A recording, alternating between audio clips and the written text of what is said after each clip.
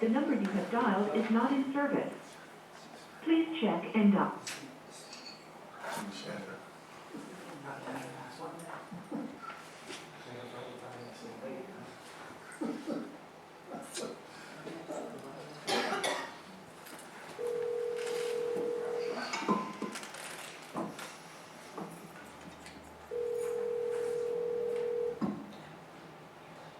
Jason Banonis.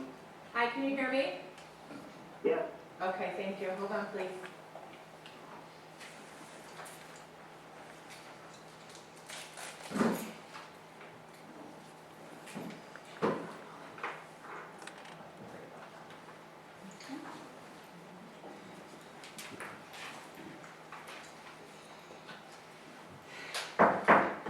All right, I would like to call the meeting to order tonight. The time is 6:32. Stacy, can we have a roll call? Ms. De Leon? I'm here. Ms. Santos Cordero? Here. Mr. Carochi? Here. Ms. Ray? Here. Mr. Banonis? Here. Mr. Finnegan is also here, our township manager. Mr. Guzzuzian, our township solicitor. Myself, Stacy Werkheiser. And also in the audience is the Public Works Director, Roger Rossich, our Director of Finance, Patty Caronia, and our Chief of Police, Thomas Barn. Please stand for the pledge. Stand up for the pledge. Allegiance to the flag of the United States of America, and to the republic for which it stands, one nation, under God, indivisible, with liberty and justice for all.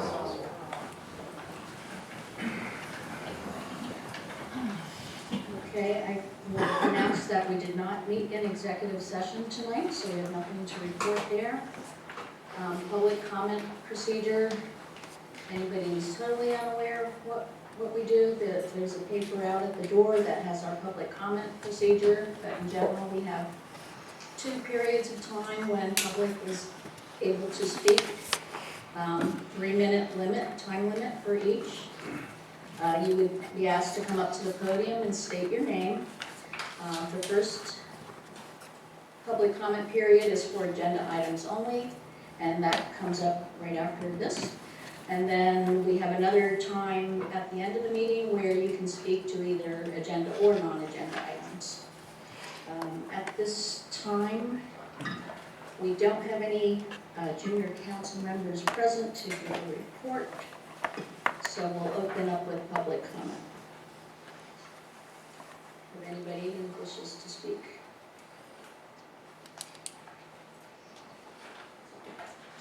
Good evening, my name is Mary Ann Barber and I represent the Bethlehem landfill. I wanted to comment on agenda item 5C, which is the preliminary budget. I think it's important for the citizens of Lower Saucon Township to look at this budget, understand it, and think about it in the context of the Bethlehem landfill, what it does for this township, and what would happen if it goes away. So I'm sure that this is going to be part of the presentation tonight, but it looks like, simply stated that expenses exceed revenue, and that there has to be a transfer here of almost $1 million to meet the budget, $890,000. That's coming from reserves or savings, and again, there'll be more of an explanation of that. That's with the host fee that's being paid under the existing landfill.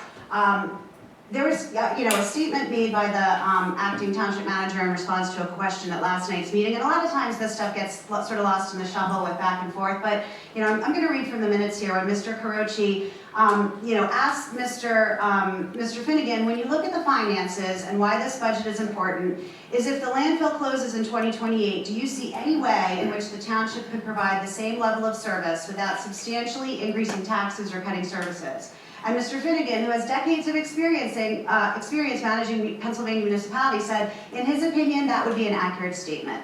I would urge everybody in the township to look at the report that was prepared by Susquehanna. It's on the landfill's website, and that goes through a very thorough analysis of what the implications are for this township if the landfill closes, and what the implications are for the township if the expansion is permitted, because with that expansion come substantially higher host fees that were negotiated along with a bunch of other benefits by the prior majority of this council. So I think that when you're looking at this budget and you're looking at how you already have to dip into savings to cover what your expenses are, think about what that means when the landfill closes in a couple of years. Thank you very much.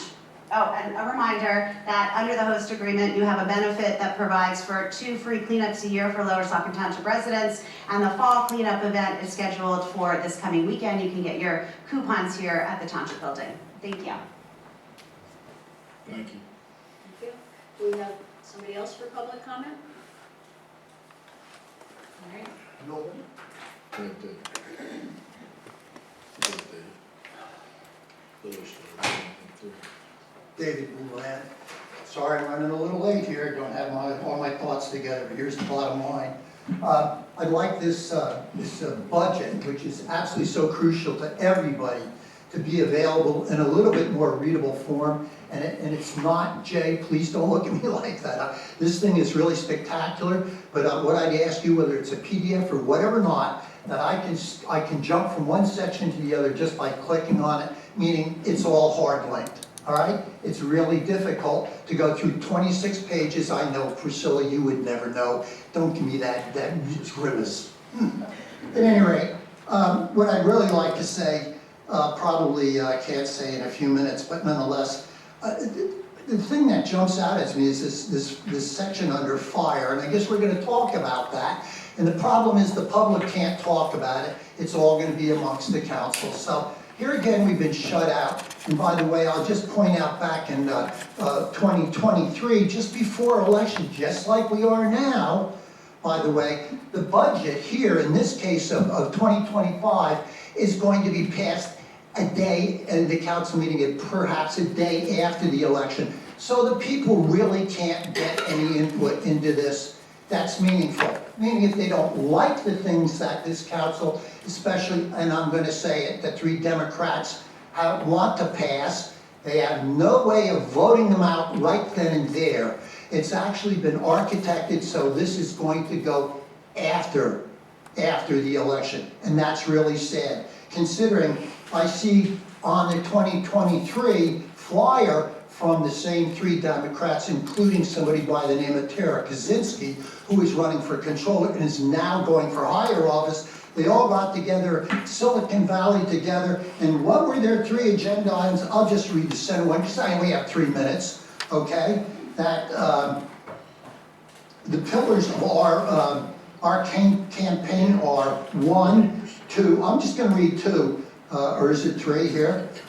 It's 2. Work to reimburse the public, implement a welcoming public, in restoring all of these things, and improve community relations. There is something I have missed, because it was something about the people will have the ability to speak after each and every item. And there's that rudeness of Priscilla. Folks, see how that works, people? She just holds up the card. That's disrespect. And that's another thing that bothers me. And it goes on, and I notice Laura Ray says nothing. No, they're very low IQ. They're 3 very low IQ individuals. I don't, thank you. Thank you. Thank you, sir. Okay, do we have other public comment?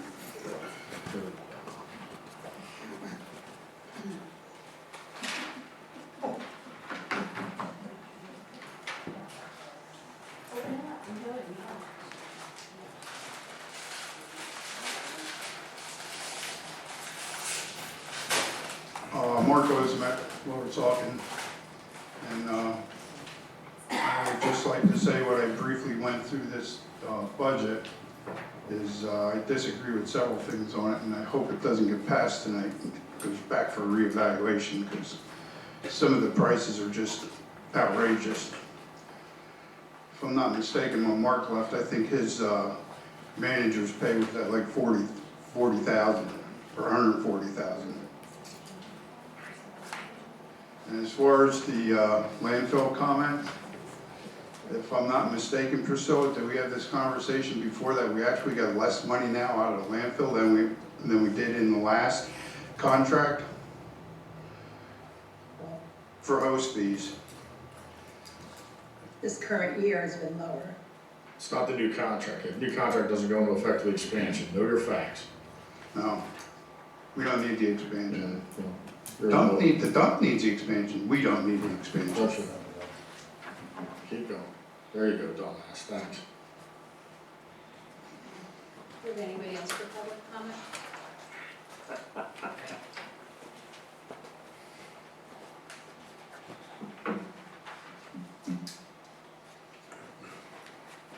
Anne Marie Slavic, Lower Saucon Township. My concern with the budget are several items, the groupings of the items and the increase in what I saw from 2025 or budgeted for 2025 versus 2026. Estimate, township manager was up 20.9%. I don't know. It seems like we have all new people and they're contracted type payments for employees and for managers and for zoning and for whatever else, and we have increases in the amount we're paying these people when, no offense, Jay, I think you're fantastic. But it's 20.9%, which is a lot. Special legal is up 47%. That's a lot. Whose budget in their homes go up 47% for anything? They would go, you know, they wouldn't be able to pay their taxes anymore. Special engineering services, 36%, which is noted as funding general engineering, but then there's special engineering services, and then maintenance, compensation, and the fire tax is a concern. I don't understand why that's on there like that. Fire tax increase, I guess maybe you're just moving it from one place to another. It's coming in and it's going out, maybe, I don't know, I guess we'll find out eventually when you start talking about it. And my other concern is the transfer of money. It looks like it's going from some account to the general fund. And is that paying for something, or is that just moving from one place to another? I'm not sure, I'm concerned about that. Also in reference to the landfill, and yes, we all know that the fees that the landfill is giving us, the fees that the landfill is giving us are less. We've heard that for the past few months. It's been spoken, it's been given, that information's been given out, which it shows it on the budget. I would say I'm gonna speak for half the taxpayers out there who, when I talk to them at the doors for campaigning, they wanna know what the plan is for when you close the landfill. So that's half the taxpayers in our township. Even though you think it's, you know, moral and ethical to close the landfill, I would argue, is it moral and ethical to close a landfill when they're the highest taxpayer in our township? Is that moral and ethical for the people that are gonna have to get their taxes raised? So it's just a different perspective, and one that I think that the people who are on this council need to think about. Even though they might have an agenda, they might have an activism type agenda, that we need the tax money. Obviously, looking at this budget, we really need the tax money. So thanks so much. Yeah, the landfill fee has gone down because they're taking in less trash because they're going to, they're filling up. But if the expansion goes through, the new contract calls for $80 million over the next 20 years. That's a substantial increase, unlike Mr. Rosenek. It's a substantial increase, not a decrease from the previous host municipal inspector. And I would also say that if the landfill, they do have the option to cut everything to $1 a ton, if they consider a council hostile to them. Okay. And then we'll see some transfers, a lot higher than $890,000. All right, and before we go to our next agenda item, Don't talk about possibility. I'll make. Jay, hold on, Jay, what is this with Jay Finnegan? You can hardly hear Mr. Banonis on this phone. Where is it? The audio's always been much better than this. Shocking, we have a budget meeting, now the audio doesn't work, right? You guys invested. Hold on, in it, Jay. you paid for it. Okay, well, this really isn't. No, he's participating in the middle. If he can't hear or we can't hear him, we shouldn't go on with the agenda until it's fixed. There's stuff that says audio here. We can barely hear you, Jay. Which is no surprise if you have stuff to say about the budget. That's how these Democrats roll. No transparency. They don't want to hear from you. Jason, We have talk. magic Rather things muzzle that me. we're doing. Yeah, they're trying to muzzle you, exactly. Jason, Can you hear me now? yep. Go ahead, Can you hear me? Yes. Yes.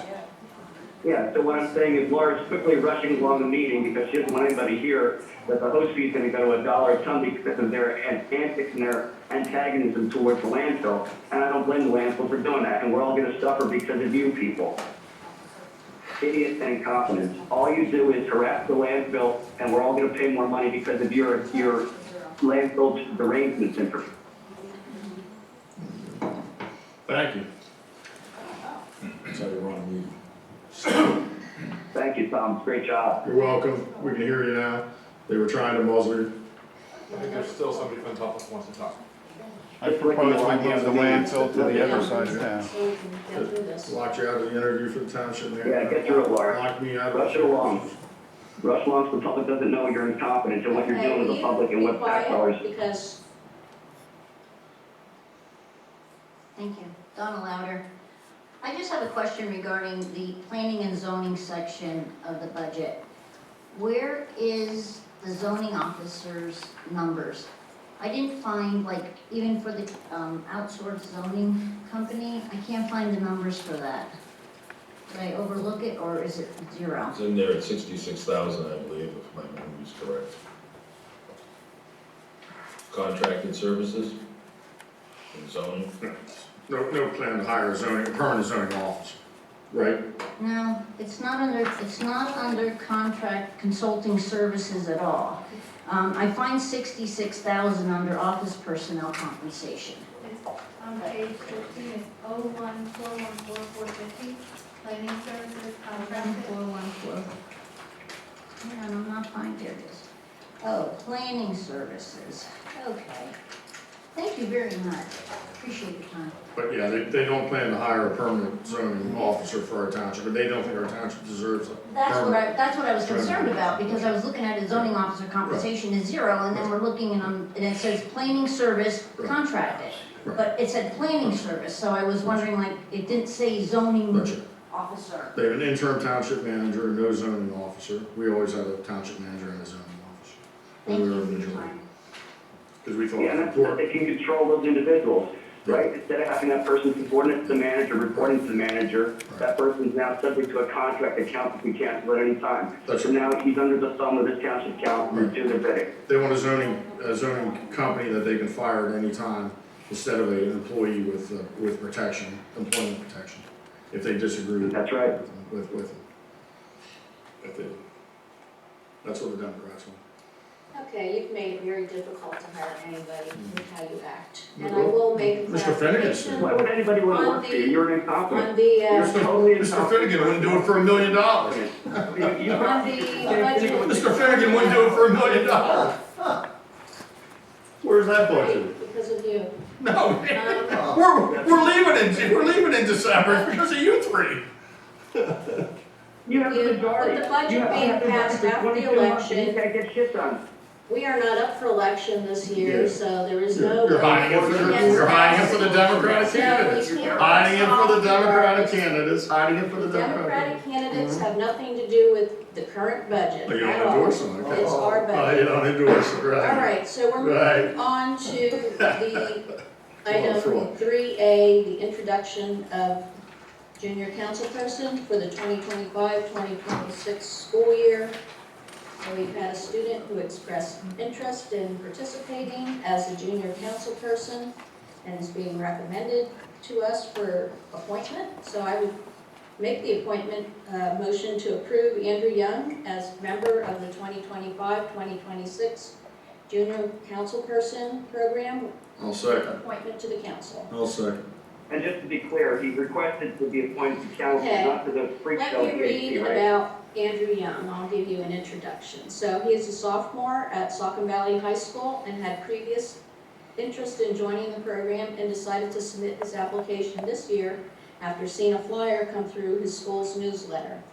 He's a member of several clubs at school, including the debate team, Model UN, Student Government Association, and Future Business Leaders of America. His favorite subjects are English and social studies, and in his spare time, Andrew enjoys playing basketball and golf. So, would you like to maybe come up to the podium and say hello? Not to put you on the spot. Hello, my name is Andrew Young. I'm applying for general counsel. For the council. Yeah. Yeah. Thank you for volunteering to do this and being part of it. I think you'll learn a lot. It's usually pretty lively and entertaining. I think they had you on EAC, but I've been on EAC and I've been on council. I think you'll learn a little bit more. It's a little broader experience because you get to see like budget and stuff like that, not just, I don't know, my EAC sits around and talks about plastic bag bans for 3 hours. They want to ban plastic bags in the township. That's what they talk about for 3 hours, a bunch of mindless people. Our meetings So I think are you'll really pretty- enjoy our this. meetings are I think you'll pretty really efficient, enjoy so- this. I think you'll really enjoy this, and you'll get an experience of what municipal government is. Thank you for doing it. Thank you.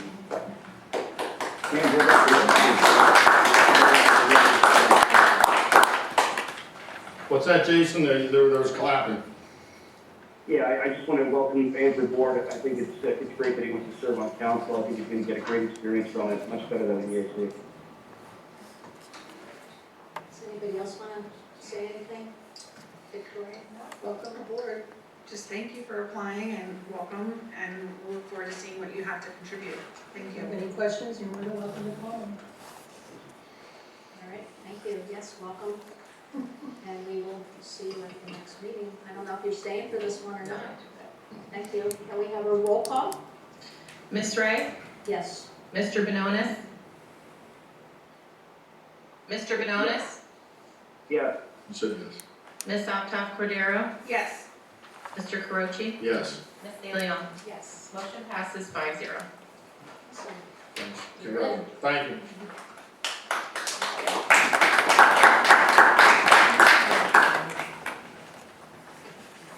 All right, item 4A is the sheet store for Saucon Valley Square. The applicant's requesting an extension of 1 year from December 31st, 2025 for the completion of their improvements. I'd make the motion to approve this 1 year extension. Do I have a second? I'll second. Just so council's aware, the legal representative is here, Attorney Miles, if you have any questions for him. What's the, I think residents would know, is there a completion date goal or, Yeah, we expect it to can be. you go to the microphone, please? Because it's being recorded and there's people listening on Zoom. Sure. Or whatever, YouTube or Say your whatever. name so that it's on the record. Blake Marles from the firm of Stevens and Lee representing Sheets. We frankly expect it to be finished by now. There's a landlord issue that is a contingency for our lease that has to do with an amendment to condo documents that are out of our control. They tell us that that will be resolved imminently, so that's why we're only requesting a year. These projects go very quickly, and they know what they're doing, and I actually hope that we're not only done with the improvements, that we will be done with the store in a year. But there's no, just quickly, so, because a lot of township residents, this was discussed years ago. It's gonna be a sheets with how many pumps? I don't recall. Okay, a lot of pumps though, I don't recall either. Drive-through, Yep. No, there's not a drive-through on the. okay, there was at one time, I don't know what they did. Honestly, I don't recall. Alright, that's fine. I haven't looked at the plans Alright. for a year. Alright, yeah, that's what I said, we haven't looked at the plans in that long as well, so, thanks. Sure. Any other questions? Anything else? Thank you. All right, can we have a roll call, Stacy? Did we lose Stacy? Roll call, Jay? Ms. Ray, Yes. Mr. Banonis, yeah, Ms. Alto-Cadaro, Yes. Mr. Caroci, Yes. Ms. DeLeon. Just out of curiosity, who was the motion by? I made the motion, and Priscilla seconded. Thank you. Thank you.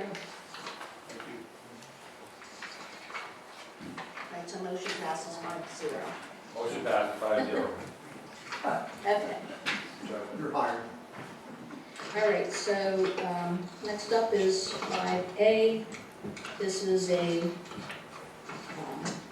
variance request. Applicant is requesting relief to allow construction of an attached deck. Not sure if we have somebody that wants to, is representing this. I don't know if anybody else have questions, but I believe the applicants are here. okay.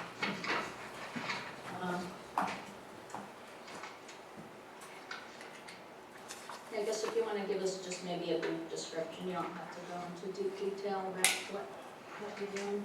Sure. My name is Jan Lucas. Can you speak in the mic, please? Sure. Good evening. My name is Jan Lucas, and with me here this evening is my husband Gary Bonfonte, and we own 2710 Imperial Crest Lane. The home was built in 2009, and we became owners of it last year. The home is on about 1.09 acres, and it's sited very deep into the lot. It has a deck that the home enters into, but the deck has no stairs, and the deck is about 8 feet off the ground. So we are hoping to renovate the deck and add stairs so that we can exit the rear of the home. So we're asking for 7 feet of a variance from the rear yard setback. Okay. And we're happy to answer any questions. I just have one question. I couldn't tell from what we were given. Yes. So the back of your house is like the high end of the hill? Yes, Okay. yes, it's a hilly That's what I was lot, thinking. yes. And so we sit on the very top of the hill. Okay. So the backyard, what limited backyard there is very slopey and Right. difficult to use, yes. Okay. Jason, do you have any questions on this? I do not, thank you. Do you have any questions? Now, make sure you get a full hearing board when you go. Some of the people they've appointed don't give variances for anything. Any type of variances. Okay. I don't have any questions, and I'm in favor of taking no action. And I don't know, does somebody want to explain to them what options we have and what that means? Would you like to? Yes. So when you're before the zoning hearing board, the zoning hearing board is the entity that makes the decision. Before you do that, you come to council, and council can then present a position to the zoning hearing board. They can say they're in favor of it, they can say they're against it, they can send their solicitor, me, to oppose it, or for that matter, to speak in favor of it, or to take no position. And this is council's opportunity to identify what their position is. Normally, and I don't want to speak for this council for this case, but normally in something like this, they will take no position, meaning they're not going to say they're in favor or against, and you go to the zoning hearing board, you present your case. Just so you understand what's happening today, because I suspect you don't do this on a regular basis. No, we don't. Thank you very much. And that we don't have to pay for a solicitor to go, and you don't, I mean, you can have an attorney if you want one. Okay, so I'll make a motion that we take no position on this application. I'll second. Have any comments? Okay, Stacy, can we have a roll call? Ms. Alto-Cordero? Yes. Mr. Caroci? Yes. Ms. De Leon? Yes. Ms. Ray? Yes. Mr. Banonis? Yes. Motion passes 5-0. Okay, good luck. Thank you. Thank you very Good much. luck, thanks, good luck.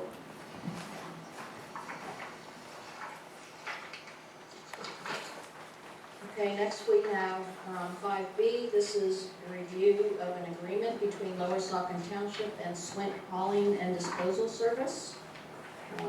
Council will consider entering into this agreement with Swint Hauling and Disposal Service regarding a zoning hearing board matter. And I'll make a motion that we. Do we have a new agreement in our packet? So, if I could provide some background, what's before you is the property identified as the Swint property was in front of the zoning hearing board, and there was a decision on September 10, 2025, which upheld the zoning officer's determination in part and denied it in part. Swint was held in violation of various ordinances. They have proposed an agreement which is acceptable to council and staff, and that was before township council. When I say council, meaning the attorney and staff, and that was before township council, where Swint won't appeal the decision. They'll comply with the zoning hearing board decision. We won't go forward with any enforcement as long as they comply. Part of the compliance is that they'll park no more than 18 trucks for use of the business. There'll be no major vehicle repairs. Everything will be behind a continuous non-moving fence with screening. No vehicular parking is permitted. And the only change that's before, that's the final version, which you do not have, is 8D, where it says no other items or vehicles other than those that support the business. That's the new part. That support the business shall be permitted on the property owned by Swint. The initial version had it as no other items or vehicles shall be permitted. So the only distinction is if they have somebody there who's working and has a vehicle, that's a permitted use while they're there doing it. No other vehicles or items are permitted. And then they're allowed to have 25 roll-offs and 40 dumpsters. Each of the dumpsters have to be clean and available for rent. No storage of waste is permitted on the property. So now what is being proposed is a very firm, clean agreement and requirement of Swint, so that if there's any issues with regard to enforcement, it will be much easier to enforce on behalf of the township, because then it will be clear what they are violating or what they're not. As a matter of background, this property was subject to an old zoning ruling some time ago, which provided less than ideal clarity, which made it somewhat difficult to enforce. The idea is, moving forward, this will be very straightforward to enforce if there are any future violations. Hey Jay, I do have one question that I just saw now. Number 10, it talks about waste materials. Do we need to define that? I don't think it's, I can speak to that. I don't think it's necessary to go above and beyond that, because I think that's sufficient. Okay. Jay, May I ask you a question? Steve, I wanted to, I remember part of the issue was there was sometimes oil residue and things like that, and the DEP was involved. Does this address any of the DEP things, or is that outstanding? Anything the DEP does as a third party would be a DEP issue. Okay, have we addressed on our end the issue of the, any oil or gasoline liquids mixing with water runoff there? I'm not sure what we're looking to do is get them to comply. And they have certainly, from the time that enforcement has started to now, the property's definitely been cleaned up to an extent. I believe they're continuing to clean it up, and if there are issues, we'll have to address them. So we're holding our, any further action on the violations if this agreement is approved? Correct, Okay. correct. They would be required to comply with this agreement, which is what we normally want to do. We want to see compliance, we want to see properties cleaned up, and it's happening. Not as fast as everybody would like necessarily, but it's happening.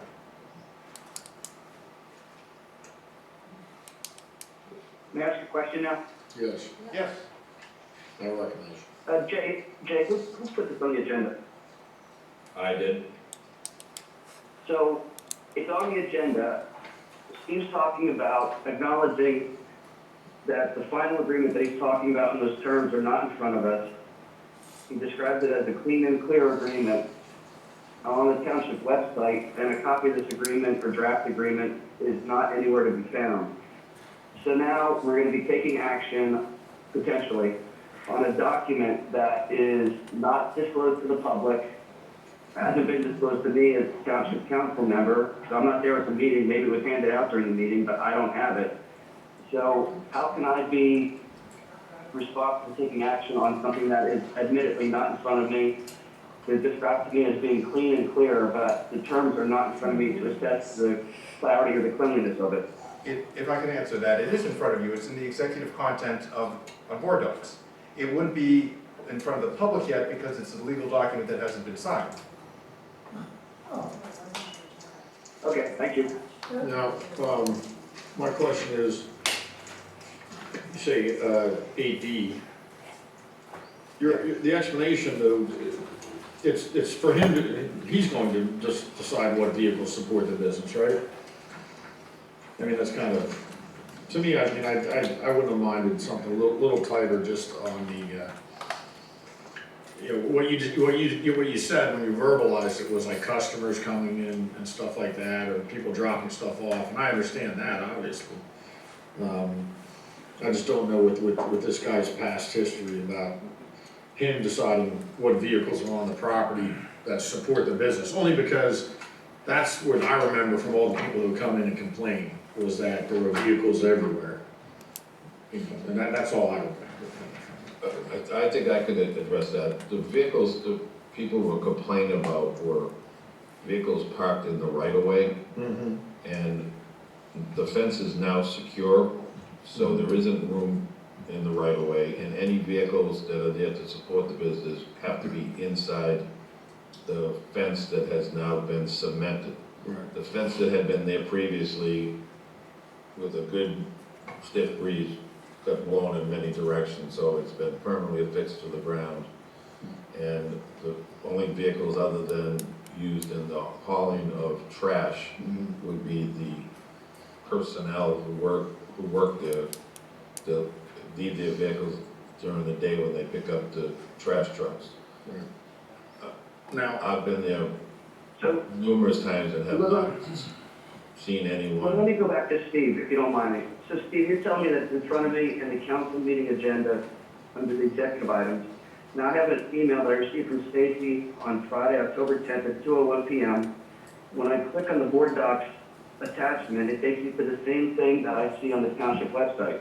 And that document is not included in what I have. Maybe I'm missing something, maybe you can direct me. You don't have to quiet me, Priscilla, you can shut up. I'm trying to find out what Steve's talking about. Don't listen to me, then nobody's telling you how to do it. You have to sign into the board docs to see the executive content? Yes, you do. my comment. Well, if I can answer that, Mr. Banonis, I don't know what to tell you, other than I'm looking at the board docs information, and I can see the executive content. I'm not sure how you're signed in or not signed in. If you look at your browser, the upper right-hand side, you'll see a house, a search, and then a little person icon. If you click the drop down there, it gives you the option to log in, and then you have your own login credentials, and then it'll re-log you in, and then you'll see everything under executive. That doesn't seem to work for me. So, I just want to make clear to the public, the zoning hearing board found this gentleman in violation in part and not in part, that's correct, Jay? I believe there was 15 items brought before the zoning hearing board. Zoning hearing board upheld 7 of the 15. Okay. Mr. Swint and his counsel could have appealed those 7, and instead of appealing, I met with them and discussed a settlement, gave them what the township was looking for from them in ways of solidifying or shoring up 2 previous zoning hearing board decisions that were not very succinct. Gave those to their attorney who was here before the zoning hearing board.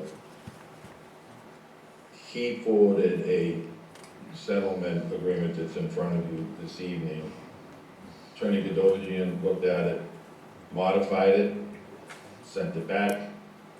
They modified a couple of things. Presented it to council for signature, and they came, when it came back in the final form, I think it's 8D was the addition. 8D was the addition.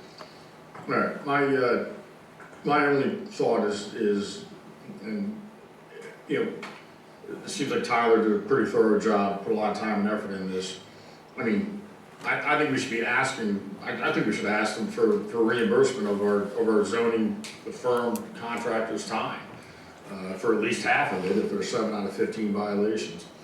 You know, we're going broke here, we're going broke here, and as we're gonna talk about next, in the next agenda item, and I don't understand why, if there were violations, or that could be part of the settlement discussion, as some type of payment to reimburse township taxpayers.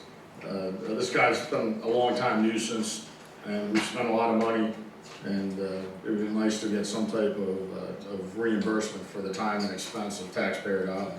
Mr. Croce, I think your point is well taken, but we also run the risk of going to court, expending a lot more township resources and time. You do. And having the courts find that the zoning hearing board was wrong and throw out the something that we. Jay, you run that risk, but you don't run that risk by just asking. By making it part, do you? Just by making it part of the negotiations? Right. Of course, if they say no, or it's off the table, and we're gonna go to court, well, then you can negotiate. But I think it should be part of negotiations. If we're gonna do zoning this way. If we're gonna do zoning this way without a permanent zoning officer, if we're gonna do zoning without a permanent zoning officer, then that should be part of the negotiation, because we're paying for this. That's all my only point. That's all. Recoverable if it was litigated. What, Jay, I don't think they heard you. They're muffling you. Yeah, my question again is, will the solicitor answer if reimbursement of the zoning officer fee is something that could be recoverable if the matter was litigated? No, it could not.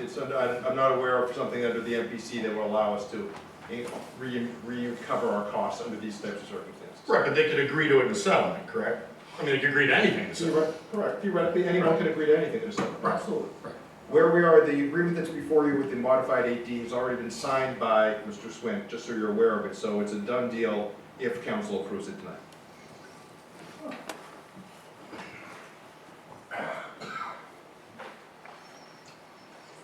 Any other questions? Okay. Did you make a motion that I second it, where you wanted to pursue reimbursement? Yeah, I mean, I'd second that. I don't know, there's nothing, you already signed it, unfortunately. You didn't make a motion. Yeah, I'll second that motion, Jim.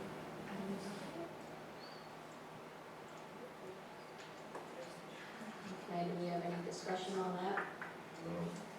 I don't believe there was a motion to approve the Yeah, I think you wanted to explain it. My motion was to That wasn't his continue motion. the negotiations with Mr. Swint to see if we can recover fees and costs that were incurred as a result of the enforcement. Is there a second? Yes, I second. Thank you. Okay, did we want any other discussion on this, or are we ready for a roll call? Hearing none, I'll say, can we have a roll call on that? Mr. Caroci? Yes. Ms. De Leon? No. Ms. Ray? I'll say no. Mr. Banonis? Yes. Ms. Saucon Township? No, I'm just concerned we would spend more time negotiating that. than it would They'll just be- raise your taxes to pay for it. They'll just raise your taxes. We'll just keep that more. We're going broke. We're going broke, people. Financial cliff. All right, so I'll make a motion that we enter into the agreement as presented with Swint Hauling and Disposal Service regarding the zoning hearing board matter And to be clear, that should be with the revised section 8D, correct? with the revised section 8D. Revise my second.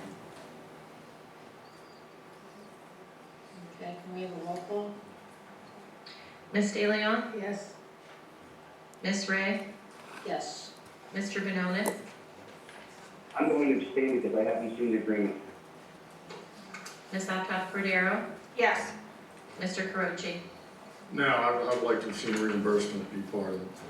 Motion passes 3-1 and 1 abstention.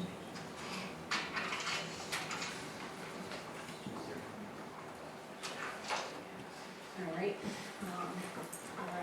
We're at C, the presentation of our budget.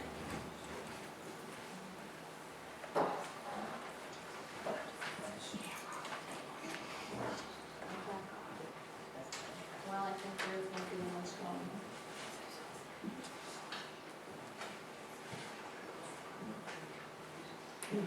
It's up here.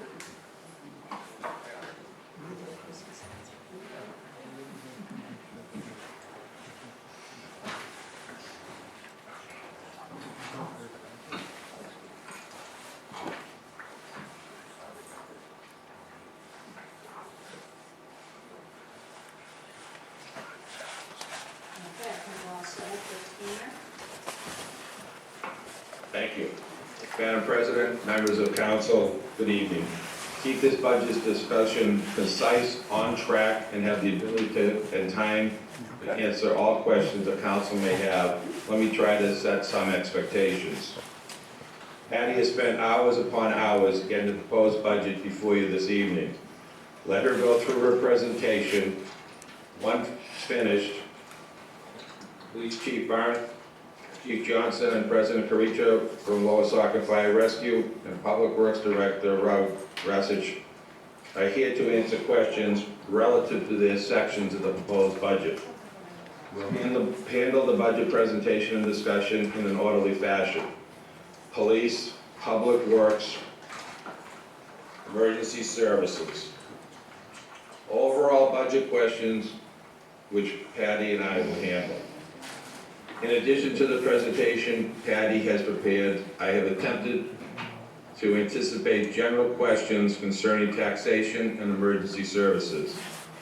I'd like to publicly acknowledge the cooperation of Lower Saucon Fire Rescue in providing me with all the information, allowing me to perform an independent review of their data in comparison to the information received monthly from Northampton County. Attorney Viducci and I are able to speak as to the limits of the taxing ability of council for both property and earned income tax. The legislature has established both. Property tax limits are set by Article 32 of the Second Class Township Code. EIT limits are set by the Local Tax Enabling Act, 53 PS, Section 6924.311. Both are very clear and very specific in terms of their limits and requirements. From a labor standpoint, we are in good shape. At your last council meeting, council approved a new 5-year agreement with the Non-Uniform Employees Association, and in 2026, we'll renegotiate the Police Association agreement. Hopefully, that will go as smooth. To support it, so council approved that money to go in that line item as a contribution from council. So if they're gonna use our field, shouldn't we have running water in the baseball field?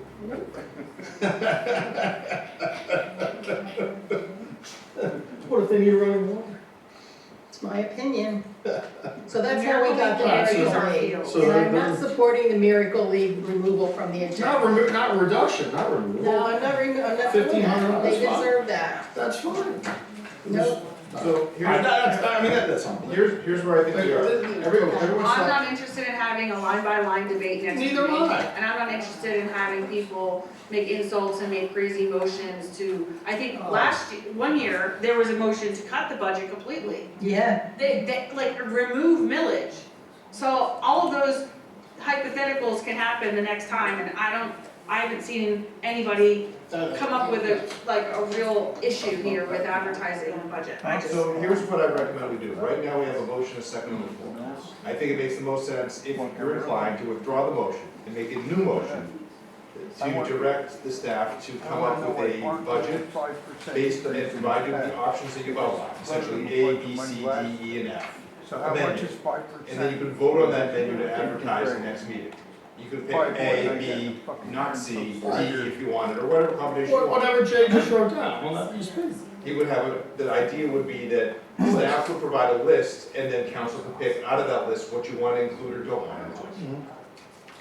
Yeah, that's not. We're gonna use the list that's provided today. We're not gonna be adding new lists and new items Your next motion would meeting. be, to present that and have it available next meeting. Okay. In reality, anybody can make a motion about anything when the agenda comes But I don't up. support all those things on that list You tonight. don't have to You don't support have the to. item. All you have to do is the You idea. get an à la carte menu, you're gonna get 5, the way Steve's presenting, you're gonna get 5 budgets.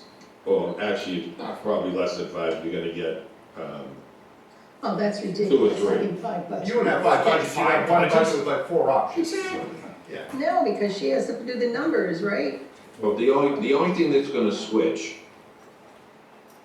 with this mental gyration of these I didn't things get my here. comments in, but Yeah. Sorry. Laura should get her comments. Okay, but the only thing that's gonna switch is the bottom line, which is the transfer. Right, the That's 17.9. Whether it's 10,000 or 100,000, with switching all these items. Right. All it is would be how much of that 890, if it decreases by 5,000 or 10,000, right? That's the only thing we're talking about. Doesn't need to be a whole new budget, it's just the same budget. Well, I've always advocated education, and not going to PSATs is horrible because they teach us how to do things. And that's how you learn how to run a township. And it would be really great if you had I did it for 6 attended years. and gone to the classes. You and Jason never went to the classes. I went to the I- classes. It shows. Oh, nice. Well, you can vote against that next Do time. you have items? well, I wanted to, since PSATs was mentioned, and I noticed this because it was brought up under, it actually shows up in 2 different places, so I want to make sure it's not duplicated. So under the council expenses, the notation indicates including attendance to conferences, subscription to PSATs, but if you go under the executive, also has the general expenses, and that footnote says are related to PSATs expenses. So is it the same or I think different? it's different people attending, like if Jay goes out, we have a different. I can assure you that I won't be going.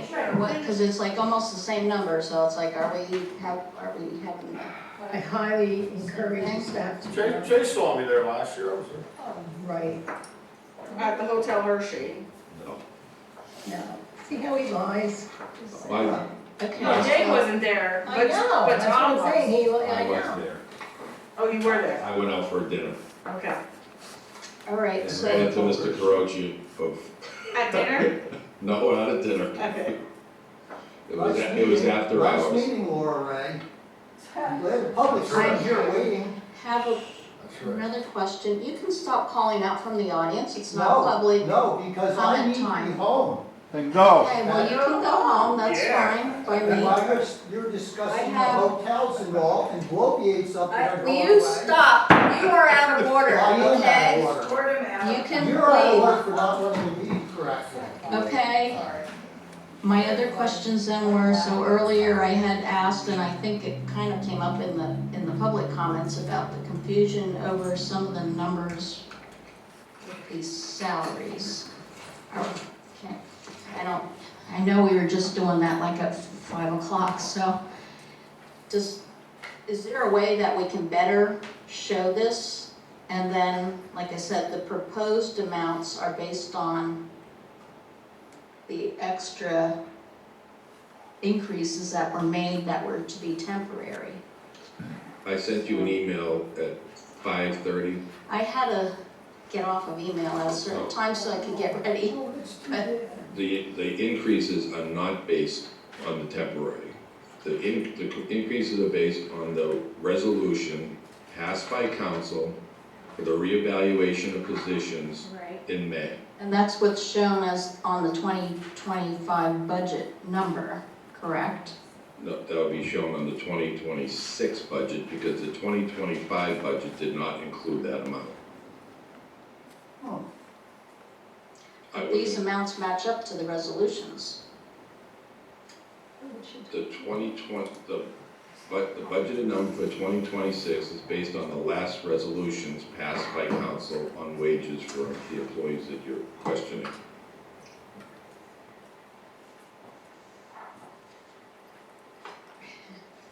Okay, well, I would like to see it more spelled out, because it doesn't seem, correct, because this amount isn't 5% over anything in here, so that's what didn't make sense. Plus, we didn't talk about the percentages at all anyway. Plus the living adjustment and what we would want to consider. So, thought I would want to talk about. We should make the changes to talk about it next week.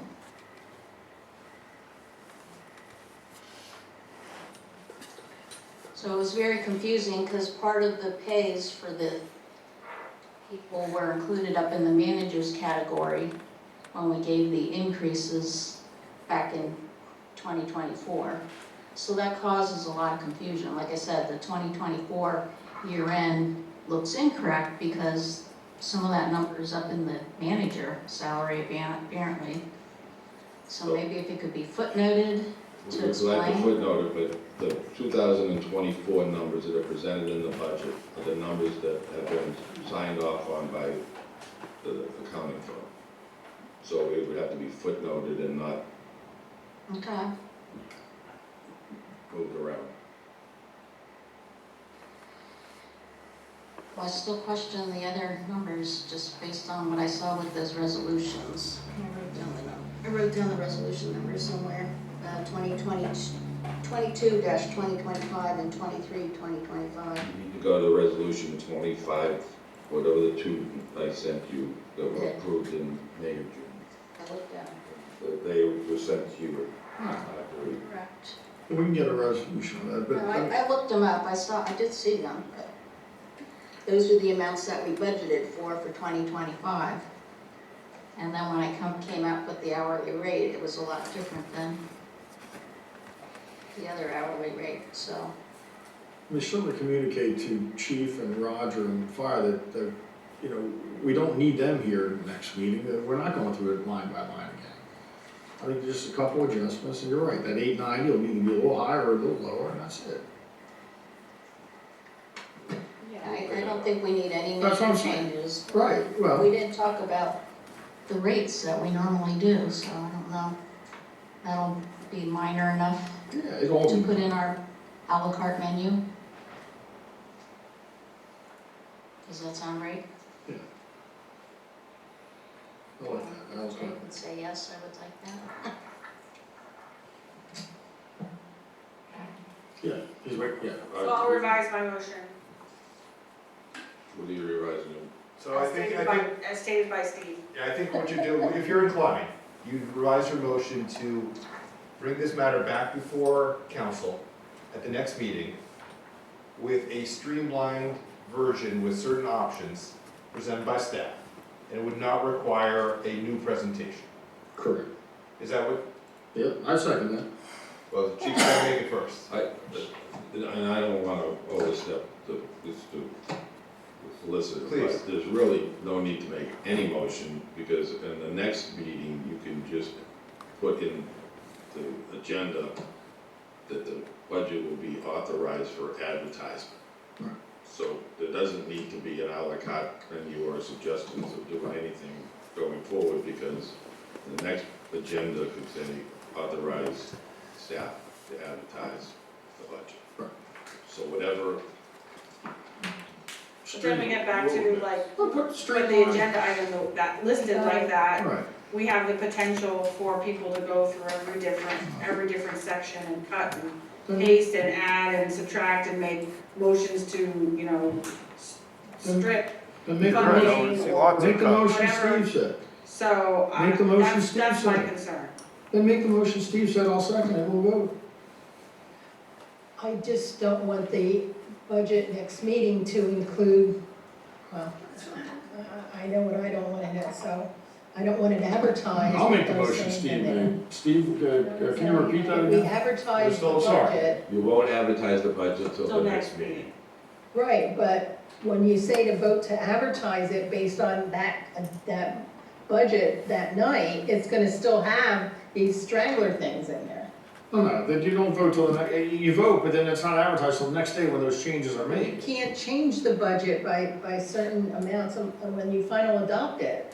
No, it's not finally adopted, it's advertised, you don't finally You're not adopt it gonna until make a December. motion to advertise the budget until all the moves are made at the next meeting. Right, and then it has to be advertised for 20 days before you can vote to No, finalize. that's fine, that's, I know That's that. December, that's December. All right, I make the motion to Steve. I already, There's a motion I on the already floor, Tom. revised my motion as per Steve. All right, then I second it. Steve, I hope you know what your No, motion there is, was a because no one, I hope you know what the motion is, because no one else does. Priscilla had already seconded my first motion, so she would have to Yeah, I revise think her we already second. have a first and a second, right, Stacy? Do we have? I'm revising your motion. saying, but I don't remember, I mean, I know.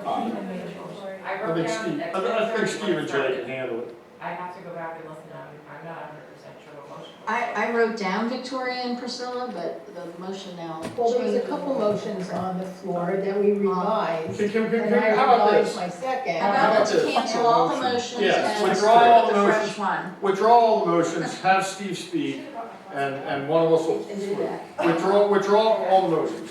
because we don't know what they are at this point. Withdraw all motions. I withdraw my motion. Okay, so if somebody was inclined, Okay. if we're gonna do it, let me give you a couple options. The simplest one is what Jay suggested, is you simply authorize staff to prepare a budget to be ready to be advertised. That's option one. Option number two is you authorize staff to prepare a budget to be ready for advertising with a certain set of options as you've already outlined to him. Essentially, it's a la carte menu as he explained it. Of, option A, B, C, D, and E, if you want to add or subtract something. Those are the two options, as I see it. Yeah. I think B, I make a motion for B. All right. Second that. A la carte. That's fine. And can we have, Stacy, when you're ready, can we do a roll call so we can move on? What was the third one? I want to hear the third one. All right, Steve. Okay, Mr. Banonis is absent. Ms. Altough Cordero. Yes. Mr. Carochi. Yes. Ms. De Leon. Yes, Ms. Ray. Yes. Motion passes 4-0. And before we move to the next agenda item, or whatever it is, to be clear, it's not going to have a new set of presentations or anything else. It'll Right. simply be a paper copy of, here's the proposed budget with a couple options. Yep. And if I might, if you're gonna come up with any other additional suggestions, except the ones over here, you have till midnight tonight to make them. you have when? Midnight tonight. Well, the emailing yet, 11:59. Answer emails after a certain time. Listen, really, if, in all honesty, I think next Wednesday would be a deadline, because we just can't keep playing with this budget. Yeah. No, our motion didn't include anything else that we talked about tonight, because I can just foresee something happening with 20 Okay. things being added to that by next Wednesday. No problem, No, tonight's the night. thank you. Make your life easier, Jay and Patty's. My life is a lot easier. We still didn't say Months ago. what percentage it's gonna be then, so. It's gonna be better. I went in the lottery. Any COLA amount. Yes, December 31st. Make the motion for $1 million again. Yeah, I wanted to put that on the, a la carte. Put that on the a la carte. Oh, yes. Yeah. Yeah, we do have We another, got a whole agenda, another Jay. topic. We got a whole Yeah. agenda. Is there light? I got I gotta put my other personality on. Thank you very much. Yes, Patty. Yes, Patty, Patty, thank you. All of the hard work, I Awesome. know it's been so much time Yeah. that you've been spending, and just Thank you. Oh my gosh, I missed her. See? Oh, it's orange already. Perfect. And you're gonna stay till the end. Oh, I've been here till 3. Might as well, right? Kinda like better. This house is a bit of wine. Okay, so our next item on the agenda is 5D, it's township office hours discussion, and this is something Jay suggested, so we'll let him Sure. tell you all about it. Kill this bug. Wrong with these office hours. Since I've been here in April, I have noticed that between 4 and 4:30, we have, I think, in total, have had 4 or 5 people walk into the building and probably 4 or 5 calls. When we open it 8:30, the contractors start coming in, the permits and stuff like that. So it's my suggestion to switch the office hours from 8:30 to 4:30, 8 to 4. I just have a question, Jay. I know, the first thing that came to my mind is, a lot of people, if they had to stop by the township to get, a certificate for the fall cleanup, or if they wanted to, get their pool pass in the summer, or turn in their library stuff and they weren't doing it via email, like, if they're trying to get to the township, they cut off that afternoon time by a half hour, they have to leave work early. I just don't know, I know that you're looking at when people call in and stuff, but There have been 4 or 5 people walk through the door since April in the 4 afternoon. and 4:30, Between, and just as few calls. I'm in favor of it if the employees want it. I'm in favor of We'll it just too. see, if it works, it works, if it doesn't, we can tweak it. That's right. You can always change it back. And the pool pass, they get the pool pass from the pool, they get reimbursement from the township, and they can do that online, I believe. I don't know, she's Then mentioned everybody a has pool pass. computers. She mentioned no, it's a just pool some pass. people email their things, and, which is great, because you can do that now, which you could do before. You It's can just, get the pool pass, you get a reimbursement from the township, but I believe so. How it works. We don't issue a pool pass. yes, we do. Not for Southern Lehigh. Colored pen got full. We have little, pool passes we hand out to people, so they have to come to us to get it. Okay, it's 5:11, everybody, can we, All right, so I assume staff is all on board with the change though, because this obviously affects Yeah, I'm fine with them, correct? Do we need a motion or Are you gonna do it by motion, or you just gonna leave it to the discretion of the manager? I'll leave it to the discretion of the manager. Depends what you want, we can do either way. I'll make a motion. All right, I think a motion's cleaner. Make a motion Maybe this to is, change the maybe this office is hours. why you won't accept $1 million a year. okay, and I Priscilla, would leave did it you to the second discretion of the it? manager. Priscilla, did you second it? I will. Okay. Can we have a roll call? Victoria made the motion. She made the motion, I'll second it. Let's do a roll call. Ms. Aptoff Cordero, Yes. Mr. Carochi, Should be at the discretion of the manager. Should we also tell him what time to turn the lights on? When he gets you? Ms. Betty? Save energy, save electricity? No. Ms. De Leon, Yes. Ms. Ray.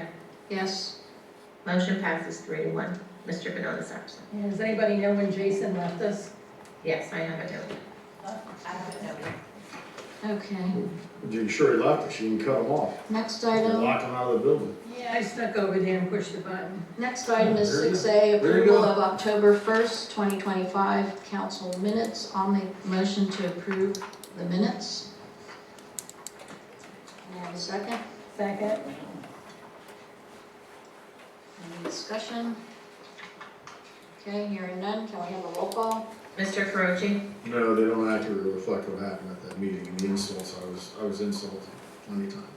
Ms. De Leon, Yes. Ms. Ray, Yes. Mr. Banonis absent. Ms. Aptoff Cordero. Yes. Motion passes 3-1. All right, and we have council and staff reports. Jay, do you have a report? Sure. Sunday is the Halloween parade in Helltown, 2 p.m. Trick or treat is October 30th.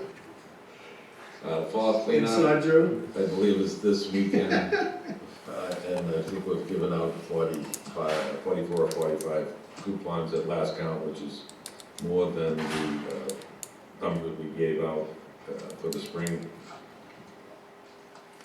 In this 3-hour or 4-hour budget hearing, it was more than my 19 years combined in Hanover Township. We do it right. We do it thoroughly. People still drop candy off at the post office for the parade? Yes. Yeah, I believe so too. Just remind people if they want to donate candy, they can drop it off at the post office. We'll leave the Halloween parade jokes between me and Jay. Is that it, Jay? Yes, thank you. All right, Tom, do you have a report? Yeah, I just want to thank Patty for all her hard work on the budget. Jay, thank you for all your hard work. And Steve, thank you for your explanations of the tax limits. I appreciate all your hard work. Thank you. Okay, Priscilla? Yes, again, I'll thank Patty and Jay again for the budget, and it's all the department people that came, the fire company, and other than that, I have nothing else. Thank you. Victoria? I just reiterate what everybody else said about tonight. I'm sorry, Jay, that we made a record for you in your tenure as a manager, but as you can see, we are thorough, but now you know why I didn't want to have another one. So, He had nothing else to do. The Red Sox lost. He had nothing else. That's that. The Red Sox lost. He had nothing else to do. Nothing, and he's being paid. Okay. The other important thing for people to watch out, I know we had, another plea from the landfill to keep them making billions of dollars. That's what really they care about. And I've noticed that I checked their finance reports, their PAC finance reports, because they like to engage in our politics, and you know what happened last time that happened. So they've already spent 53, I think their campaign finance report indicates that they've dumped $53,000 into this year's election, promoting people they think, are gonna be supporting their billions of income outside garbage. So I think you all should know that. Make sure when you get your materials in the mail, you look at who it came from and vote accordingly. All right. She sounds worried. Audience. She sounds worried. And Tom, That's how the world works. your turn. I will thank everybody for coming in and participating as well. Sorry that it was so long. And thanks for answering all the questions that we've had before and during and afterwards. I will refrain from the rest of my report for tonight. Steve, I think you had something. I do. I indicated already to Township Council members of the correspondence dated October 13th, but with the case docketed at 2023-6089, at a public meeting in April of 2025, Township Council authorized my office to not contest and join in the actions followed by Bruce Petrie and various plaintiffs and interveners with regard to subsequent and procedural challenges related to the landfill. There's a motion for judgment on the pleadings filed by the plaintiffs and the interveners. Our office will be filing a response, not contesting those motions and joining the relief. I've already indicated that to members of council. I'm doing it now in advance of doing it actually at the courthouse, and I will be filing the briefs as well as the responses as drafted. And I just want to alert Township Council on the record at a meeting as what our next steps were. I've already been authorized to do it, so there's no reason for a motion or anything else, but I just wanted to identify that before it was done.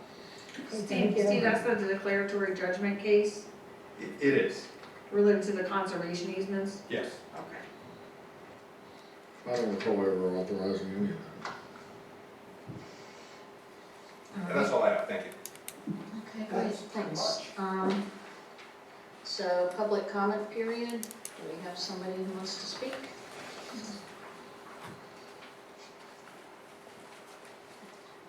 My name's James Tattersall. I live at 1807 Infantry Lane. I want to point out that the nuisance smoke ordinance isn't enforced. I've had Lower Saucon Township police up my property probably 10 times in the last year and a half over nuisance smoke.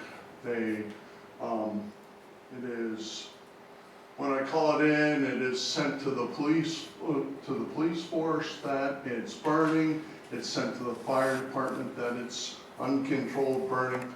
It's nuisance smoke. There's an ordinance in place. The number is 112 -5 subchapter V that states any burning activity that shall cause odor or smoke to travel across property boundaries, which would be determined a nuisance to an ordinary individual. This is not being enforced. I'm not here to argue it, I just want to point it out, because I have done everything in my power, including having my lawyer send a letter to try to have this enforced.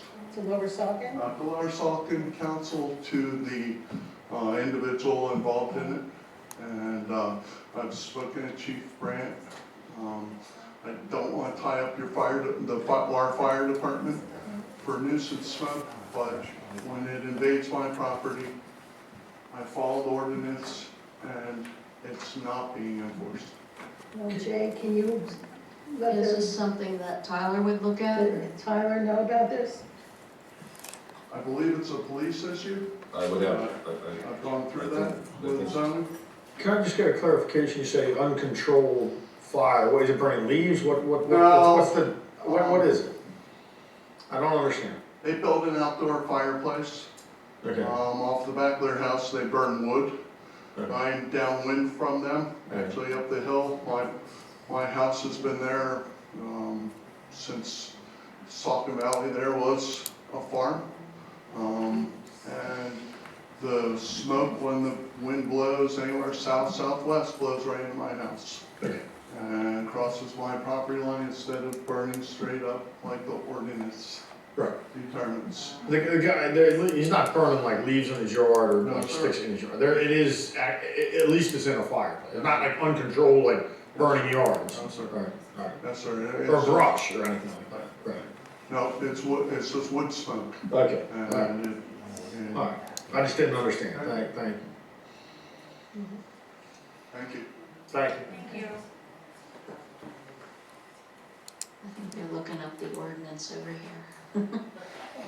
Do we have anybody else from the public?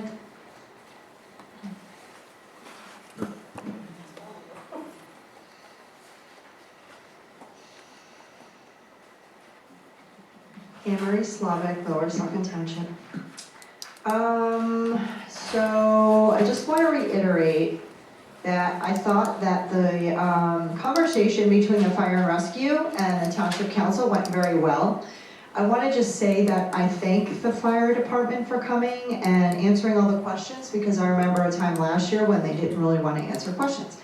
And all I'll say to that is that in reference to Victoria's arguing with Tom about why are we asking all these questions, again, Victoria, you always have to say, why do we have to ask all these questions? I thought the conversation went very well. It was very professionally done. It was very helpful to taxpayers in this township. And I don't think there's a problem with it at all. I think taxpayers need to know what's in the budget and understand what's going on with each entity in our township. I think that you consistently try to silence people, and you know what? Again, I think you need to understand, just like what's going on with this PAC, just like what's going on with the landfill, I think that it's the same resounding theme to you, is that you want to speak, and your thoughts are correct, your activism is right, you're ethical, you're moral, and everybody else isn't. And I will tell you, that's called something, and I'm not going to say it up here, because we're not supposed to put labels on anybody, although the Democrats can put labels all day, and we're not allowed to, so I won't say it. But what you're trying to do is a bully tactic to shut everybody up, and that your thoughts, your ideas, your morals, your ethics, go. They're right, and everybody else is wrong. And I want to just say that with all of the chatter in the township about how 2 people on council are mean, and 2 people on council are immature, and 2 people on council, what you said about the PAC PACs were created in 2002. I want to say this again because I said this last time I was here a few months ago. The PACs were created by McCain-Feingold. It's a law. 2002. And it was created because politicians complained that they weren't getting money as candidates from their parties because only one candidate would get all the money from the party. So what they did was they created a PAC, and now they have a $5,000 contribution limit. So anybody can give money to a PAC, and the PAC has the authority, the law, the regulation, and do whatever they want with that money. If they want to give it to a candidate, they can. So what's happening is the landfill, who's not a greedy capitalist organization, gives us money for the budget that you spend the money on in the township. And you love to spend money, you love to spend the taxpayer money, and you love to spend it. I will say that what Jay Can you said, wrap up, your time is out? what Jay said in the beginning of his presentation was, we need to find revenue. So I would say that all the township council members, instead of going to PSATs and going to seminars, you should spend your time trying to find revenue for the township. I would urge you to do that. That means you find an industry that you can be happy with, that you think is okay, bring them into the township so that we can get the tax money. That's what I would suggest. Thanks. Yeah. I just dispute one thing. Victoria and Priscilla aren't that mean in the Why shop. not? They're not that mean. Q&A. I assume you were talking about that. You mentioned there's 2 members of council being mean in the shop. Oh, well. That's just a rumor. I know. Okay. She's our blonde donkey. Here we go. Hey, that's why we're here. I won't say this. Mark Ozimek, and I just wanted to say that the same thing I said before was, I hope you don't pass that budget the way it is. So I think it needs to be readdressed. I think some of your prices went up too much. I think 5% for Barnes raise is ridiculous. I don't know what it will come out to because I don't know what he actually gets paid now. But you know, when you look around at what's going on in the Lehigh Valley lately, nobody else is really getting those kind of raises, unless of course it's government. And like I've been telling everybody for many, many years, government is our problem. Because government just keeps wanting more and more and more. And in some instances, it's okay. The fire company may need more money, but you can't just keep taking from taxpayers. Because that's not gonna get you my vote, I can guarantee you that. That's a done deal, I don't know what to tell you. I mean, granted, I'm on the retirement list now and I don't go to work no more, so my life has changed. But I'm not happy with some of the numbers I've seen on there. Not to knock you, Jay, but $200,000 for manager? I think you flipped out of your mind. Totally. And I don't like to really stick up for pick sides for people, but the girl back here, what's her name, Skinny Minnie, she's got a point. You need to go look for ways to bring revenue and tax money into the township. Because you know what, you can't look at the dump and say, oh, we're gonna close the dump and we don't need this and we don't need that. And I know I say it too. And I say close the dump or limit it. It has to be, because it's too big. It was supposed to close long ago. It needs to be limited. So, I mean, don't be dumb. Don't. And get to the point when you're saying something instead of sitting up there blabbering for 5 minutes. I was happy with you tonight, Jay. I think you did a wonderful job.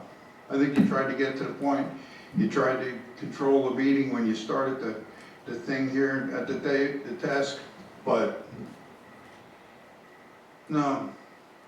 I disagree with the budget, and I disagree with some of the amounts that are on it. And it did have one last thing on my mind was the fire services and the 0.9 to 1.5. I was gonna tell you to do half of that. Do half of that this year, 0.3, and do the other half, 0.3 next year. So in 2 years, they'll get 0.6. And let them work with that. You know, people in households are finding ways to cut corners every freaking day. From using 4 sheets of toilet paper to getting shit in your fingers with 2. And it's about time that townships and government do the same.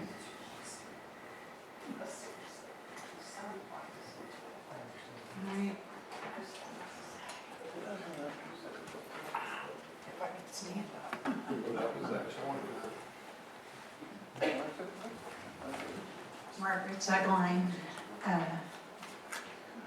Lightsville Road. I wasn't gonna speak, but it occurred to me that other people in this room feel the same way I do about education. And I can't express how important it is to everyone on council. Because if you're not educated about, thank you. If you're not educated about how to go about finding funds so that we don't have to pay the taxes, then that means that, you know, you don't get the opportunity to share with other townships. Anyway, Hershey is a good opportunity for all of you to go to. And everyone in the state, in all the, well, we are a commonwealth. Anyway, all over the country, we're all facing the same issues. And that's what they have to learn about at Hershey. And so that's all I have to say. All right, thank you. Yes. Anybody else, public comment?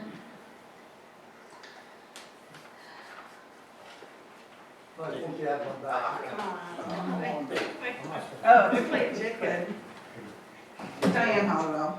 First of all, thank you, Patty. I know her since she was a little girl.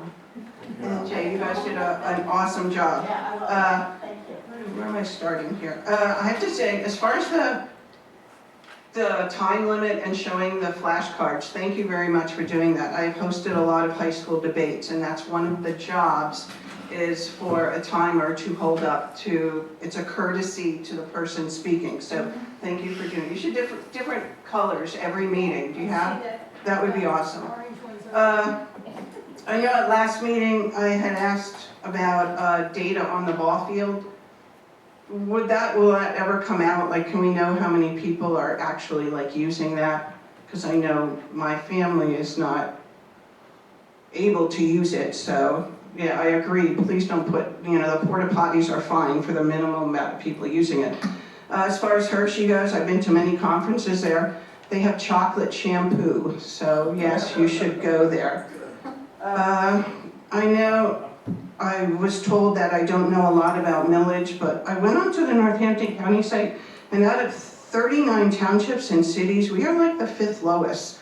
That would be like an incentive to move to this area, other than the landfill. So I would have no problem if my taxes got raised, if my granddaughter and my children can live in an area that's not known for a garbage dump, and at least the air would be clean, or the air and the water would be clean. Well, just a last thing too, can we please stop with the Republican Democrat? Everybody was elected here to do what's right for this township. I'll just share a story. There's this nice woman who used to walk our neighborhood with 2 collies, and she would always stop and talk to my husband. And then our political signs went up, and apparently she's on the other side, and the collie lady never walks by again. She cuts down through the street. So I was very sad, and my husband was upset because they always had nice conversations. So please, if we could stop. We were all here, it's scary times right now, and we need to tone it down. Thank you. Thank you, Kim. Do anybody else?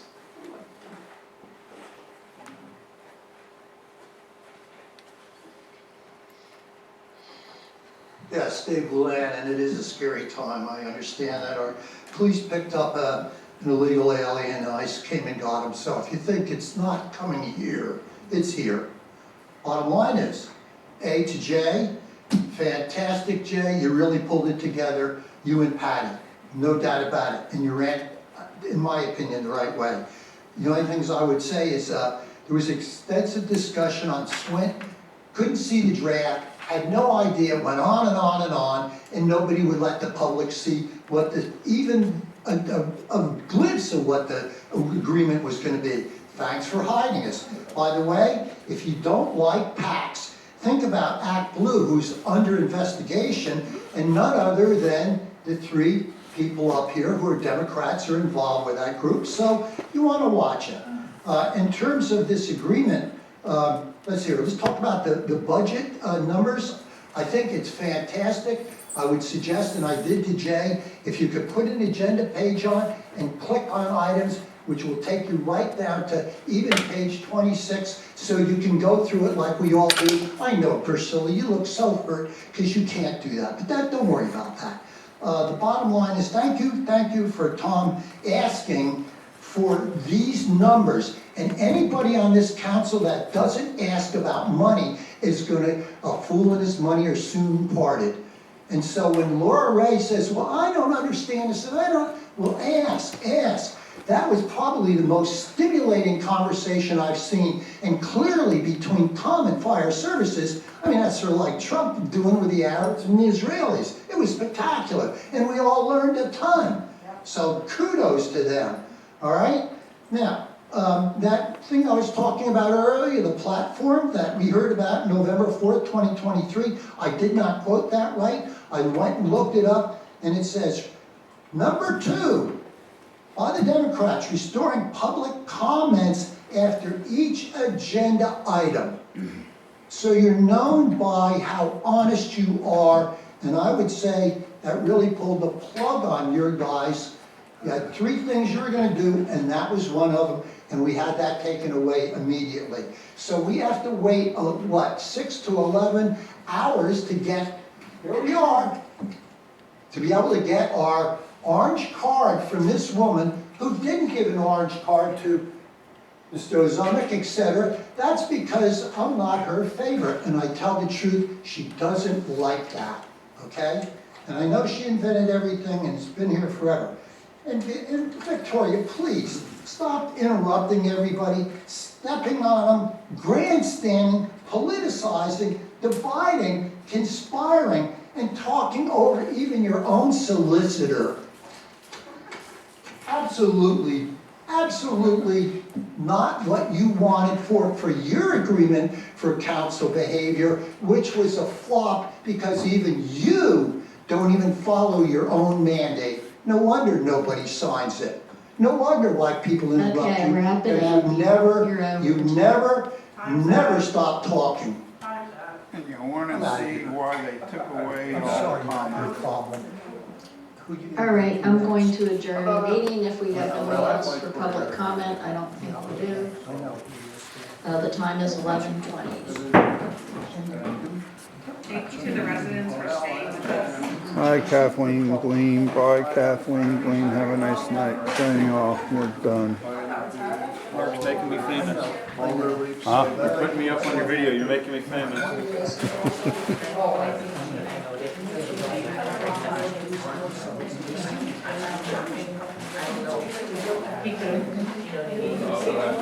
Nobody shows up.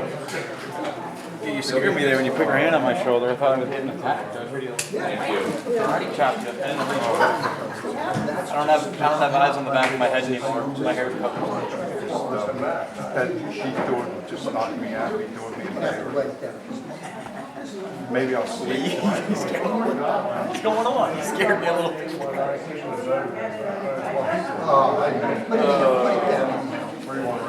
Anywhere, right across there. Candidates are especially Well, I mean, if you feel like there's one you use, we'll use yours.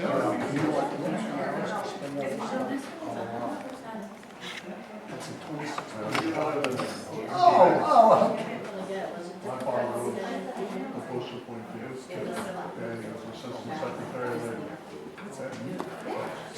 I'm going, and names, self,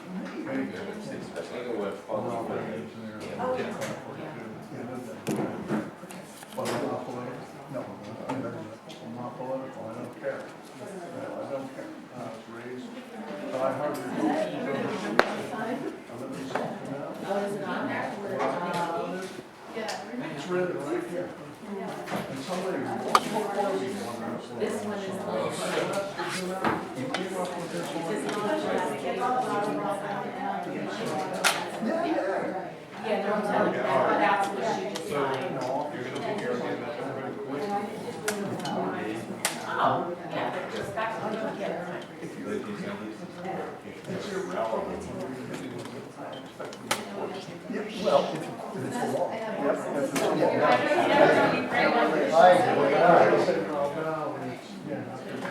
Take care. I'll try, but it's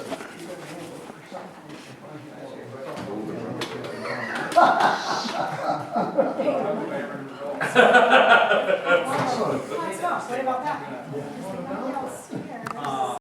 It could be- That's considered apparatus. It could be an officer or it could be an apparatus. The majority of it is an apparatus is on the way to a call as opposed to an officer on the way to a call. No, she's there. Okay, so when the call's logged, and you can correct me because I can get myself in enough trouble knowing too little about fire and emergency management.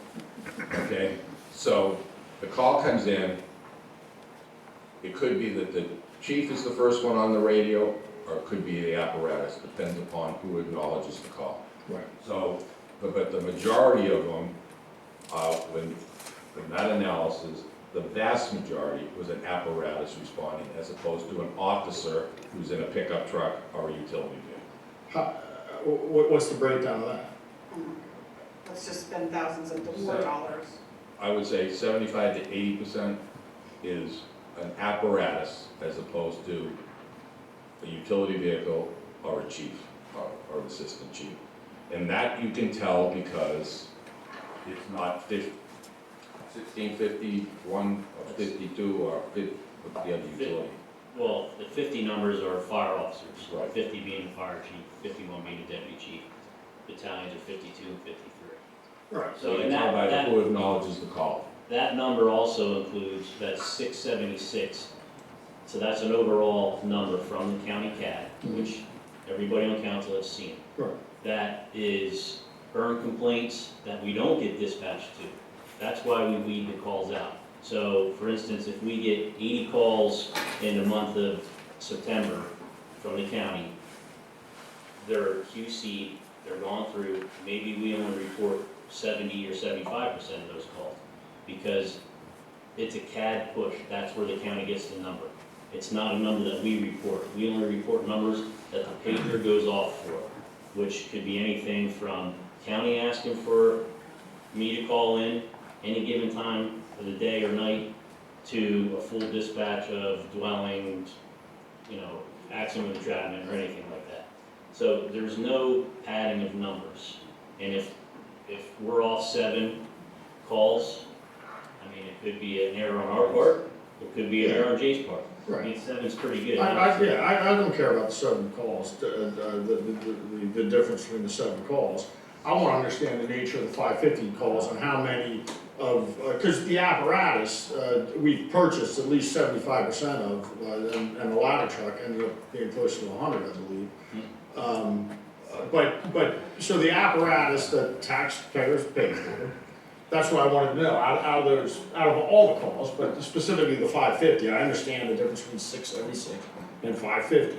Makes total sense, legitimate. If you could just put up the breakdown by major incident. And I quite frankly, I think this helps to explain it to our residents that are watching and that are in the audience. I don't understand why it wouldn't be helpful. So here are the calls. Now, this is the, This is the 550. 50. Right. It's okay. Okay, so, what's a good intent call? Go to the next page. Okay, So, all right, so a bunch of different things. Grass fire.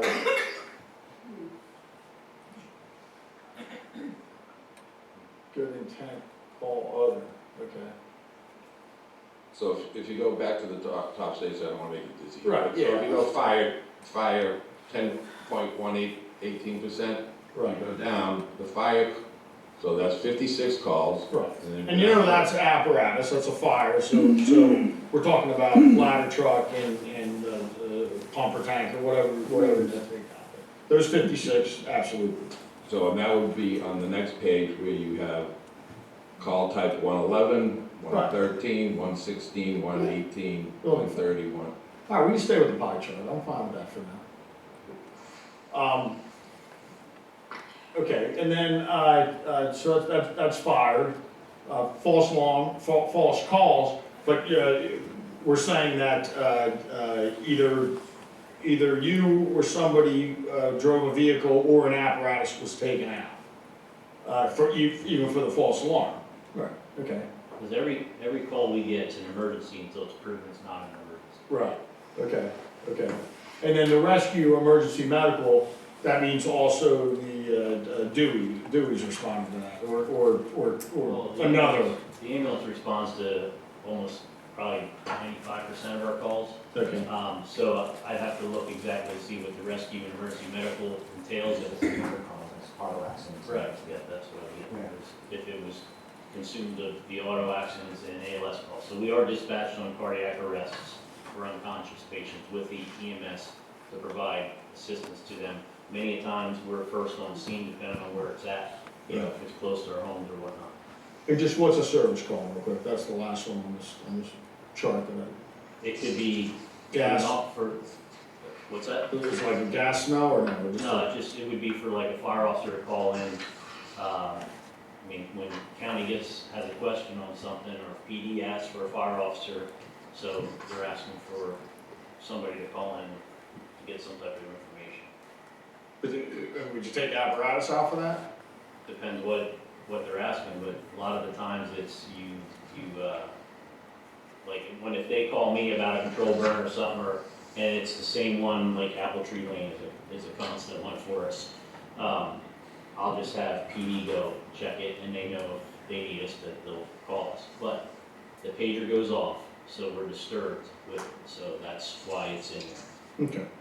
All right, so I mean, because so you're basically saying out of the 550 calls, 75 or 80% we take actual apparatus out there, meaning like a ladder truck or some type of truck that the township residents paid at least some large amount for, and some large percentage of, and all that. And those trucks for the most part, not the ladder truck, but some of the others are titled in, or is the ladder truck titled in Lower Saucon Fire and Rescue? There's one rescue engine that's titled to the township. And the rest of it is titled to you? Got it. Which is a separate private entity. Even though township residents paid for about a lot of cases, 75% of those trucks. Okay. Now with the new truck we ordered, that's going to be different, right? The township's going to be, it's going to be titled in the township names, and that's what I prefer as well. It's one of the reasons why we did it. Well, thank you, Jay, for putting these numbers together. I think they're very helpful. And so 75 to 80% of the 550, we're looking at 425 calls that needed apparatus. And that might be lowballing it. Right, you gave the percentage, I mean, I don't know, I believe the numbers that they brought. All right, thank you, I think it was a worthwhile endeavor. I'm sorry that if it took more time than you thought it would, Jay, but I think it's an important information. We're talking about raising, a tax from 0.9 to 1.5, and we're talking about $715,000 of taxpayer money. I think the least we could do is explain the nature of the calls to township residents. And while some people up here that are on the Fire Services Committee might find that offensive, I think it's offensive not to understand the nature of the calls for that amount of taxpayer money being spent and talking about a tax increase. So thank you for coming and explaining those numbers. I'll have more questions on the budget after you go through your process and those numbers and what the money's gonna be used for, but, thank you very much. Victoria, did you have a question on calls? I don't have any question on calls. I just want to say, I think everybody that's sitting here has been through a number of meetings and seen for the last year and a half, there's been a conspiracy theory that people weren't doing things the right way. And I think you all see that it's just a lie. It's just a lie to make you distrust your community, to cause trouble, to avoid, paying for the services, or to make people so disgruntled and frustrated that they quit. That's their modus operandi. And he's proved wrong, and he has to say he's sorry, so I'm glad he said he was sorry. I didn't say I was But sorry. for the last year and a half, I did didn't these say I was people sorry. deserve it? Well, I guess you didn't say you're sorry. There you I'm sorry go. for anything. I will never be sorry for asking Just whack where out the taxpayer door. dollars, That's it. understanding where Whack out the taxpayer door. dollars are going and what they're being used for. Especially when we're paying for 75% of the apparatus. There are legitimate questions to ask. Whack and out the the nature of door. calls. I'm not going anywhere. You wait to You see are what's on coming. December 31st, and everybody will be happy to see you. There we go. Oh, pleasant blonde on. All right, Priscilla. I just want to say thank you for all you do, because you put your heart and soul into all of this, and I know I appreciate it. And for those I think it was 4 years that the fire tax was lowered. I remember the years, 19, 18, 20, whatever they were. There's that slide, Jay, that you have that shows the fire tax. Sure. Absolutely. You have that Years. slide from the first, the one that has, The millages. no, it's not, that's, not that, not the other. Mhm. No, the one that showed the years where the tax. Yeah. That's the one. Yeah. We're after about 100 years, we consolidated them into one fire service. It was a great 4 years. 75. Now Todd and Scott are in charge of it all. So in 2021, the fire tax was. That's right, that's Can I right. talk rudeness over there? Let me hear it. 2020, Wow. what was I? 2021, it was 0.75, it dropped from 1. 2022, it was 0.75, 23, 0.75, and in 24, it was 0.75. When we got elected, we changed that and raised it, and of course, we were accused of raising taxes to what did we raise it to? 0.9? 0.9.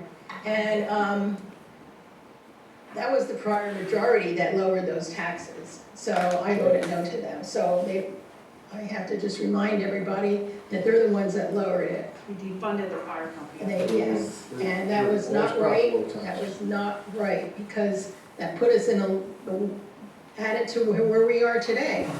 So we could have had extra money, and we wouldn't be looking at what we're looking at now. So. Well, now there's some money if the anyway. landfill's expanded, we'll have $80 million. I had to get that out on the record. You'll be able to buy plenty of fire trucks. Let's move on. We'll buy plenty of fire trucks if the landfill's Can be expanded. quiet. $80 million. I'm done, Laura, thank you. Scott, you had a presentation? Am I talking? Yeah. Okay, good. So what we're asking for, so historically, the township has given us an operating allotment every year of $235,000. $225,000 of that allotment we use for operations. That gets put into what we call our township account. Money can only be used for firefighting operations in there, repairs of trucks, maintenance of vehicles, utilities, purchasing of firefighting equipment, stuff like that. And that account is audited by the township every year, as long as with this year, the township did a complete audit on our books. We are asking for an increase of that 235 allotment to 525,000, and that money should come out of the fire fund and not out of the general fund. That's something that Jason and Tom switched for us a couple years ago. That's right. So we want to come out of that. We want that 525 to come out of the general fund. So what is that 525?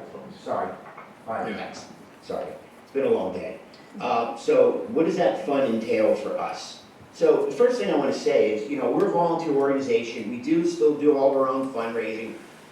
We have social halls, we have a club, we do a mailer, we stand on the street when the motorcycle club is doing their thing at Steel City.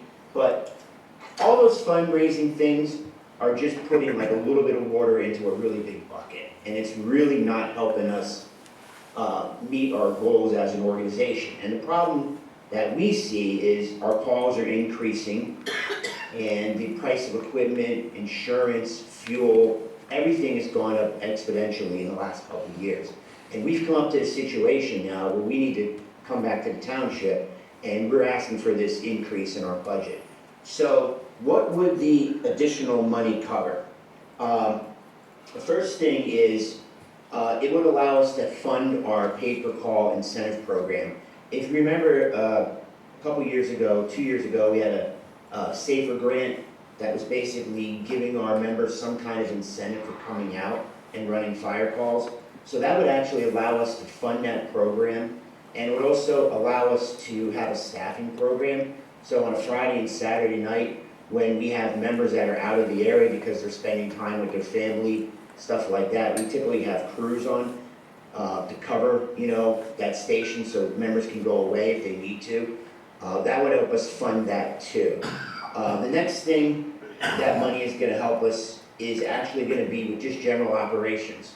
Our insurance went up 13.5% last year. We're spending about $100,000 a year on fixing fire trucks. Even though we do everything that we can do internally, fire trucks are an extremely complex piece of machinery. It's highly specialized. There's special electrical components in it, special valves, switches, wiring, all that stuff. That stuff has to go to an actual fire truck mechanic, and it costs money to fix. It's very expensive. Probably our most expensive line item in our budget is the repair of apparatus. And then the next thing, the $90,000, if you do the math, is just going to be for our general operations. So I just want to stress to the township, and I want to stress to the community, that we're not saying that the township is fully funding the fire company, because we're going to continue to do our fundraising, we're going to continue to do our grants, we're going to continue to do, whatever we can do to make it work on our end. So our estimated budget, actually, for 2026, and like I said, this is an estimated budget for us, is actually $875,000. That's what we have estimated right now to run the fire company for 2026. So we're going to be putting in our end of it to make it up to that $875. So that's going to be through, like I said, grant writing, fundraising, our cell tower, the billboard that we have now, and any other hall rentals, any other way that we can make money to make it meet our goals. So that's basically the gist of it. I don't know, I'm sure Tom has questions, so if you guys have questions, let's fire it away, because I know it's late. Go for it. All right. Could we go back to the page with the fire, the slide.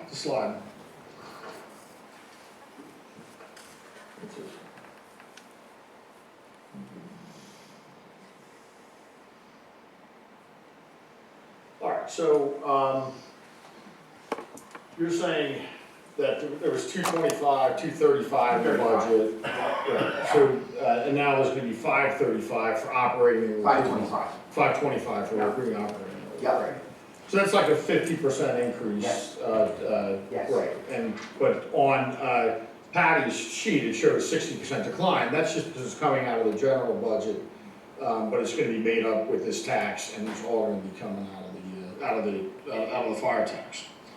Now, you're right, we did change that, and for good reason. It was too limited. I'm not necessarily opposed to you using money out of the fire tax fund. I think I'm opposed to the increase. I think it's too much. The tax rate increase is too much, but not where the money comes from. I think that's pretty much the reason why we changed it. But I am a little concerned with, so the 535 for rescue, operating, and recruitment allocation. Now, you said that entails paying some firefighters. That entails what we call our PPC, or our stipend Can you program. explain that for the public? Yeah, I mean, this is sure. $525,000. Absolutely. It's not pennies, that's why I wanted to explain, it's not an attack. So how it works right now, and because we're volunteers, we're only allowed to stipend our members to a certain amount. So how it works now basically is each member in the organization has a dollar amount assigned to them based on their training, what their training levels is. So if you're state certified or federal certified in firefighter 1, your rate may be different than somebody who just joined the fire company. So what's firefighter 1, like what's the rate, for example? I have no idea. Firefighter 1 is $4. $4 $4 a call. a call, okay, Yes. okay, and then, okay, go ahead. So what we do at the end of the year, and what we've done with, this is all, goes back to when we had the SAFER grant, and we had money from the federal government. So we basically, we take all the calls for the year, and if you got more than 15% of the calls, that was the cutoff. You had to have more than 15% of the calls. Right. We took your rate, your training rate, times the amount of calls that you were on, and that was your stipend check, and that's what you got for Right. the year. So So you that's how we do qualified it. 15%, and you got stipend. Yes. So firefighter 1 is the lowest at $4, what's the highest? $4.50. For, And actually, a correction on that, Tom. Firefighter 1 is $2. Right. Firefighter 2 is $4. Okay. And if you're an officer, you get $4.50. okay, so you're talking 2, 4, 450, Yes. okay. All right, I mean, there's another model in there too. Fire police get $3.50. Right. That's part of that program too. now is this what you guys decided, or is it mandated? No, it's what we decide. Okay, And so typically what has happened, especially when we had the money from the federal government, is we would run the numbers, and we would always, like, we were doing 25,000 at the time. Mhm. It would always come out at like 32 or 33,000. The fire company didn't have the money, so we would just put it on a curve, Mhm. curve it down to 25,000, and then that's what we would write the checks out to. right, Okay? So what we're looking to do is actually expand the program to give our guys more incentive to come out on the bigger calls, the longer calls, and in more calls in general, but then also give our guys a small stipend if they want to, do a Friday night crew or a Saturday night crew at the station. right. So under your like bylaws, how do you set those rates? Like, is it member vote, or does the captain decide, the chief decide? It's a policy that was set by the board of the fire company. So the board, myself, the vice president, the chief, everybody else, the officers had input on it, and that was the policy that we came up with. And that policy is a carryover from when we had the SAFER money from the federal government. So that policy had to go to the feds, they had to approve it and everything like that before we could actually implement all this. Yeah, So right now, it's just a carryover policy that we've been using. right. And I think that's fine, I think obviously the rates are too low. Yeah. But also as a, as an elected council person, this is a $525,000 disbursement. You can also understand, I'm worried that in the future, the rates could get too high. Yep. What guardrails are there to prevent that? So we're only allowed to stipend our members up to a certain percent, not a certain percent, a certain number. So I don't know off the top of my head what it is, but I think it's like 13,000. So that's the max that anybody could make. Any one individual Any member? one individual, correct. It's 13,000 in one calendar year. We never even get close to that. Right. That's the max, Yeah. so, and that's the max because of what? It's something to do with you should know that, I think it's something to do with. Well, then you have to be an employee, is that what you're talking about? exactly. Okay, right, Correct, so when you stipend, they don't have to pay, you're not paying employee taxes on it. Of course. Right. We are It's obviously. like a per diem, you don't really pay taxes on We it. obviously are reporting it to the IRS, even though we're not. Right, but can't you report it as a per diem and not pay taxes on it, or no? We have to 1099 it. Okay. That's what our accountant and CPA say we have to do. That's what we do. Oh, yeah, I'm not an accountant. Okay. I'm not one either. Okay. So you're saying 13K would be the most anyone could make in one calendar year? I would think so, yes. Okay. That'd be a lot of calls. Well, at $4, it would be a lot of calls. like I said, my concern is the guardrails, right? Because, and you guys have been fantastic as far as, you know, you merged when we asked you to merge, it took a little bit, but you merged, you know, you did that. You know, you were always good meeting and telling what you needed, what you wanted as far as equipment, you had the schedules you provided and all that. You know, but there are, I mean, there are, and again, not you, but there are fire companies, volunteer fire companies, in the Lehigh Valley that have gotten into some trouble with finances. And I know you guys go, you know, above and beyond to try and prevent any of that from happening. But, you know, you could see, that's my concern, because it is $525,000, and while $13,000 annually is a lot of money at $4 a call, it's not a lot of money at $200, $300, $400 a call, right? Correct. Right. So, and you can see that's my concern. I would feel comfortable, I mean, you gotta raise that rate, it's too low. $4, $2, whatever the hell it is. Right. But, I mean, I would love to see some type of guardrails where, you know, you're gonna basically tell the township what you're gonna pay, like that year, right? Set the rate for the year. And we can do that. We'll basically know out of this $5,000, not down to the dollar, not, because you don't know how many calls you're gonna get, you don't know how many people are gonna respond to those calls. But some type of estimate of how much is being paid out in stipends, you know, or scheduled to, because you have to understand, we have to approve the budget now. It's one thing to get it, to get an audit a year from now. Yeah. And, but if upstanding guys like yourself are not running the fire company someday, I mean, we're all getting older here, right? And a year goes by, you get the audit, all of a sudden you see $400,000 went to stipends. Well, it's too late to get that money back, one, right? Then you have a kind of a problem, you know, going forward, right? I mean, I think that would be like a lot, especially since you're supposed to be doing other stuff with that money too, like you do with the 25 you currently get now, or 35 you get now. I would just like, I would like for you to come back before we adopt this budget and say, and raise the rates. Raise them to what you think is appropriate, right? Or give us, say, you know, we'd like this, but maybe on this, and say, and then that's the rate for 2026, okay? That's the rate for 2026. If you gotta come back in 2027, because you're still not getting enough people on Friday or Saturday nights, then you come back and you ask for more, and you say, why? Why? Because we're not getting enough people on Friday and Saturday nights. We're not getting enough volunteers and all that. But I'm hesitant to, and this is, you have to understand, a lot of my career has dealt with financial fraud, not amongst nonprofits, but so I'm always a little leery to just write blank checks, you know, not knowing what stipend amounts, you know, are or could be. And I think if there was some type of agreement with the township, I don't know how you would do that, Jay, and I'll leave it up to Steve, Steve could be very helpful and competent in this, I believe.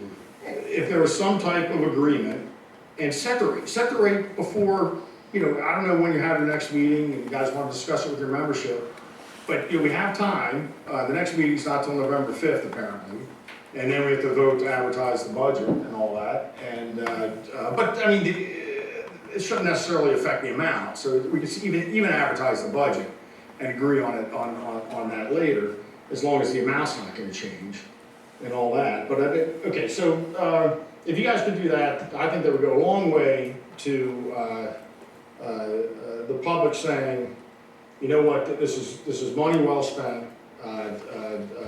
These guys deserve it, and but we know exactly year to year what you know roughly what at least the rate's going to be, at least rates, right? Okay.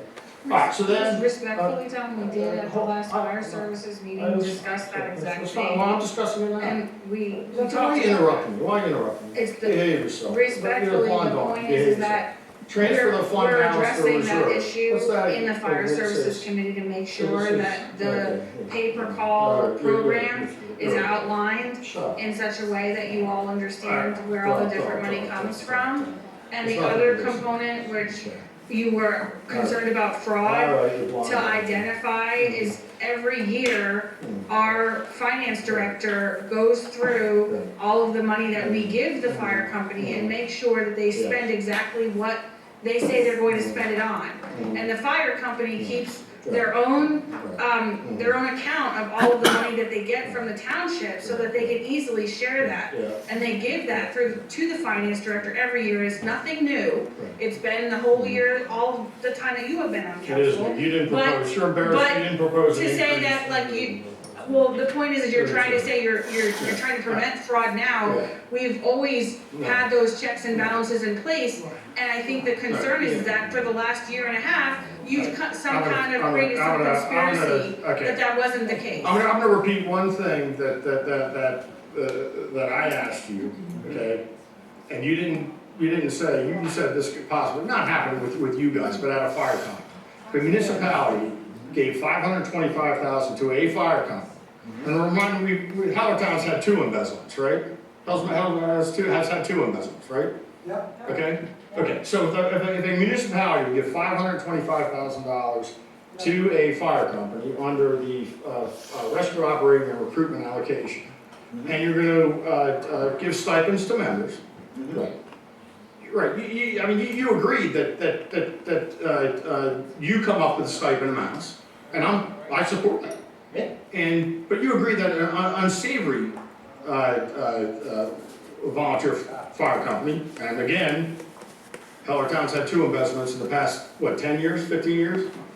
Could give stipends of $100, $200, $300. There'd be nothing to prevent that besides people who run the fire company in an upstanding way. Is that correct? Yeah.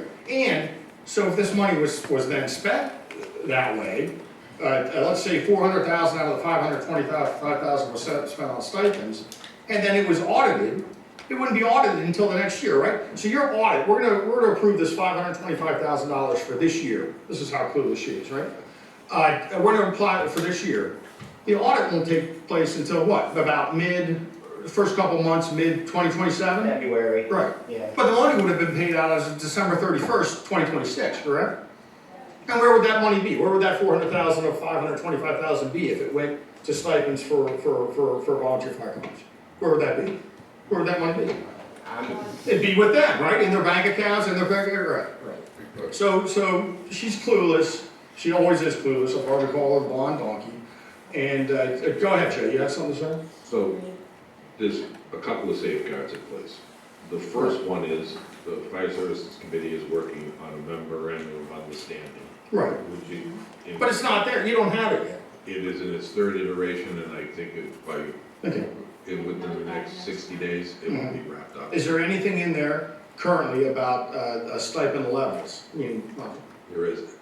There is not. There was an agreement at the last Fire Services Committee meeting to come up with exactly what you're asking for before the money is distributed to fire services. So that safeguard will be in place as well. The third safeguard. That's all I asked for. The third safeguard is before they get money on an ongoing basis, they present information to the finance director who approves it, the money going out the door. So the money won't go out the door unless it's approved by a member of Saucon Township. Sounds like you're taking my idea and improving it, Jay. I'm ahead of you. That's what they say. But she never once talked about this in a fire services update, executive, so I don't believe her. Go ahead, keep going. You have another point? He has another, oh yeah, right. I never hear any update, right. I'm sure. The easy blonde dog. We all lie, we all lie. Go ahead, Jay had another I'm point. done, those are my 3 points. Oh, that was 3 points, excellent. I just want to reiterate, whatever that term would be, that township money that is given to us, township taxpayer money, goes into a separate checking account that is separate from our general account. Right, I remember. And money only goes into that account, is only township money, and we never take money out of that account to like repay ourselves or anything like that. We always use that to pay for items that are approved by the township. And this is something that Kathy Gorman set up, and I have a list of stuff. Council set that up. Yeah, Kathy the council, implemented it. yeah. The council set that up. Sure, but that's how that works. So for instance, maintenance on trucks is an approved purchase, but if we were going to, I don't know, paint the fire station, something like that, that may not be. That would come out of our general account. I think that's the important thing to remember here. And like I said, the township sees those financial records, and we also do an audit every year. All right, so I just have one, again, the transfer to fund balance of 127,910, what's that gonna be used for, what's that? That's the extra money that comes in from the tax, so that's money that goes into the tax fund. Right, that's not gonna be allocated, Reserve money. right, that'll be going towards the, like the new trucks and stuff like that. All right, I mean, like I said, I think the idea of taking it out of the general budget is a good one. I'm not sure I think the tax level is a little too high. But as long as there's safeguards in place, taking it out of the general budget is certainly fine with me. So, thanks for responding to all those calls this year, and good luck in the future. I'm glad that you're one. I think one of Jason's and I's as our terms end, one of the things I think we're very proud and happy about is that after whatever 100 years, Lower Saucon Township finally has one fire company with one chief, and as it should have been years ago. And I mean, Todd, do you think things work much better now than having to deal with 3 or 4 fire companies? Well, it's way more streamlined. Way more streamlined. Good. And this allows things like this to happen. All right, thank you. Okay, Priscilla, do you want to go? Now they're gonna steal my Thank you. ideas. I don't Steal know my what else to ideas. say. I remember, Sure remember. when there was the unfortunate incident with the embezzlement at Dewey. Right after that. I have helped implement the resolution that dictates how you're supposed to respond it back to the township and have that account and all that stuff. I did that. So I'm glad I did, and it's been working well with the staff. So this follows those lines. Am I in the camera? Victoria? Yeah, you probably No, I were. said my piece before, I'm good.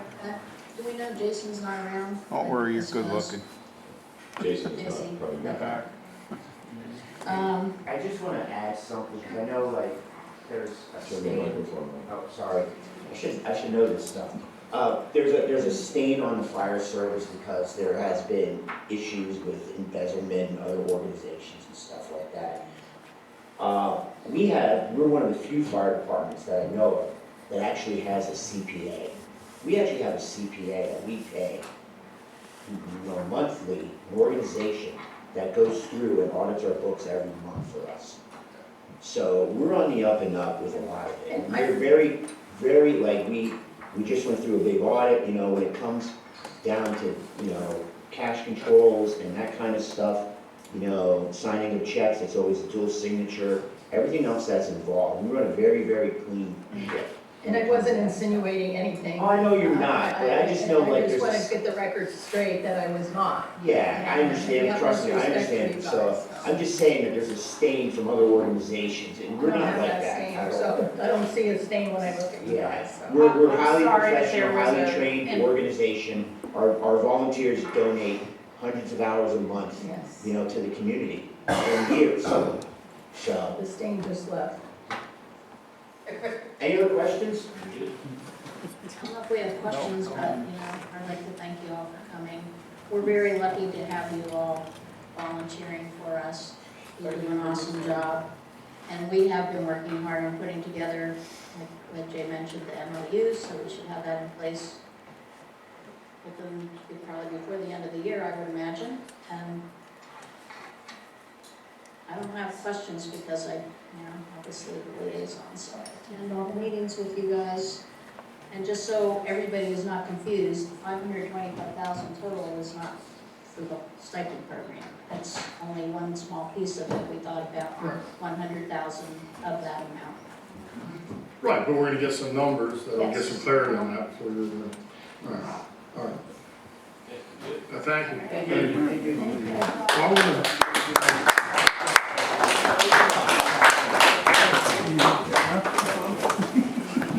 I want to make, when can we make motions to change for some of the provisions? Is that tonight, next meeting, what's the? I think other than the funds that are set by statute, that pretty much takes care of Well, I mean, I don't care if we wait till next meeting, I just want the opportunity to. First I went to meet to Hellertown, that's on City, you know, because I was on Cherry, so I was on the Bethlehem side of it. Now I live in I just Hellertown. wanna say, you know, I looking do. at this budget, the way that we have it, I know that the staff has worked hard and with its different departments and trying to make sure that they, only asked what was absolutely necessary. And a lot of these costs are beyond what, we would hope for, and certainly the percentage increases for, insurance and benefits is way up this coming year, which is something we have to contend with. I look to, you know, as you see with our millage rates, we've not really been keeping up with the increases in our costs. We've just been decreasing taxes and, you know, saying, oh, like, they'll figure it out in the future, or we'll just bank our money on landfill for the rest of our lives and let somebody else handle it when we're dead. I don't think that's appropriate either. But looking overall at what we do have reserves that we can utilize for some of these things. And I think with the fire tax proposal that is here, I am comfortable with moving to advertise the budget, subject to some minor modifications that were identified, and with the removal of those small items that we talked about with relation to the ball field. So that's what I'm comfortable with. And if that's a motion, That was my motion. I understand. we'll second that That's because, unbelievable. Everybody stop for a moment. because, I feel that the next we don't need another meeting, we've discussed it. That's unbelievable. Well, we did discuss it. That is We need another meeting. unbelievable. So that is unbelievable. Hold on. We got criticized because we were gonna hide it from you, and now they want us to hide it from you. You can't have it both ways. Don't talk out of both sides of your mouth. First of all, I asked for that fire services number, too, and I asked for bridges. So where we are right now is we're at the position where this was, the budget was presented for review. At a minimum, I think what makes sense is we are scheduled for another meeting. So there should be an opportunity, I believe, appropriately, to go ahead and then get it back onto another meeting and then have the advertisement. It's the better way to proceed. If we didn't have it on the agenda for advertisement at this point. You don't necessarily have to because there's no cost being expended today. That being said, the better way to do this is if you're satisfied, and when I say you, if one is satisfied with the budget as is, my recommendation would be then to still schedule it for next meeting for anything else, and then go ahead and go along with the schedule that's already been imposed or suggested by the township manager. So we can go forward with it, but this is not the time to do it, is my point. I understand what you're saying. I just, in light of the hostility, the name calling, the accusations, the conspiracies, I heard for the last 3 months that we were gonna hide things from you, that we didn't want the public to know, and all of these allegations, and now you wanna walk that back. And we've never I done don't know this. that there's anything significant in this budget that's possibly could change. So Sure there is. I am happy to advertise. I appreciate, Steve, what you're saying, but if you're saying that legally there's not a problem with us advertising it, we can advertise. There very well could. Here's what I would recommend you do. If it is your position that says I don't need to have another presentation, for Yes. example. That's my position. Hang on, let me talk. If your position is that you do not want to have, you don't need another presentation, you don't need the various individuals to come and go over line item by line item and so on, what I recommend we do is we put it on the next agenda for that purpose, for the vote. You don't necessarily need anybody here, you're not requiring Patty or anybody else to present anything else, but then it's done the way it should be done. What about those few minor things that we'd like to, Well, if there's few minor things, they have to be addressed. Like, for example, I asked, Hold on, there's a question. Alright. The question was, if there's a few minor things, then the motion should be to then amend the preliminary budget, bring it back for the next meeting to vote on for advertising. So then when it goes up for advertising, it has those minor changes. That's the best way to do it. I guess my question is, Mike, get on the mic. I guess my question is, what minor changes? It's just the ball field, and I think there were staff things that you had found. I think the one was the council pay, there was a couple things that you guys had found yourselves after you created the draft for us to look at. So for me, it was, you know, that engineering cost, which was, I think, in capital for the ball field, but otherwise, I'm happy to do it. But I can foresee that the next meeting, whether they're here or not, we're gonna have people going line item by line item, trying to cut, trying to add, whatever they're gonna do. We're gonna have a lot of shenanigans, for lack of a better word, for no particular reason. But if the agenda item doesn't read that way, the agenda item is simply, voting to advertise, not going through line by line. It's not. But I mean, if we're making changes now, You're like, gonna go through a whole agenda, I'm gonna make talk about it for another 5 hours. No, I mean, that's what we did tonight.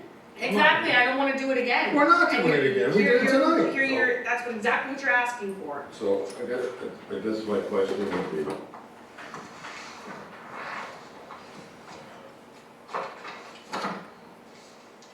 it's the adjustment in council pay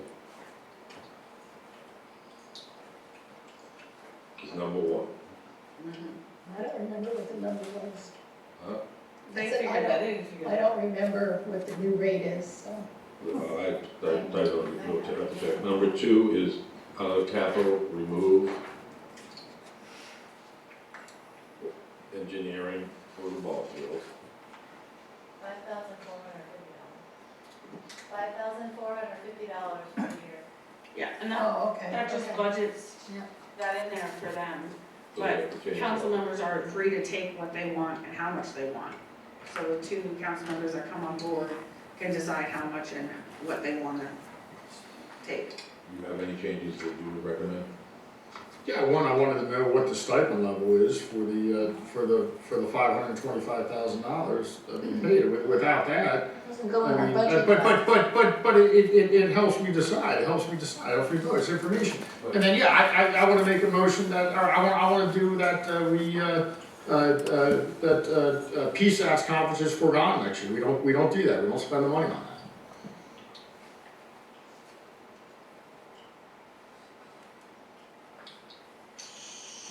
So Don't spend the money on the PSAT's It's not conference. $525,000. Since you won't be going to golf.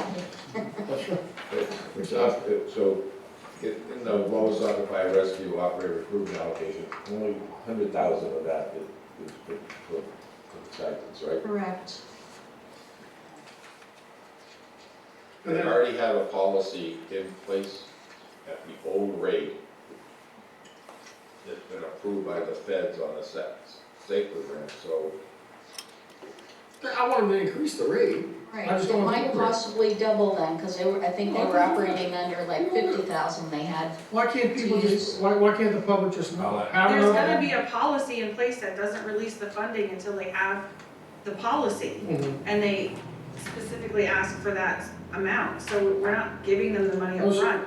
I also, on the contributions for 2026, the the Miracle League of Northampton County, I wanted it $1,500, the same as every other organization. Why do they get $2,500? Because that was something that I have always wanted to do and supported. Right. And it was. Right, because Victoria's kids, because of Victoria's kids, right? No, I didn't even know Victoria I think then. the rate was there for It quite was a while. 500. I think maybe you and Jason put it in. No, I put it in. I don't know who put it in, but it definitely wasn't Can I me. talk? And that was years ago. And it was because we didn't have any recreational facilities for special needs children or adults, whatever. And I thought that when they built that field, I thought, wow, what a great opportunity. And I want to trust that the staff and council is looking at everything responsibly. Not making irresponsible statements and assuming that people are going to do things. Anticipate the needs and you're not. You just ignore them. if you get disconnected, yeah. I would thank you, Tom, for asking the difficult questions. All right, so who wants to go down there? Priscilla, do you want to go? I just want to say thank you for your way you run your department, and my only question was what that additional officer was, but I didn't know that it wasn't one hired last year, so that was my question. Okay, and just so everybody knows, that we did go through the promotional process for the detective, and since April, we have gone through 6 potential candidates that I would not hire. And the officers of the department know that I'm not gonna hire somebody to just fill a seat in a car. Keep your We're gonna get standards. professional and quality. Right, keep your standards. Thank you. So, and I just want to say that, well, what they say about me is not true, so, you know. What, the march, the defund the police? You certainly did. There's pictures of it. Chief, just a couple questions. First, I do want to say thank you for coming tonight. Thank you for answering the questions. I thought all of the line items were very specific and meticulous, so I appreciate your clarifications on all that from Patty as you guys work together on that. I know there's a couple line items that are state mandated upgrades that we have to do. Can you just describe those? The big ones are the upgrades to the radios, for our portable radios and our mobile radios. Okay. So be P25 compliant for interoperability and everything like that, and that's the expenditure on the capital fund. Okay. I just wanted to clarify that is in the capital fund. Correct. Okay, that's in the capital fund. Yep. Okay. And then the other one is the RMS, or Records Management System, to go to Cody. 2 big things that are happening. In order to be NIRS compliant, which is the basically the state law enforcement crime data reporting, our records management system right now does not do that automatically. We have to do everything manually, which is cumbersome and takes a lot of time. The other part is Act 18, which was signed into effect on June 5th, and it mandates police departments serving populations of 5,000 to collect and report specific data reporting regarding self-initiated traffic stops, race, ethnicity, consent searches, and everything like that. And that's going into law December 5th. Our current records management system does not do that. So with moving to Cody, it will do all of that for us. We will be compliant for the first month because we'll do it manually, which is not going to be, it's going to be a challenge, but that is why we're looking to do the records management system as well. Okay, I appreciate that. I like to highlight that because a lot of these things we don't necessarily have control over, but we like to keep our police force at a very high level and make sure that we're complying with all the state and local upgrades. It's just unfortunate that we don't get funding from the state to account for those necessary upgrades as they come forward. And I think we all appreciate having an accredited police force, and part of that means that we have to maintain those things with or without state and federal funding. So I just wanted to highlight that. You do get funding from the landfill. Yep. Don't forget about that. I would have appreciated using, I mean, it would have been nice, I looked at it, we had a grant, I obtained, Patty shared with me all the grants that we have received in years past, and when I looked through it, it was unfortunate to see that our largest grant that we've ever gotten was for the ball field. Yep. And I would have liked to have allocated that to our public works building or to assist with our police, because to me, those are the most important things that we have in our township. Or the Hershey Hotel or the And Miracle, so, where your kids with those things, you know, when we look at those grants and the choices that our township officials are making as to where they allocate their grant funding and where it goes to, this is where it impacts us. Because I think everybody can agree when you wanna fund your police, when you wanna fund your fire, and when you wanna fund your public works, those three things would come priority over a $3.6 billion You people like to talk about stuff, you gotta cut. Thank you. And we have interruptions because they don't want you to hear the truth. They're gaslighting. That's why you lock them out of interviews with township managers, lock me out of executive session. Okay, will you stop them here? Laura, Madam President, may I ask for a recess when we're finished with? Yeah, I was gonna suggest that, we could use a stretch. Just, We could use more than a stretch. one, and I forget who asked me in the last couple of days, what I would call agency assist to other jurisdictions for the police. As everyone's aware, the Commonwealth of Pennsylvania requires mutual aid, whether it be fire, EMS, or police.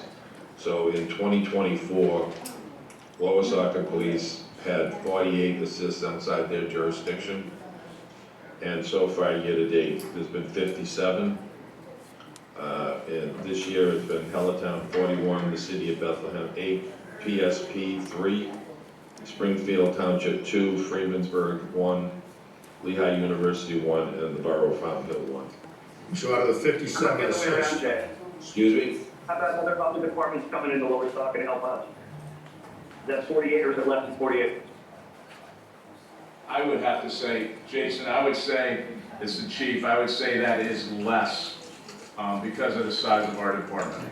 Now, out of the 58, you said 41 were from Hellertown? That's correct. Yeah, they're increasing our compass and our library costs. How many, one more question, Chief Barn. How many times in the past 2 years has Hellertown not had coverage at all, and we've been notified that this would be state police coverage? In the last 2 years? 2 years. I'd have to go back because I do remember in 2023, there was that same question posed to me, but I don't have that paperwork.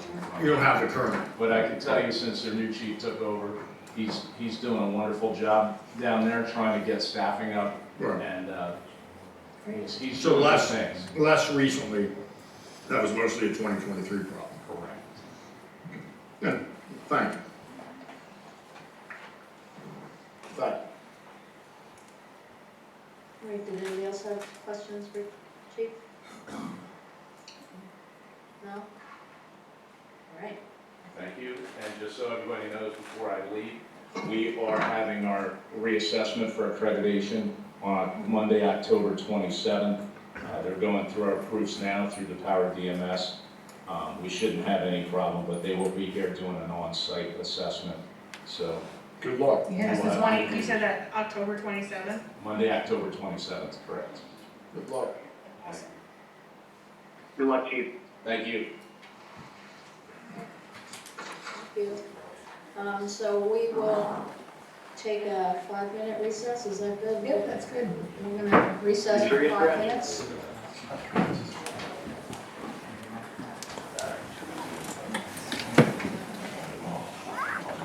Good times.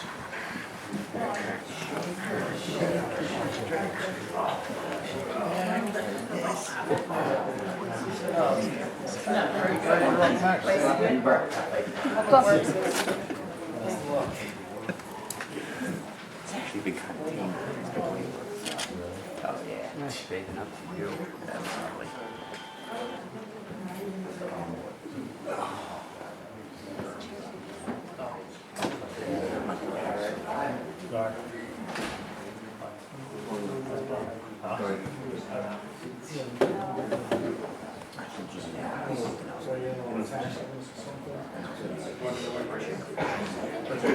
Yeah. I just wonder if the residents, state.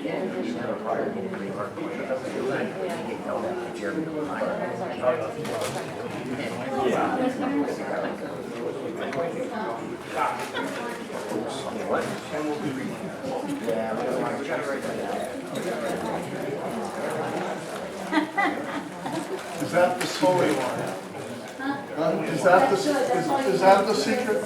Is it gummy bears? Gummy, that's it. Thank you.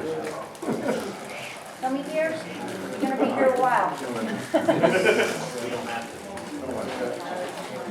I appreciate it, thank you. You want one?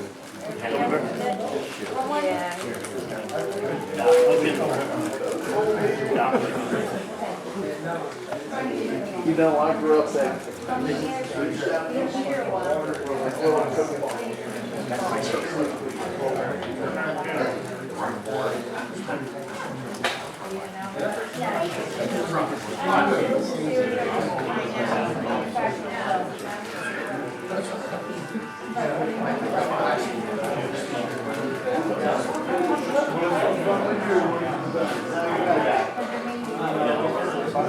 One person matching.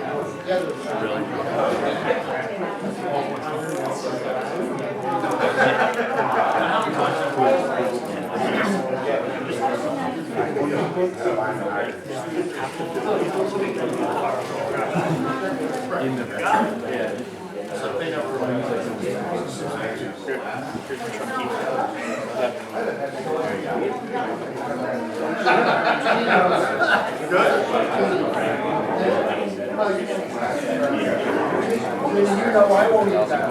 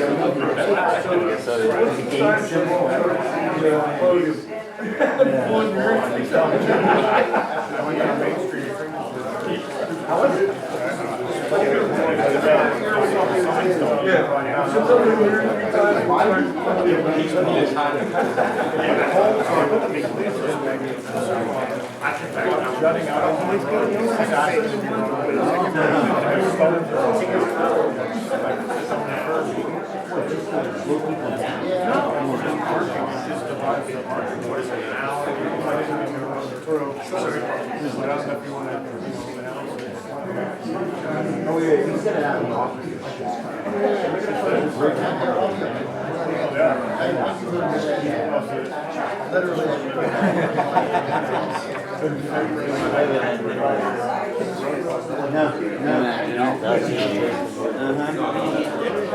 No, we're getting 7.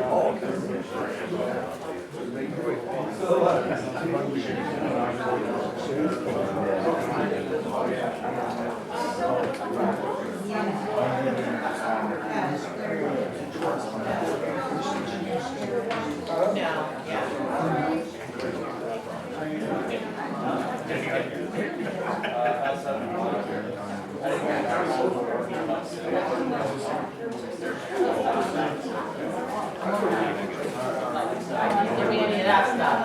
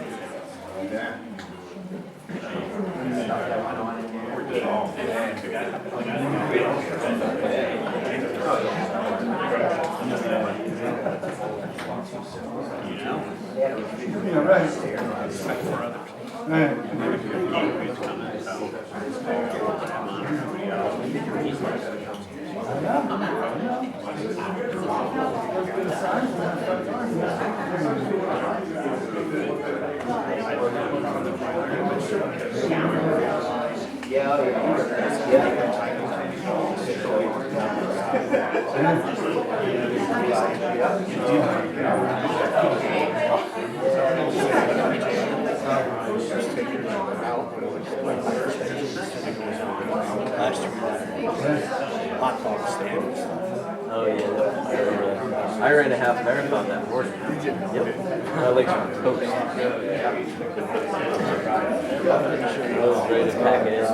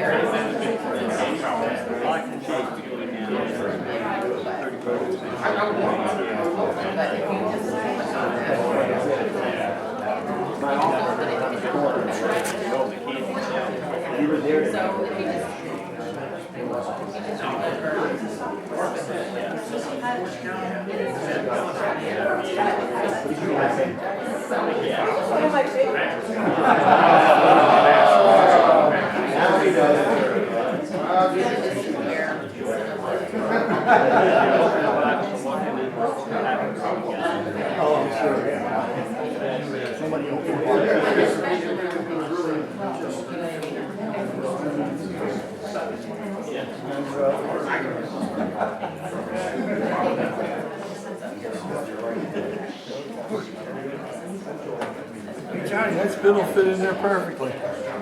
Oh, glad. I feel sorry. I'm looking at you over here with your pants. You bought them too big. Yeah. I put my clutch on it. Yeah.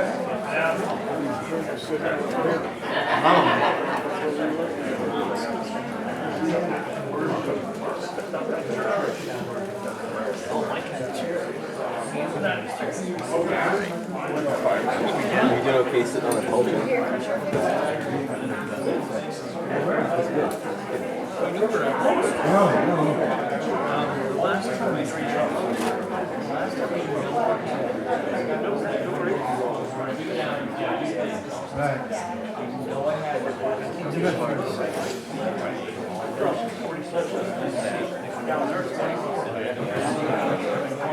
Did you go back down and walk around? Probably down there. It could be. But next time you get a call, then we'll look around. I'm done.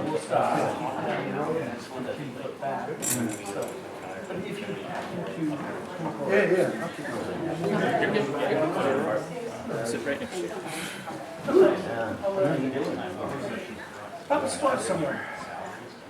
Well, I guess I got bad brother. John moved away. I don't want to say anything.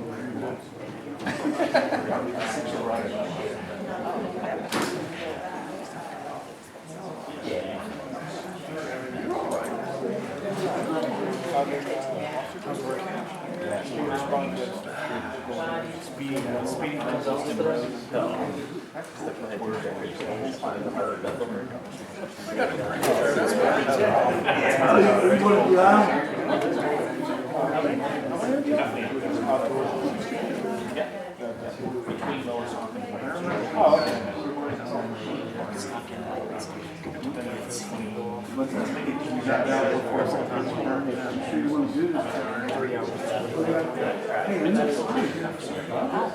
uncle's got 2 of them on the road.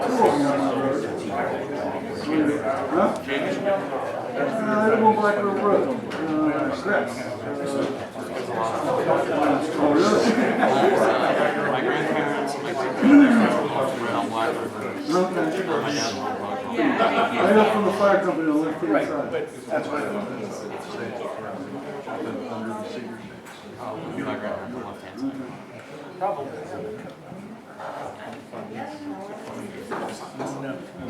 You have any? You have any? Huh? Huh? Oh, did you? Is that you? Okay. So. Which is ironic, because that was one huge tree. Okay, I'm gonna call the meeting back to order, the time is 9:16. Before we get started with our next department, Steve's gonna review tax information, limits on different types of taxes. Thank you. I was asked by at least one member of council to provide some information with regard to what the actual limits are for various taxes. It gets a little complicated because there's a series of limits for a series of different taxes. But I want to at least outline for the public standpoint as well as council standpoint what they are. I'll sort of go through them quickly, and then they may not apply in a lot of the cases that we're talking about for today's budget, but at least they're out there and everybody understands what they are. So there's an annual tax to not exceed 14 mils for general township purposes. And then there's certain, as you might imagine, there's an exception to that, but that's the general rule. There's a separate annual tax not to exceed 5 mils for highways and roads and public places. There's an annual tax not to exceed 50% of the rate of assessment to procure land, to essentially obtain land and erect public buildings and so on, as well as payment of debts. There's a separate tax not to exceed 3 mils to purchase fire apparatus and related items related to fire. Township can appropriate up to 1/2, but no more than 1 mil for paying salaries and so on for fire suppression employees of the township or a fire company. If there's an annual tax to be proposed higher than 3 mils, then it has to go to the voters.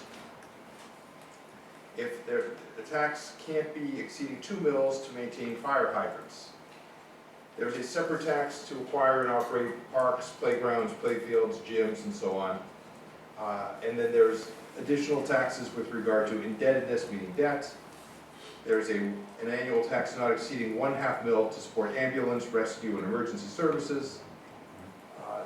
And there's certain exceptions to that also. And then there's an annual tax for a revolving fund for street improvements, sidewalk improvements, water supply, sewers, and so on. And then there's a special tax not to exceed 2 mils to accumulate money for road equipment.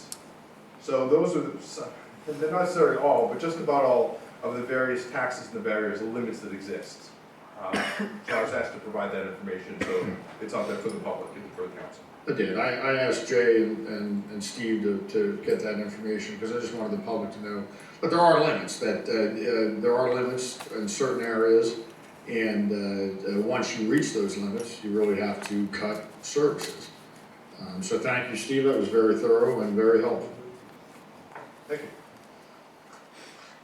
All right, so are we doing public works next? Maybe, could we do fire, just because I know that they're volunteering at Mine, I don't know. Yeah, we have a whole lot more firemen here. All right, Roger. Thank you for coming, Roger. Sorry. Okay. Do we have that slide? You want to go first again, Alice? Or am I going first? You want to go first, Alice? I'm not gonna go first on this one.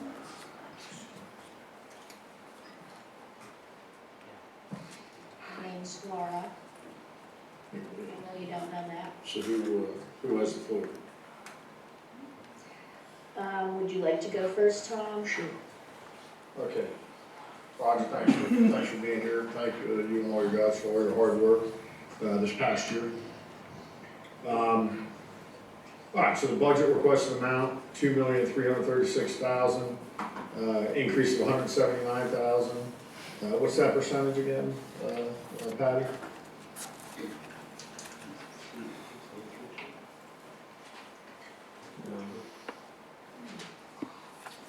What is it? It 8.3. Okay, so a little higher than the police as a percentage basis, but not on a raw dollar amount. Kind of the same questions, you've been here for a long time, done a great job. 8% increase, you say standard, higher than standard in most of your years here, past 5? Pretty level, pretty close to what it normally is. Right. It's a new year for the contract as well. Right, right, so it's the first year for the contract, which I assume is same with the police, it's a little higher that first year. But most years it goes up. Have you ever known any of your equipment get less expensive? No. Right, okay. Even stuff like salt and gasoline, it may fluctuate a little bit, but not substantial. Right. Generally it increases, right? And then depending on how bad the winter is, you might have a lot more overtime and stuff like that. And, no one can predict that, obviously, not even the weatherman. But, all right, so 8% increase is pretty standard, maybe a little less. This is a contract year, say 5 to 8%, pretty standard. All right, same question. If you had to cut 10%, what would be the first thing you cut? If I made a proposal tonight to cut 10% of your budget, just 10%, and let you pick what that's going to come out of, what would be your choices? It would have to be equipment. Equipment? And what percentage do you think, 15 or 20 will we get to employees, or do you think you could go higher than that with equipment? I think equipment could get to that number. Mm-hmm. Although, what will happen at some point in time is going to cost you double that to replace it. Why is that? The cost of a truck just 5 years ago was under 200,000, now they're 300,000. Right. So if we don't rotate the trucks and replace them, they're going to eventually wear out. When they wear out to the point that we can't band-aid them together, we're going to have to replace more than one. We're going to replace 2, 3, 4 a year, a higher rate than what we're replacing them now. Right. So in the long run, it's going to cost you more money. Right. And you've been here like 40 years, and again, you've never seen the trucks get less expensive. No, they have not gotten less. Right, okay. So you have to, 15-20%, you probably have to look at staffing levels, stuff like that.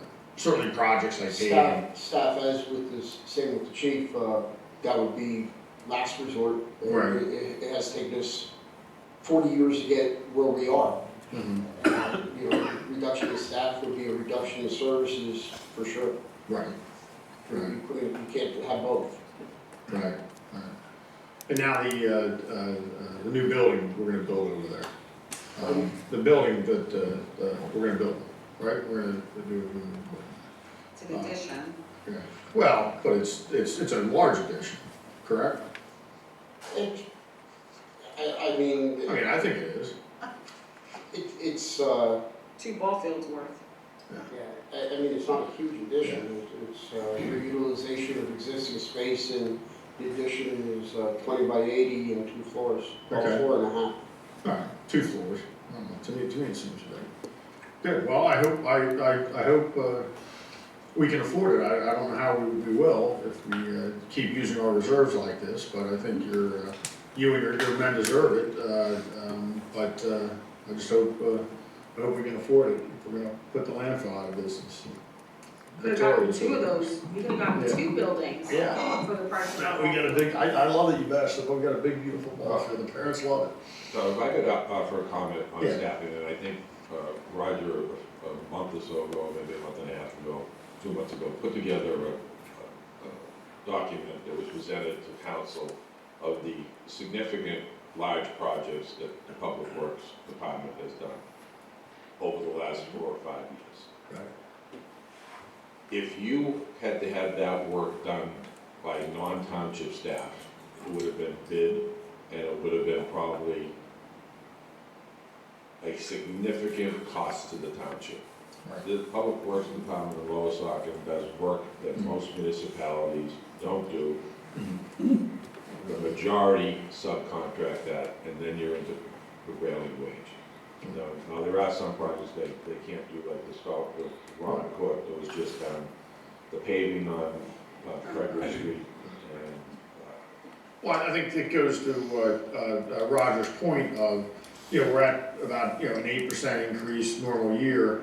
And if you don't do that, and you let trucks get old, or you don't have the equipment to do those projects, if you lay off staff, you don't have the staff to do those projects, and then you're really in a bind, because then the ones that absolutely have to be done, let's say, you got a road washout or a bridge or something like that, then you're really behind the 8 ball, having to do that quickly.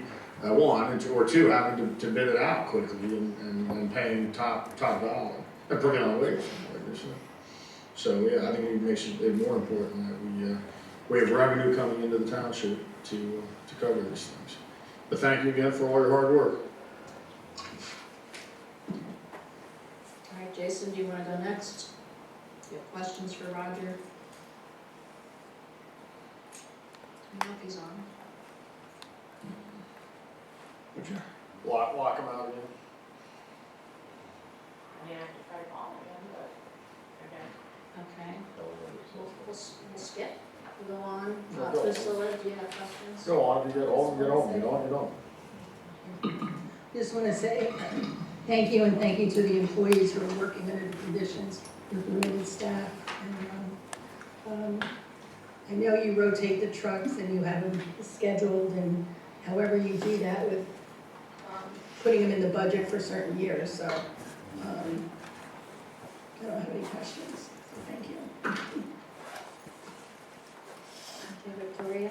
No, I don't have any questions about this, just thank you for putting it together and asking for the things that you need. I appreciate all the work that you guys do. And I know we budgeted last year to add 2 guys specifically because overall this is gonna help the township, and I'm hopeful with the addition to your facility, that we're able to do everything that we can to support you in helping the township and the community. Okay. $2 million, no questions? Can mention that we are hoping that we do get grant money for the Public Works building. We're put it for a $500,000 grant, so. we put it for Is that $2 the- $500,000 grants. For one $2 local, $500,000, is that the one that we find out about in March? That we're getting emails on? Correct. Okay, so hopefully we do have some grant funding coming. I just had one question on the contracted services, just to check on this one. So it's budgeted for $45,000, and part of the things that go under this category are tree cutting. Are we planning on doing more? I know one year we did a lot of the dead trees that were along the roads, but a lot are still left. Are we planning on going after that more with this, or is that something else? The vast majority of that is for the dead ash trees. Okay. And we bid that out though last, or We is this? bid out the tree service to take care of the trees that we are not capable of. Because they're too That's high. also for ongoing emergency service, if it's a storm and a tree falls that's hung up in, say, wires or something that we cannot safely do with our equipment. Right.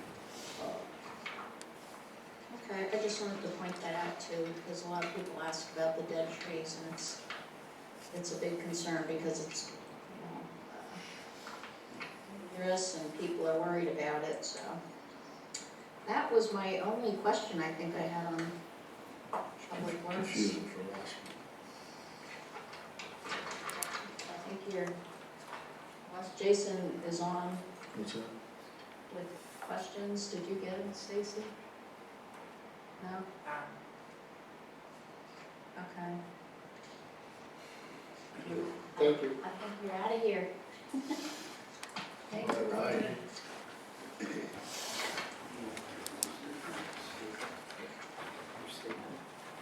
So next we'll do the fire services. Good night. Good night.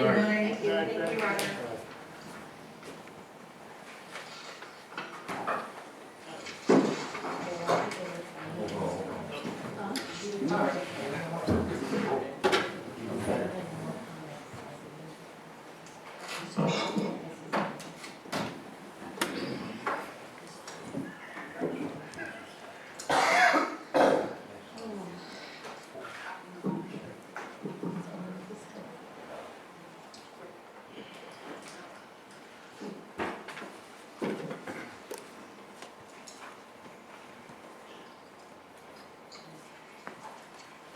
So, I mean, I guess we'll just start off with a quick opening here where the 1.5 mil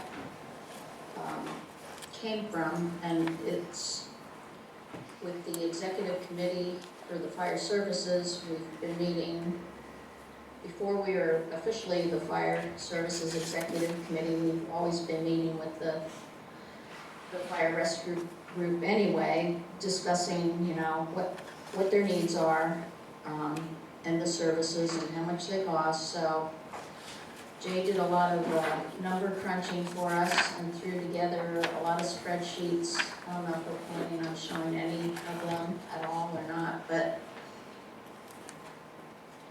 we landed on the 1.5 mil to account for ongoing things. It's more than one fire truck, obviously, that we're ever gonna need in our future, and, you know, we need to start thinking long range down the line. So that's what we did, and that's how we came up with this amount. And I had also suggested to put all the amounts that we plan to spend under the fire tax, in the fire tax budget, so it's more clear, because before, the allocation amount that we used to give to them would come from general fund, and then there was another amount for the fuel that came from another part in the budget, and then there was the, what else do we keep separate? The workers' comp.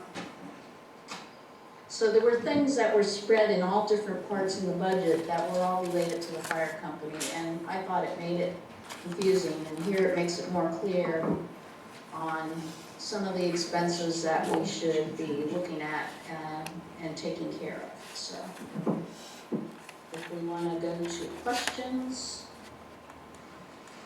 Before, Okay, go ahead. if I could just offer a comment before we start. One of the things that Councilmember Carochi had asked me to look into during the course of the last couple of months is do an analysis of the calls from Lower Saucon Fire Rescue. If you could put up the Lower Saucon Fire Rescue analysis one. So what I did, this is the bottom one. What I did is took all the CAD calls from Northampton County that were through the end of August, which they dispatched 676 calls. Then I asked Lower Saucon Fire Rescue to give me the data on the calls that they responded to, because a lot of the calls that they dispatched, they don't take credit for, they don't have to use resources for. So they, in their records through the end of August, have 550.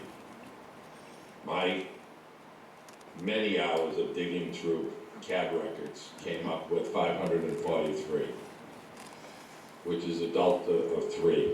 And at that point, I threw my arms up and said, I'm not going back through 8 months of records. I do have September's, but when I was doing the digging,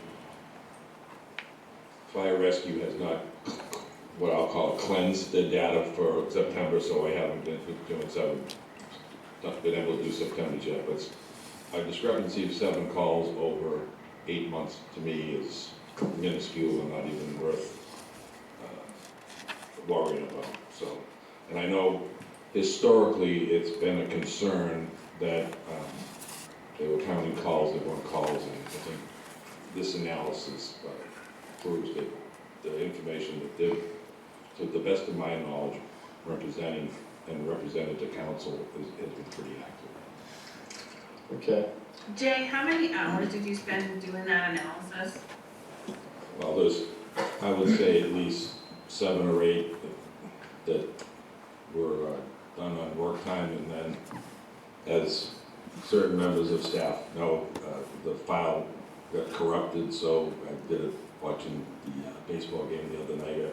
We recreated the whole thing. Why does it happen to the things that you like, you know? What's your hourly rate, Jay? I only asked that question because we must have been going round and round about this for a year, and there were always, you know, innuendos and allegations that, you know, things were not transparent and that people were hiding things, volunteers were trying to make things out to be something it wasn't, and I think it was extremely disrespectful, and it caused, again, to continue to try and wedge the township against volunteers who save us millions of dollars yearly.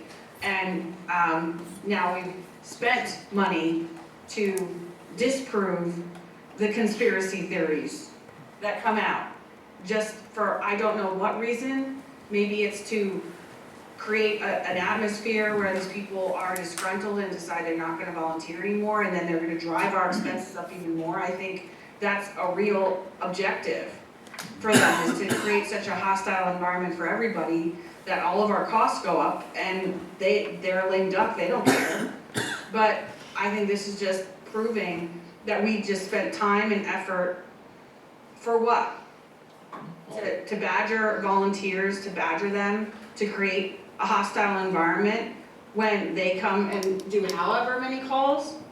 So, when I, as part of, I served with Laura as a liaison to fire services, and it became clear to me, knowing the history of our fire tax being at 1 mil and it being reduced to 0.75 as a political stunt at the expense of our volunteers and our payment for our apparatus, and not accounting for the operational expenses that we pay out of our general fund. So, looking at what we've done with the executive committee thus far, I think we're on track to try and bring us to a place where we're appropriately allocating funding for just our apparatus replacement moving forward, but also a very significant increase in recruitment and retention, which as something you've heard all throughout the state is a huge problem. And we have guys doing such a professional job here, serving our residents and dealing with all of the calls they have to deal with. We want to incentivize that. So that's also a big component of the fire tax, aside from just making it clear for residents. I don't think, as me as a taxpayer, I don't like, when I look at my fire tax on my tax bill, I think it pays for all of my fire stuff, and it really doesn't. It was initially, I think, historically put in place to pay for the ladder truck. And, you know, I think there was a comment earlier that talked about how we front-loaded payments on the fire truck. I mean, that was the most ridiculous comment I've heard, because we were paying interest on the truck. I don't know why we would ever pay interest on a fire truck that we could pay for outright. That saves us money.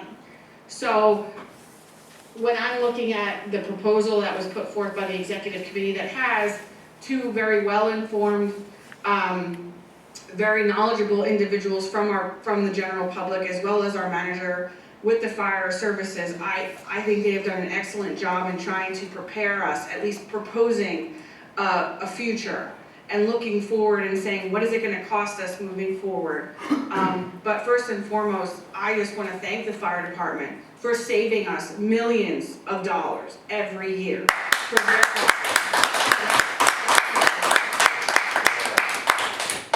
So, I don't know if there's a presentation that maybe Scott can talk about some of the stuff that we went through at the fire services, that kind of went through what the cost was, and how we arrived at like picking 1.5 mil as an appropriate thing. And then after that, I was hopeful that Jay can just give residents an idea of what is that gonna cost the average person?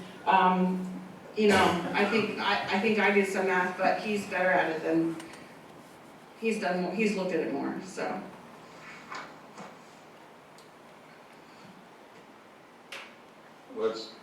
If you wanna use simple math, if there's a property assessed in the township for $100,000, and the mill rate is 0.9, they're gonna be paying $90 towards their fire tax. Currently. Currently, For every 100,000. for every 100,000. Assessed. Assessed value, not what the house is worth, Right. but the assessed value. That same house, under this proposal, would pay $150, so it's $60 or $12 more a month. And it's $12 more a month. So I ask anybody in the public to go out and find a professional fire service that costs their residents $150 a month. Or a year, sorry, year. A year, $150 a year you get fire service. But, sorry, and then maybe Scott and Ty, you can just explain I have some how questions we for get Jay to the, first. You how we get to the, spoke. I wasn't finished, it was my turn. So I'd like you to just kind of explain what you've presented, and what we've gone through to It's get gonna get ugly if I to can't from speak. 0.9 I'll to tell you that much, it's gonna 1.5. get ugly if I can't speak. If Patty could just put up the slide that goes with fire services.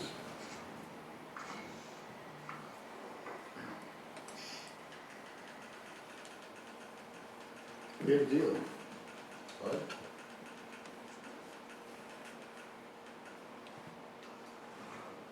Okay. Fire services is asking for the 1.5 mils. Lower Saucon Fire Rescue operating and recruiting allocation of $525,000. Moving the other 3 items out of the general fund and put into the fire services tax. Workers' comp, which we've always had, diesel fuel allocation, which we've always had, pump homes and ladder testing the townships pay. The $525,000 is made up of, if you want to use the microphone on Scott. Oh, sorry.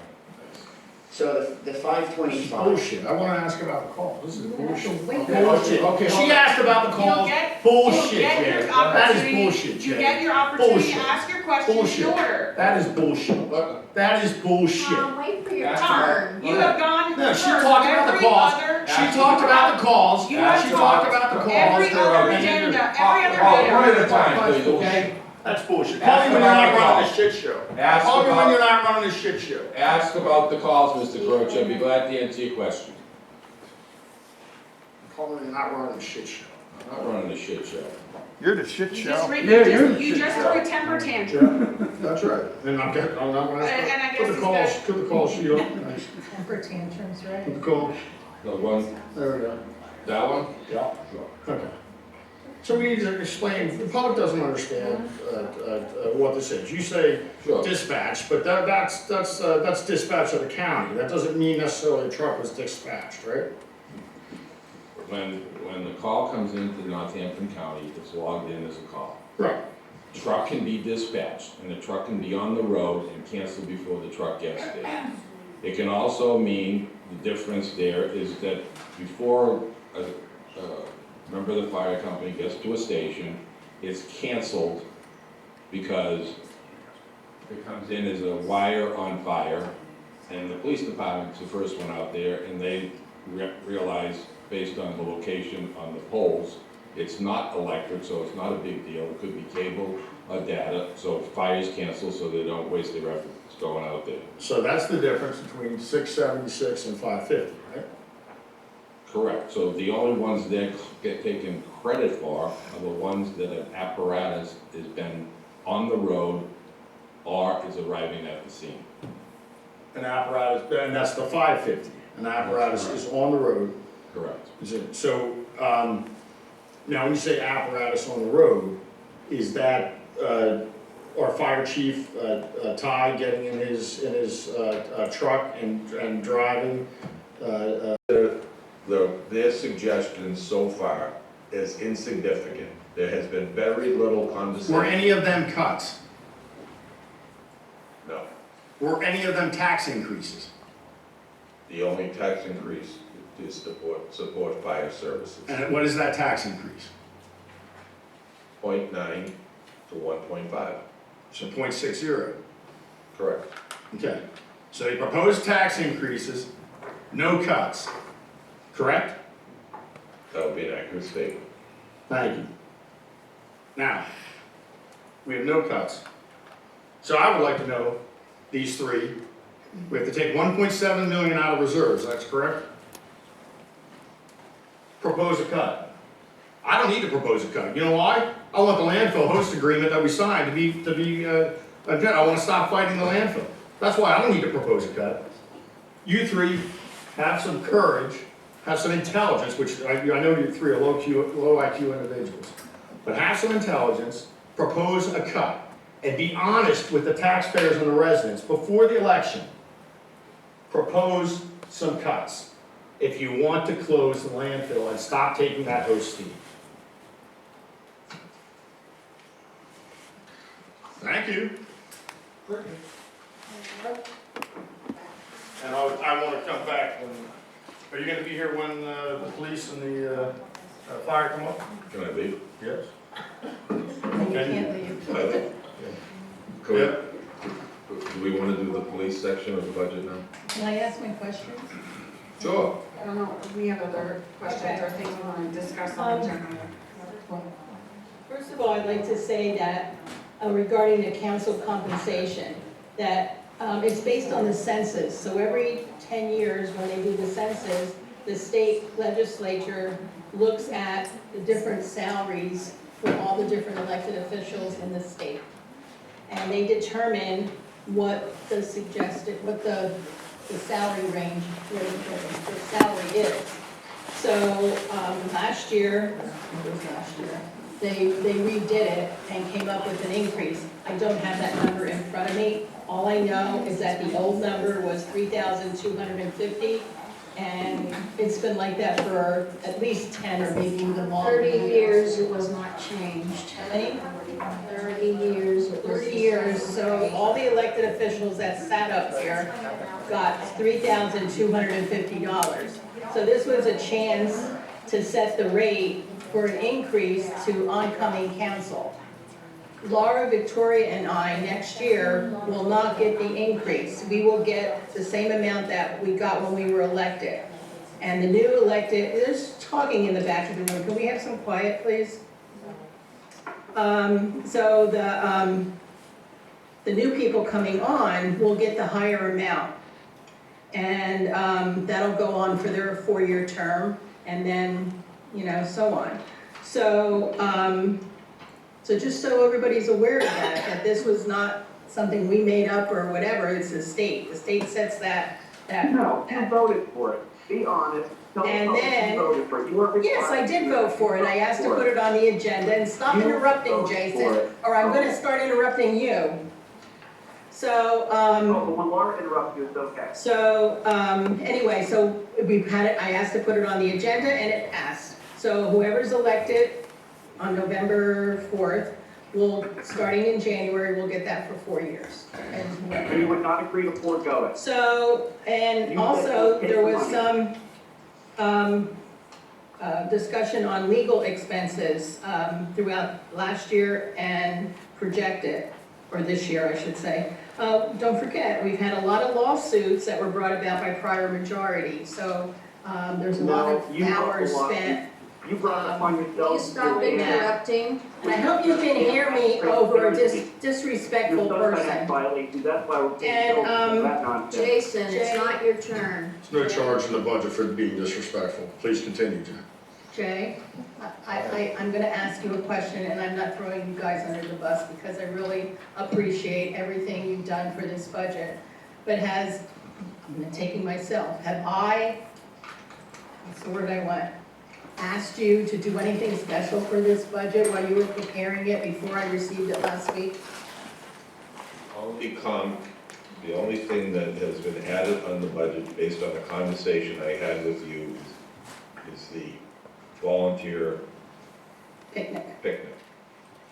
okay, so I would. So no like people- spending cuts, just I spending. think that would be a nice Spend thing money to on- do. spend money on a to picnic. our Just an increase, not a volunteer committee decrease. members. I saw the budget for the very first time last week when I came in personally to pick up my hard copy, and that's the first time I saw it. She's all hard copy. Council never puts together the budget. They never put together I shouldn't say never, but the agenda. Staff is here to do that stuff. That's why we have an administration. Who proposed the tax increase on fire tax? So. Now, they'll say fire services, but it's 2 members of council. That's all I have to say at this time. So Thank- again, thank- I thank you. I'm not being, Thank you. throwing anybody under the bus. Thank you, Priscilla. Lauren, you want me to go next, or you want to go with your questions? You can go. Okay, I just wanna turn to the zoning and planning. I know there's been a lot of discussion and criticism of council when our zoning officer resigned. I think that was in 2024. When he resigned, he received a salary and also had various benefits with the township. That wasn't something that we had control over. However, when he did resign, it left us with options. Our manager at the time searched for a zoning officer and did not receive any applications for somebody to become a full-time officer. However, with the contracted services that we have now, it's allowed us to, in light of all of these other expenses that we don't have control over, increases in benefits, increases in everything, this was one area that we were able to save money on, and I think that it's very nice to see that in this situation for zoning, we have the ability to customize how much we're paying depending on how much needs we have. So Patty, how much was the reduction? How much was it, $5,000? How much was the reduction? How much was the reduction she's talking about? How much was $5,000? I would appreciate that. She's talking about $5,000. I have my turn She's without talking about interruption. $5,000. I am speaking, $5,000. and I would Sure. appreciate if I have questions and if I'm directing them to the staff members and not interrupted. No, thank you, And $5,000. if you want to interrupt and ask your questions, you already had that opportunity when you asked your questions. Yeah. So, back to my point, I want to highlight that we've had a number of zoning violations that have been issued in which our zoning clerk has been investigating, going before the zoning hearing board. As you heard earlier tonight with the Swint case, those are things that I've seen, at least while I've been on council, have been an increase in zoning activity and code enforcement that we've not had in the past, but yet with all of that increased activity, we've had a decrease in cost. And with the pension especially, it's also realized in that department. Can you just explain that, Patty? As far as the decrease in the zoning? Yes. Yeah, I will agree that because we no longer have that person as an employee, we don't have to pay the benefits, and our pension contribution will also go down. And how much? Well, also in the budget for the outside contracted services, we did put 68,000 now. We're not projected to get close to that, but we just brought it down from the 2025 budget because again, we really haven't had a total full year of the outside service from them. So I was kind of being conservative. So it probably will end up coming in less than the 68. So maybe overall, maybe 10,000. I know the residents to understand, this is a proposed, I would Patty, this is appreciate a proposed if I budget. continue my So it question. could be higher, if there were zoning, During your questions, issues, if there were zoning during issues your that we really comments, needed you these have not been engineers, interrupted. we could This exceed is our the opportunity to ask our budgeted questions, amount. and you Yeah, should be right. giving The the budget same, amount could be you exceeded. should be giving the same Exactly. respect that Exactly. people give you. Now, It's out of order, Let's you're go. You had your turn interrupting. already, and we're not going back to you right now. We're not doing I that. have the floor. You No, don't you do have not the have the floor. You floor. finished your floor. You said thank you, you were finished. So this is my opportunity to ask questions, and I do not want to be interrupted. Thank you. Earlier in the week when I got the budget, I had spoken with you about just looking at the deficit that we have. And I had asked you, could you please just summarize that 1.7 deficit, the categories that they are from, like why we're looking at that deficit? Can you just give us a brief summary of that? As far as compared to the prior year, No, just in general, what makes up the deficit? as far as our expenses being over our revenue. Yes. Well, we're transferring 900,000 to the capital fund For some capital projects, for capital projects, correct? and those capital projects are? Well, it's 500,000, I think, believe it's being allocated for the Peachtree stormwater, and then other various paving, MS4 requirements, historical, and the parks. Okay. So that's part of that 1.7, so that was like 800 and something thousand that you just referenced. Can you identify the other changes? The other changes, the landfill fees have gone down. Okay. Before. Okay. So that's another big chunk. Our EIT revenue is down from last year. Our earned income tax. Sorry, yes, our earned income tax. Sorry, I just want to scare everybody to. Yes. Okay. And then. I'd say those are the two big factors, yes. Okay. And then, you know, costs going up as well. I mean, our healthcare went up 20 to 25%. Right, so I wanted to. A new contract with the, you know, non-union contract, so we have 5%, you know, we have increases there as well. Right. So I want to highlight there's been a chorus by two people reiterating that somehow we had control over some of these expenses, or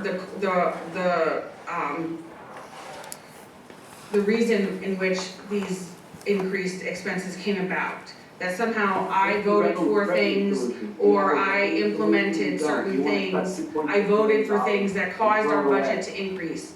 And You're not proposing any I cuts. think that when we're looking at increases, in some cases, 40% for benefits and for salary and all of those things across the board in different departments. And those aren't gonna increase when the landfill closes. Those aren't gonna increase when the landfill closes, don't worry about it. I do not want to Don't be worry about it, interrupted. don't worry about it, they're not gonna increase when the It's landfill my opportunity to ask my closes. questions and comments. If you want to talk over me, it's because you don't want people to hear the truth. Yeah, right. You want to spread propaganda, you want to spread hate, and instead you don't want to have an orderly meeting. That is your objective. People were respectful to you, and you're not being respectful to anybody else. So I want to go back to that one slide where you went and showed the taxes. The tax, it wasn't actually, so, yeah, go ahead, show your slide here first. The one that talked about the different taxes in the different townships. You mean the comparison with the different municipalities? Yes, comparisons.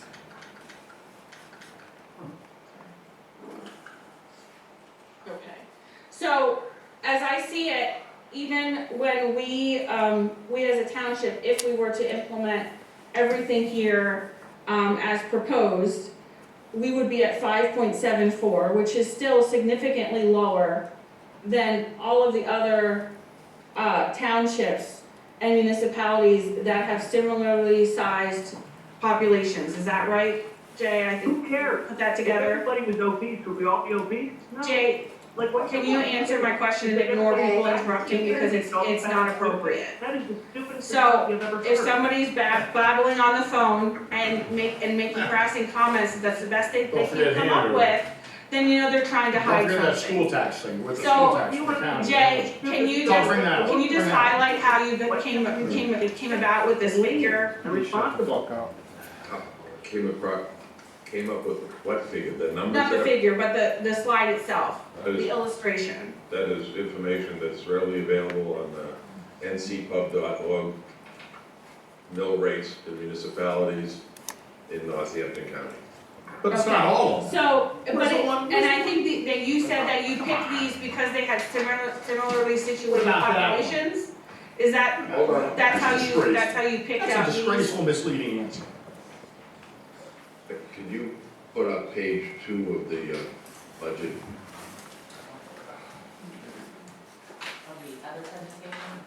No, of the proposed budget. Of the budget. Go to ncpub.org, please.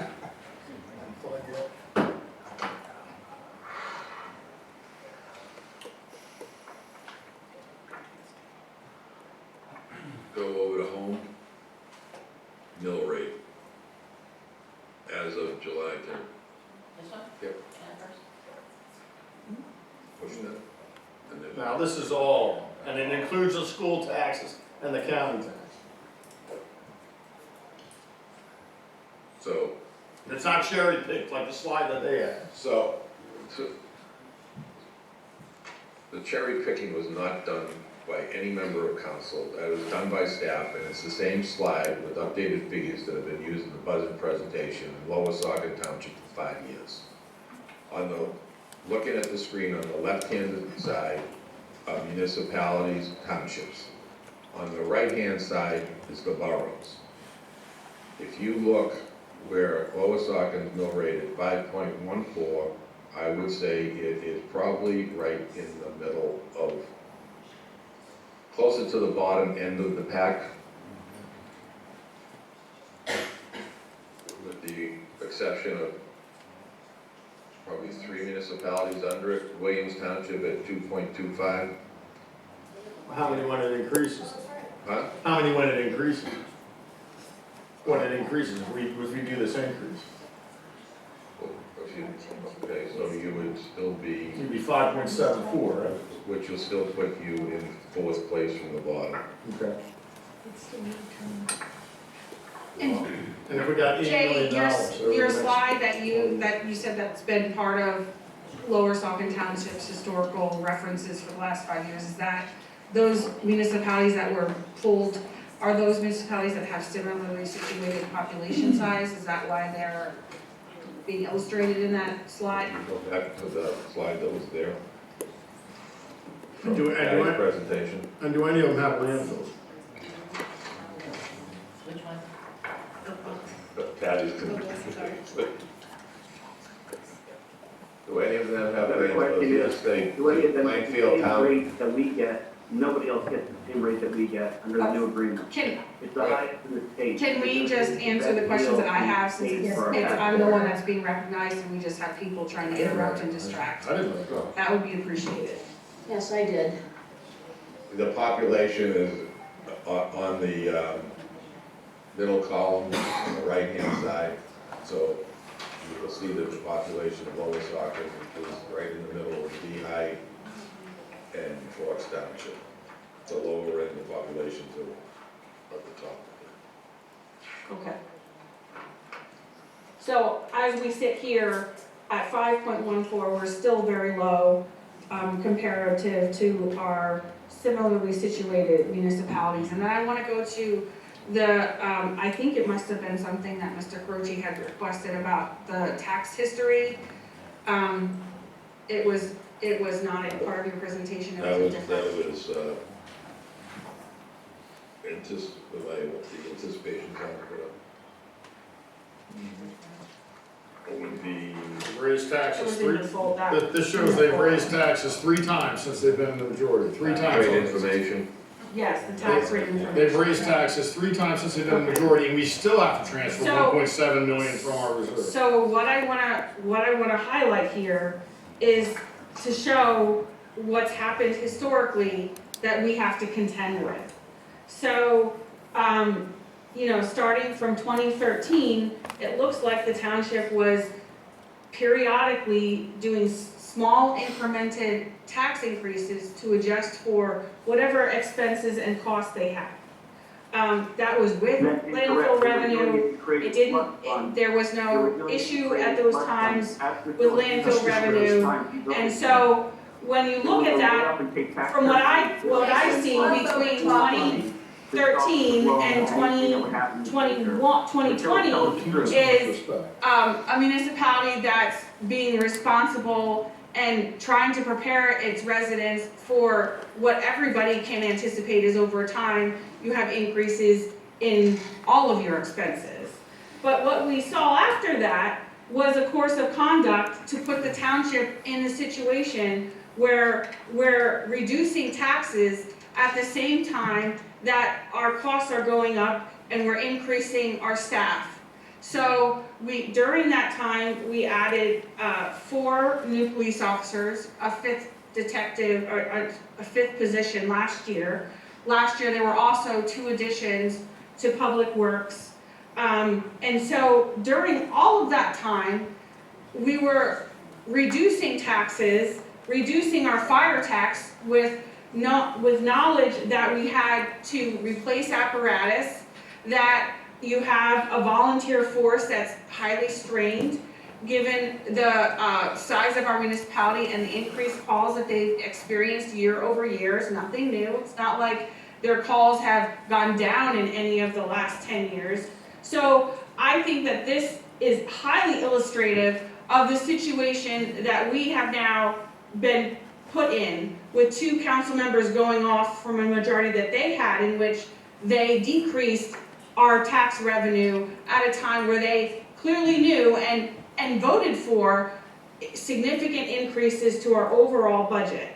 And when you look at the situation with our fire tax, I think there's a lot of argument here that we're sitting here and we're hiding something because there's an election. I'm not up for election, so it doesn't matter who wins.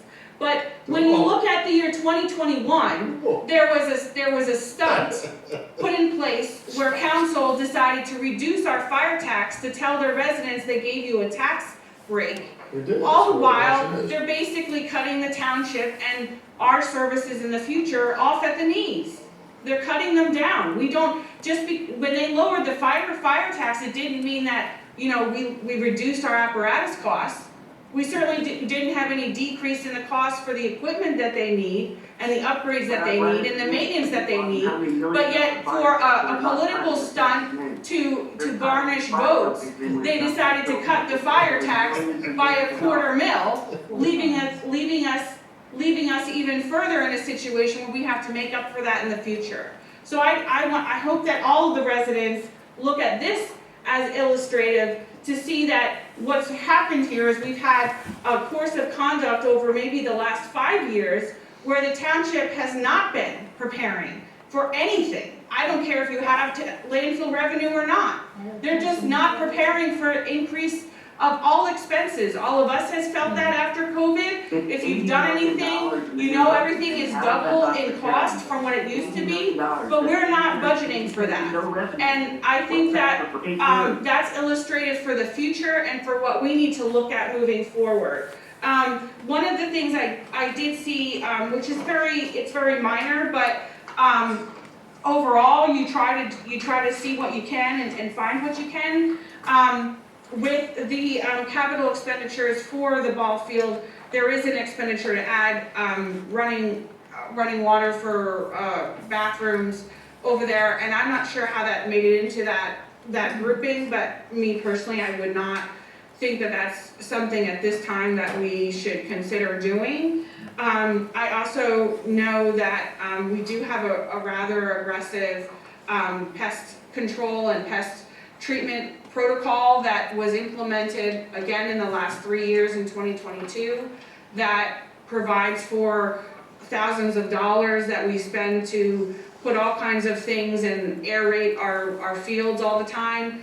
I don't know whether that's necessarily something that we need long-term, and I don't know how that's budgeted or where it's budgeted, but I would like to take a look at that. I think that it is appropriate to do the peach tree and that section because that's been a problem for quite a while. And I also think that that doing the public works building is necessary. That's one of the first places I saw when I came on council, and I was dismayed to see that this part of our township with guys that are out there working every day doing hard work was not addressed sooner. While we sought grants and used significant grant money and reserve money to put a very, very fancy baseball field upgrade on Easton Road to the tune of $3.6 million. So I'm concerned that we keep drawing down on our budget. I don't feel that it's appropriate that we have a $1.7 million deficit. But I also feel that some of these expenditures are things that are one-time expenses that we would have that would set us up pretty well for the future.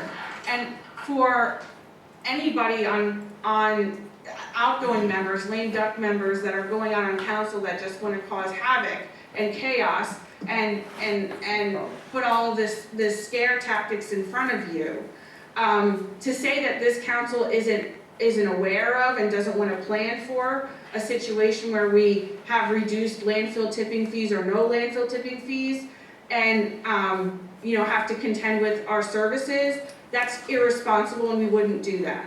So I am saying that to the public because I think it's irresponsible for anybody to question that over the next 10 years, we're going to sit and allow our revenue, our reserves to be depleted with no plan moving forward. And as you see in the budget, as Jay had highlighted, there is a budgeted amount exactly for that planning.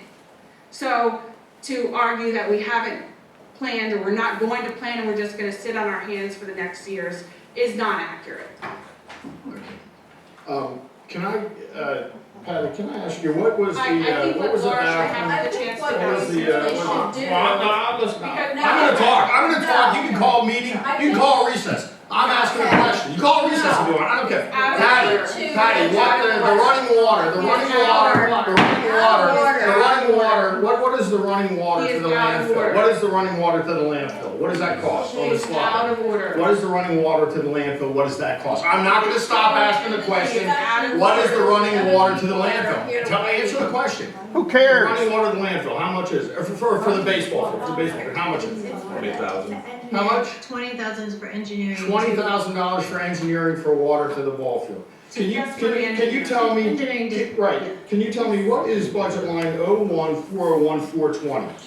01401-420, what is that? It's his way with his. 01401-420.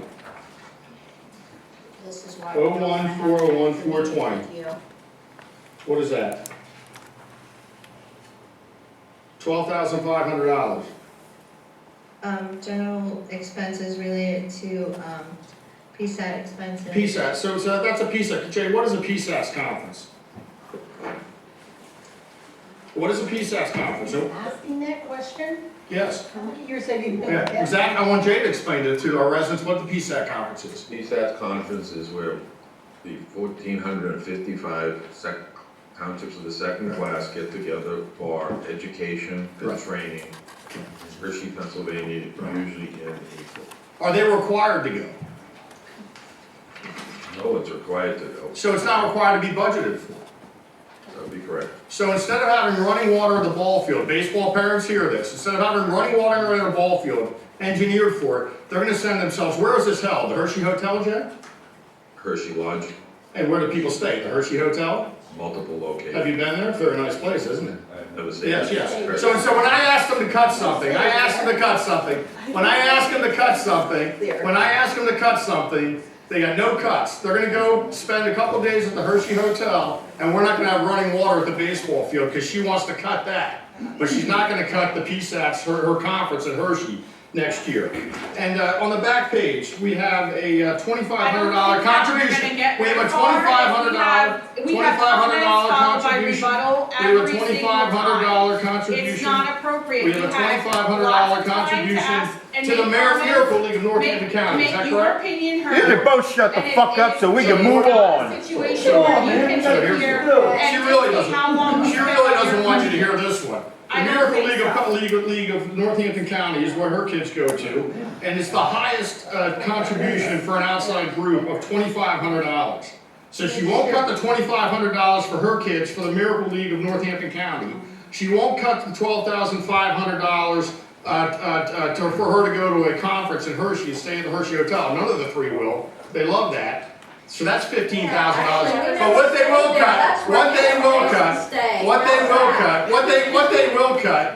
cut is running water to the baseball field. Baseball parents, please remember that in November. Thank you. Yeah. There we go. For re-election. What I wanted to say is, so we've been asking questions to Jay and Patty, who are sitting here, but we have all these other people from the different department heads that are here that would like to speak, and we should do those questions first, instead of going on and on and on endlessly with our general questions. So we were gonna start with the police, like you said, so why don't we go to the police? We can circle back to any outstanding general questions. You ever stayed at the Hershey Hotel, Chief? It's nice. Yeah, I never stayed there, Tom. That's Have nice. you? I bet you have. I do. I know you have. But I'm not for cutting anything because of the landfill. Plus, you never went to any of the I did. You're sessions, wrong. the You wouldn't have workshops. sent the mail Never with saw Banonis a when you single were out one. there. I didn't want to go to the ones you go. Why would I go to the ones you go to? Yeah, Why would I want to see you? you're at the golf course. Do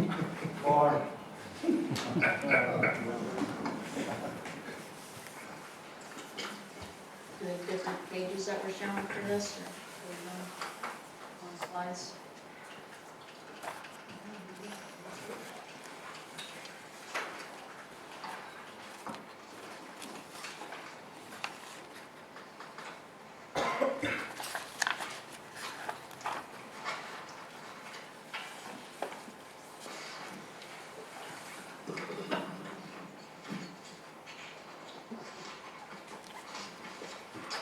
Do you want to say anything in general, or do you just want us to go through questions? You can go through the questions, that would probably be better and save some time. Okay.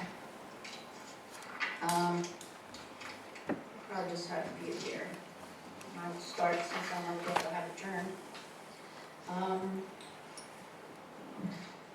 So I saw some information about the overtime and a breakdown of that. So I was hoping that overtime would go down, but then what I was shown doesn't really, I thought a bulk of this would be from meetings. So where does that expense end up? Some overtime comes from minimum staffing. We require a minimum of 2 officers out on patrol at all times. So if officers have paid time off, if they take vacation or a personal day, and if for some reason someone's out sick. Right, I understand that part. I just mean like, so the guys that work all our meetings, where does their overtime show up in the budget? That would be under the police overtime compensation. Well, what we were shown only had like 800 and some dollars, and it seemed not right. And they can also take comp time for that as well. So they're not getting. So they're not getting overtime. Oh, okay, well, that wasn't explained. Good to know. $800. Well, if they were not $800. taking time. $12,500 at the Hershey Hotel. $800 in police overtime. Yeah. Well, the comp time costs money too, so it's not free. I had a question on the line item for the contracted services. So I know last year you added the TASER lease agreement, so that was the 5-year agreement, so I guess we're in the year 2. Correct. All the other subscriptions then, are those new things or things we've always had? The only thing that, actually we had at FRCC, that's the chaplain group from last year that was approved. TASER contract is new. The traffic maintenance agreement is not new. Fuel maintenance system is not new. Verizon Fleet Management is not new. McLaughlin is not, and the body cameras would be new, but we had it in prior years as well. Okay, so I was just wondering on the budgeted amount, because it looks like we're projecting to be at 29,000 for this year, but then it's budgeted for 43,500 next year. So I just wondered, is it because we're adding new things, or for all these, you said there's 2. Does that account for the difference? That's what I'm asking.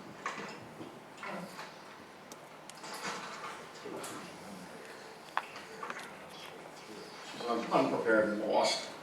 No, the tasers are Not you, Patty. Yeah. Lost. 22,000. Lost is lost. I asked my question. The tasers every year are 22,000. Yeah, I know that one.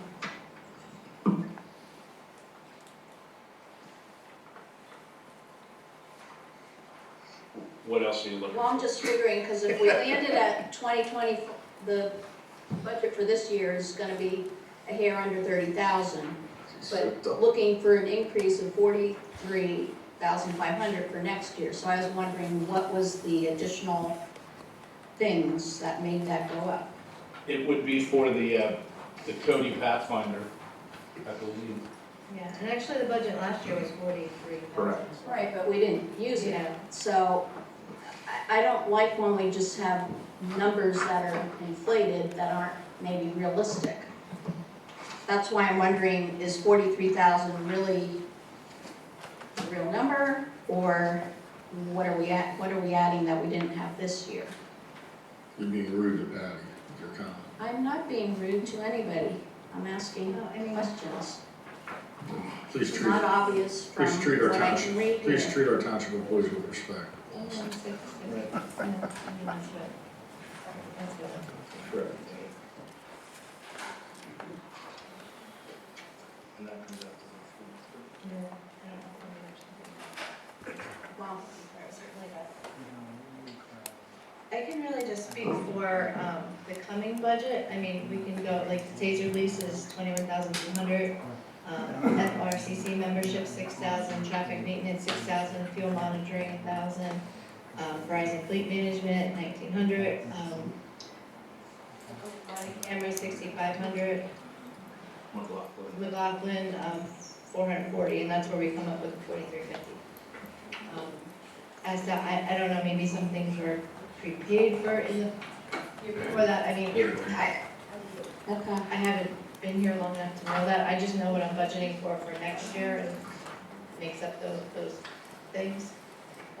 okay, well, just saying, from what we get in front of us, it's not apparent either what the costs were, or, we budgeted for that much last year and then we didn't spend anywhere near that amount, so, I just sort that out, because it shows up in different places. It's not just the police department that I see things like this. And then like for the gasoline, that is a way higher number, so how do you guess on that one? I believe I did what I thought might be an average for next, I mean, we're guessing the price of gas. I did Right. $3.40 and 18,000 gallons based upon prior usage, and that's how I got that amount. Patricia, if you knew the future price of gasoline, you could buy an investment product called futures, and you would make millions of dollars, and you wouldn't have to work for the township. Nobody knows the price of gasoline Okay. lost in the future. I'm asking questions as to whether we have more vehicles Lost. on the road, or Lost. No, yeah, we're just approximating the cost. No, Yeah, nobody you can knows. stop interrupting me.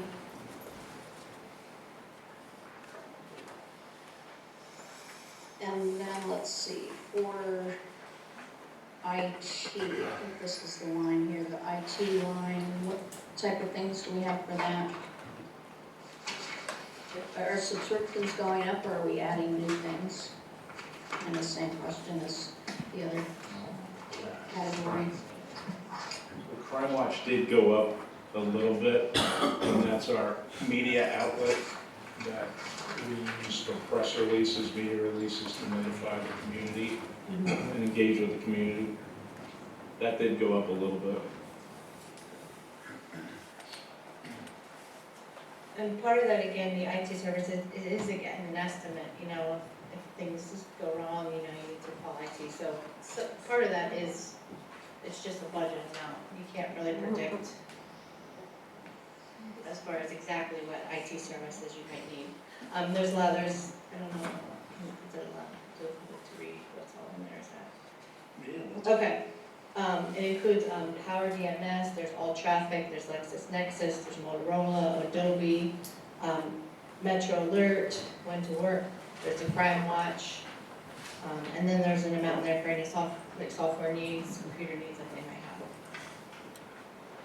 have. Okay, well, instead I see a lot of numbers go up like by decent percentages, which just wondering if we know that we have increase. Well, the Metro Alert part of that did go up because we added additional officers, so we had to get more users onto the computer system because we were limited, but that's very minimal.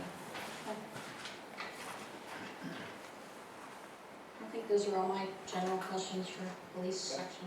I have a 12-year-old son that could have asked more insightful questions. Chief, is it my turn? Is it my turn? No, it's not your turn. I thought you were Why don't we done. go to Jason? Okay. Jason? Would you cut him off, lock him out? I didn't do anything. Did you say Jay or Kate? Jason. Do you want to go, we're with the police? Sure. Chief, just to be clear, there's a new contract going to be needed next year, right? The new contract ends? That is correct. They'll start negotiation next year.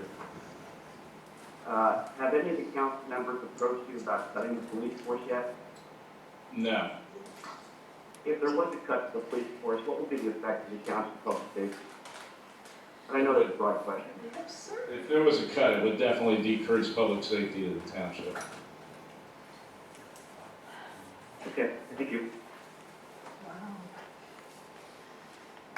Gail Priscilla, you stand with the Black Lives Matter anti-police group Okay. in Ellistown, right? She was a defunded Wow. police. Your So it is a insightful defunded. comments. You know me better. Yeah, than you're so anti-police and you always have been, and now you're gonna be a fraud about it. Be a break.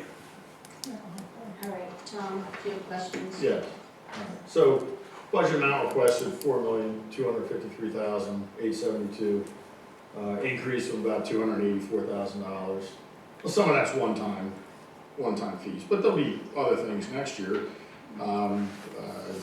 Anything big on the horizon for next year? I mean, how many, what is our fleet of cars?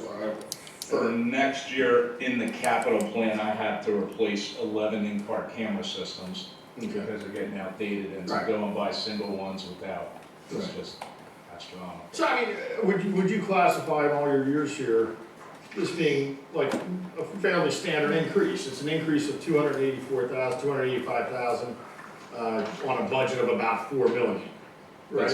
Yeah, I would, and the exception would be the upgrades to the radios for the P25 system, Right. which, I mean, that's inevitable. We have to do that if we want to communicate and have officer safety for the department.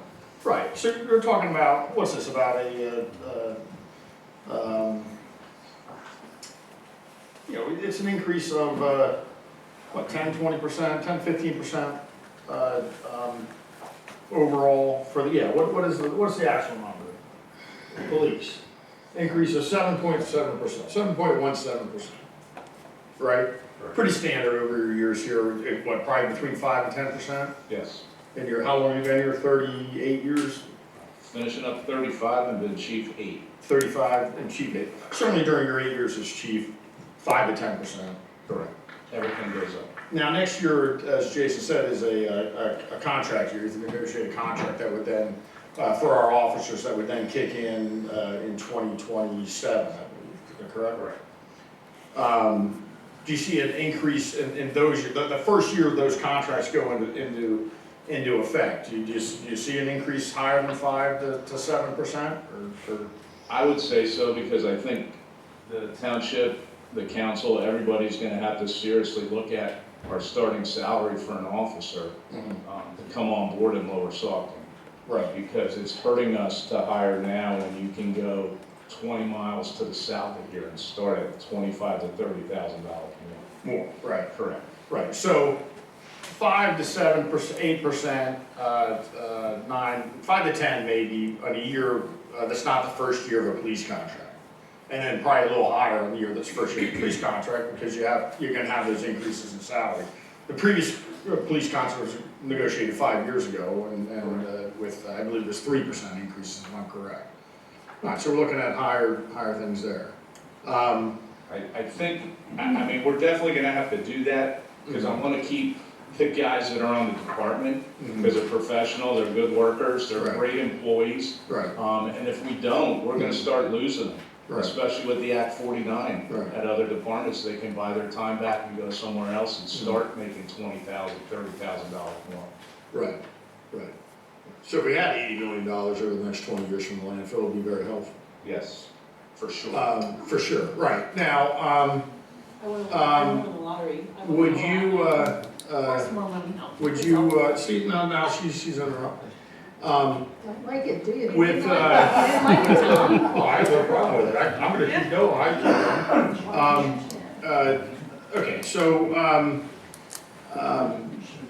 just so for the status quo, we're looking at 5 to 10% increases, and then a first year of a contract higher than that.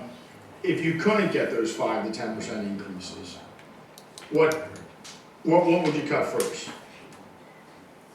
I'd have to look at vehicles, the amount of miles and idle hours on a car. No, we're trying to. No, if I were gonna propose, For 2026. okay, for 2026, if I was to propose, because we can make proposals, this is a proposed budget, council members can make proposal. If I was gonna propose a 10% reduction in this police budget, what would you knock off? Off the top of my head, I'd probably knock a patrol car off. A patrol car off. All right, what if I wanted to knock 20% off of the police budget, what would you knock off? I don't want to say it, but probably an employee. An employee. So that's kind of the margin here. I don't want to do that. Right. And I don't think as a township. No, because we have a majority that likes to go to the Hershey Hotel and give themselves pay raises. That's what we like. Jay, So, can you okay. please identify which council member stayed at the Hershey Hotel last PSATs? Which council members? I have no idea. Okay, I'd like you to know. Okay, so you'd like to identify yourself, because I can say for myself, I've never stayed. Can you identify the, Point out yourself if can you you want to. identify the only council member up here that's for landfill expansion? Can you identify him, Jay? I am, Tom. Oh, yeah, but you're not up here. Can you identify him, Mr. Finnegan? I think it's fairly obvious, Mr. Carochi. Well, we got lost in the blonde donkey. I don't know if it's obvious. All right, Chief, thank you and your officers for the wonderful job you did. I look forward to voting for an increase in the police budget. I don't know if I'll vote for the overall budget, but I certainly support an increase in the police budget. I hope the force can continue. I hope they have good negotiations next year. I'm not hopeful on that. I think they're gonna have to do something. If they're gonna keep fighting the landfill, or if the landfill reduces their fee to $1, they're gonna have to cut officers and certainly cut resources for you. And I'll be sorry to see that. Well, But when thank you you all do that, for you'll your see how much officer the advance. county Thank you feels very about much. the And town. just Thank so you all. there's no misunderstanding, I don't want to get rid of any officers. Right. We'd have to get rid of a lot, and I would fight to keep every one of these officers. So if somebody told you again, you had to cut your budget by 15 or 20%, Correct. that would have to happen. Yes. Thank you. What if we keep the officers and ditch the chief? No, he didn't. He said officers, It's a 15%. courtesy to go for a car, 15%. not a person. Right. So they could walk, I guess. Okay, well, nobody's talking. I'm sure they have Other years cars. when we cut vehicles. I think it's pretty evident that Mr. Carochi's gonna ask everybody what would happen if they had to cut their budget by 15, 20, 30. Maybe we just cut it 100% and say what the answer is. I think you can all figure it out where he's going with that one, but I think that you can also. Customarily, positions that are not members of the non-uniform association have always been treated similarly to the non-uniform employees association, and this budget has been prepared in that manner. Tonight's process is like what is occurring in 2,560 political subdivisions across the Commonwealth at this time of the year. Those are comprised of 1 town, 56 cities, 93 townships of the first class, 955 boroughs, and the largest, 1,455 townships of the second class. Lower Saucon is fortunate to have a dedicated professional staff and public works crew, a fully accredited police department, and a committed volunteer fire service. Office staff members are responsive to residents' needs. Public Works maintains public property and municipal roads.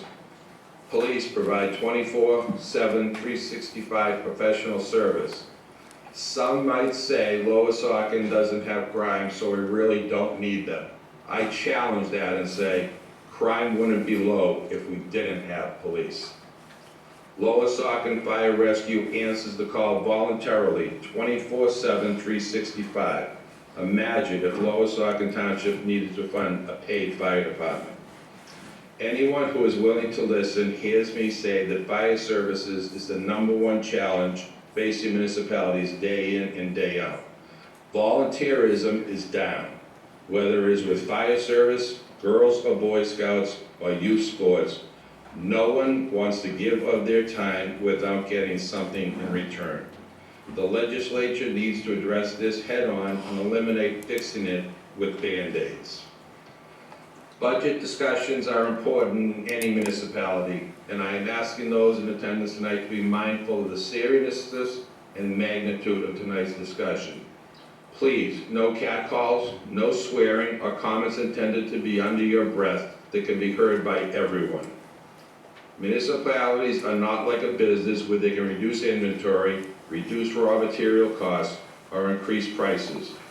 Municipalities have 2 ways to balance budget, and 2 ways only: reduce services or increase revenue, i.e. through tax rates. Patty, the floor is yours, and unless council has any questions of me at this time or comments.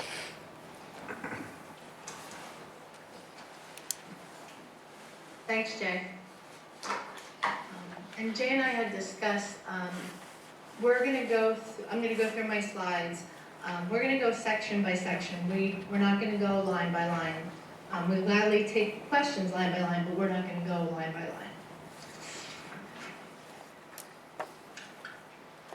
The first slide just gives an overall budget timeline that's in place as of now. We're obviously presenting tonight. The revised budget will be presented at the next meeting, and then it'll be available for public inspection, and then hopefully final approval. We're first going to discuss the general fund. This is all the general operations of the township. And for 2026, total budgeted revenue is $10,703,447. I would like to point out, you can see our highest is our EIT taxes, followed by real estate and our landfill post fees currently. If you look at the bottom where it has transfer from reserves, that is the amount that we currently need with this budget to balance it. That means that we have expenses exceeding revenue of 1.7 million and change. And this just gives a little overview of, our highest revenue sources. Mainly our real estate, our enabling taxes are your EIT, and then your landfill revenue for the past 10 years. Going on further to break down what the landfill money has been used for. Last year, 2024, almost 100% of it was used for capital improvements. In the past, it has been used to pay off debt and increase our reserves.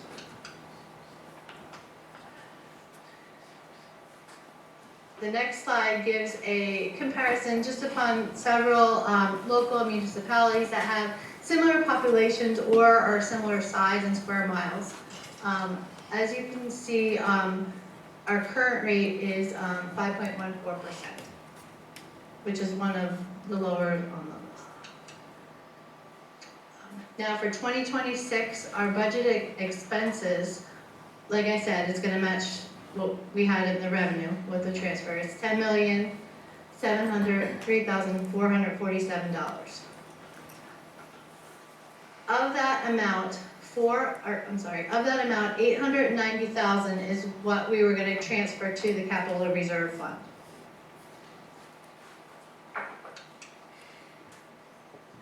Now, Of those general fund expenses, I'm gonna break it down into smaller categories. Now, the first category is council. In the budget packet that council received, and it's online, that would be anything in the 400 expense account. So anything on page 8 of the budget. So that includes council compensation, for any conferences they go to. It also includes donations to nonprofit groups, and that list, we're proposing it remain exactly the same as it has in the past. The only small increase in there, some council members had requested allocating funds for a volunteer picnic. So besides that, it's pretty similar to last year. I will say, after this budget was created, I was made aware that 2 new council members are going to take the increased compensation that they are allowed to by law. So this number will actually go up slightly.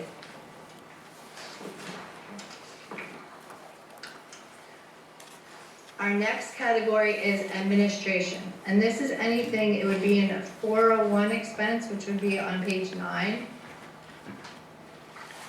And this is the office manager, the secretary, the HR coordinator, and the receptionist are the salaries accounted for in this selection. Somebody noted earlier that we have a projected budget of $200,000 for a manager.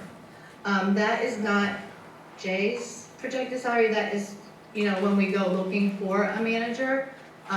We've just kind of been running comps and, he's put feelers out, so that's just where we feel comfortable putting a projection at this time. The one thing that will get reiterated a lot in this budget is the benefit costs. We got a quote that our benefits are going up 25%. Now, since we got that quote, they did come back and say it's gonna be closer to 20. So that's gonna be an increase for the reason for an increase in a lot of these sections.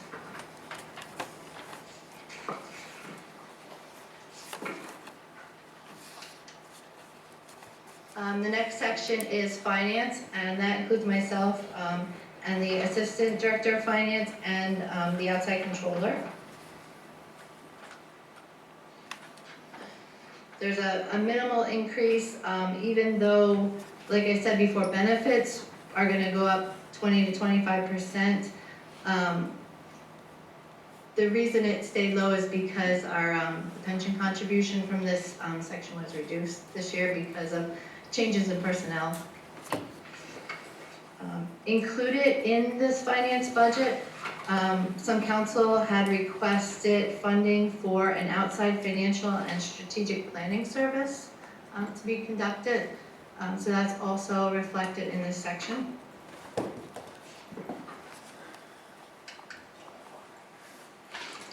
The next section is legal, and that encompasses general, business, labor, zoning, and specialized. And this is pretty much the same as last year, just a small increase for any increases in the legal rates, but pretty close to what we had this past year. Same with the next, which is information technology. That's all our contracted services for software, hardware, security, that type of thing.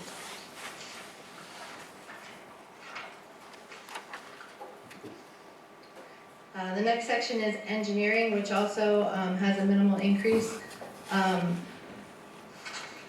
These are engineering services for general business, landfill inspections, special projects, sewer enforcement.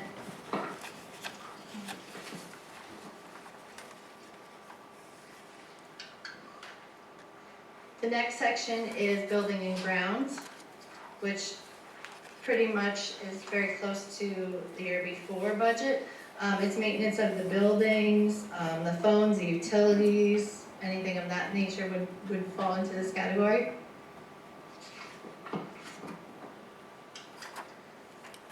Our next section is the police department, and that would be under expense account 410. And that is on page 13.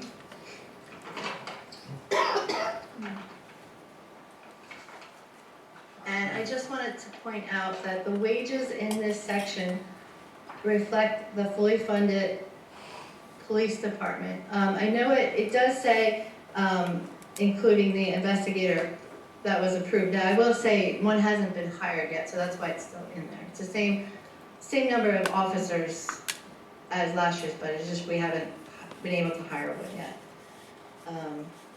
The big reason for the increase from last year is, again, it's a 25% increase in benefits.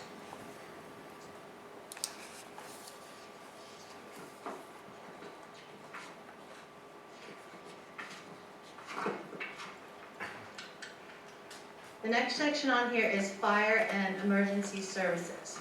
Now, as you can see, it's a decrease of $303,000.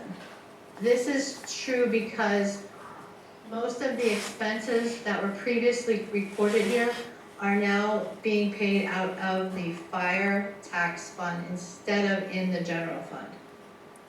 The things that are left in here is the Dewey ambulance contribution, and there's also in the fire association aid is also expensed in here. Now, we also get reimbursed that same amount, so that's pretty much an in and out.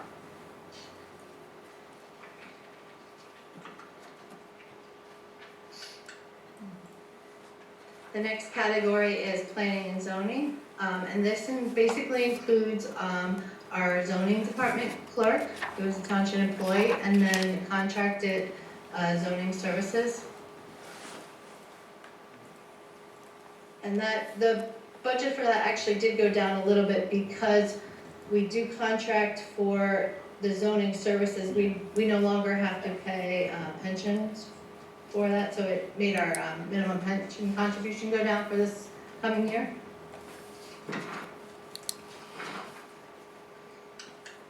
The next section is EMC and crossing guard expenses, and these have not changed in several years. We share the cost of the crossing guard at the school district with the borough. And the other section, the emergency management coordinator, we're required to have one in the event of an emergency that someone that we can contact.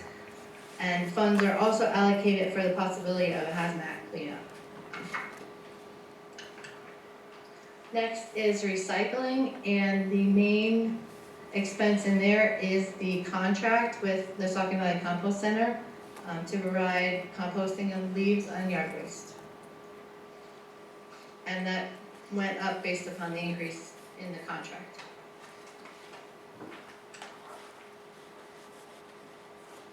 Our next section is Public Works.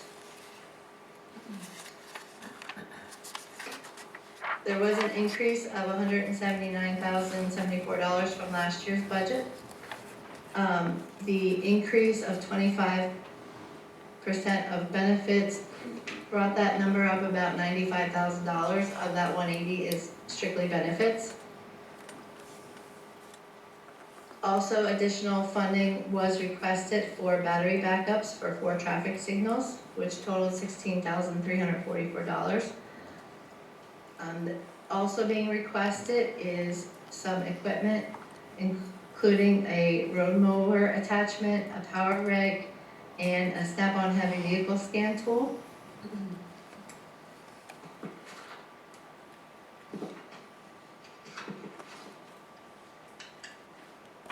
The next category is Park and Rec, which had an increase of $50,000. We increased the budget slightly for contracted services. We will be bidding out mowing again this year. So we just bumped it up a little bit. There was a slight increase in the library funding as well, and that's per the library contract. The other thing that Jay had added on here is $27,000 was added to equipment to replace 42 benches at 2 of our parks.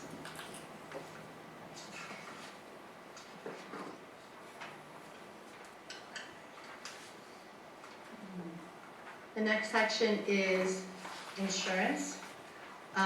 We had a significant increase in our workers' comp claims in the period that they're using to calculate our premium. So we will actually see an increase in costs over the next 2 years. We're also planning for a slight increase in property and liability insurance coverage.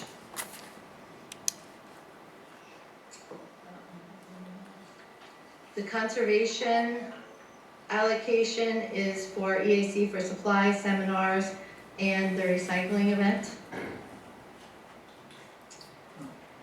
The reimbursement section, $272,352, is payment of the authority health insurance and benefits. Now, that is totally reimbursed by the authority.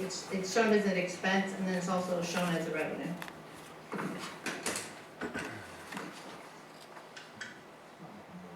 So this gives a total of all the general fund expenses and the general fund revenue. This includes transferring $890,000 to the capital fund. This just gives an overview, the comparison from the 25 to the 26 budget. Overall, the total is actually down 2.25% for the general fund. Because you moved the fire. Right, I mean, yes. come on, that's a, Yes. explain that number, to say that's misleading. I think if you took that out, I think it's maybe up 3 or 4. Okay. And it's not up more than 5, I don't believe. Moving on to the special funds. The first special fund that we'll discuss is the fire tax. There has been a proposed fire tax increase from 0.9 to 1.5 mil.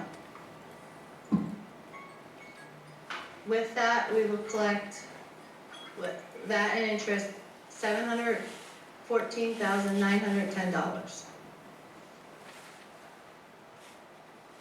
Under the expense section, we will allocate to the Lower Saucon Fire and Rescue $525,000 for operations and recruiting. It includes their workers' comp insurance, a diesel fuel allocation, their pump hood and lather testing, and then the transfer to the fund balance reserve, which means we have $127,910,000 left over because our revenue is more than our expenses.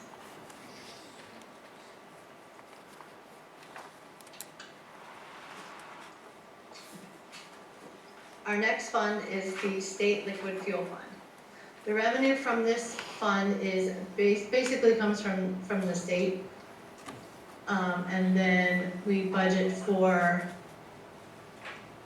paving, our equipment, the road materials, winter maintenance, street lighting.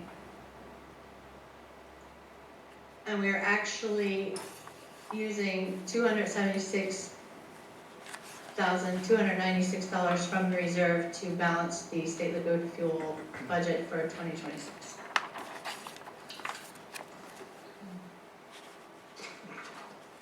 The next special fund is the open space fund. Revenue from here, since we no longer collect an open space tax, revenue is mainly interest and just some remaining delinquent filings. As far as expenses, we have budgeted $1 million just for potential open space purchases if they should come about, and then also maintenance of the current open space.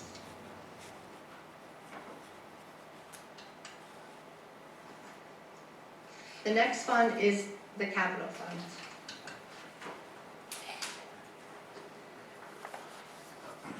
The budget amount requested is $3,327,000. The proposed capital projects include the police department purchasing 12 mobile radios and upgrading 20 portable radios to be P25 compliant. Also, replacement of 1 patrol unit and a new detective unit.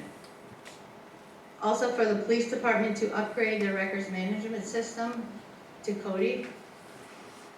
For the Public Works, replacing the 2015 dump truck, which will be funded with the state fund money.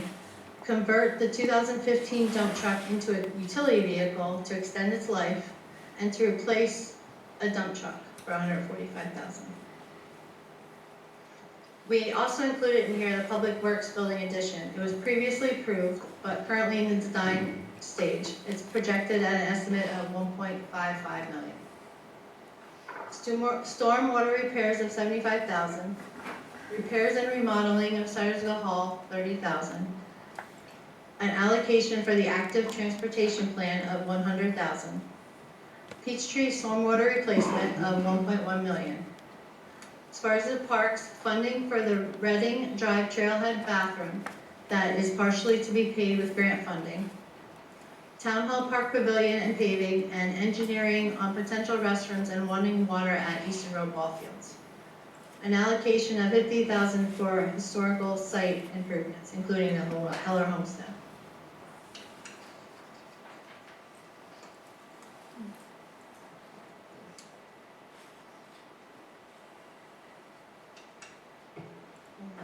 That concludes all the funds that we have in the township, so opening up for questions.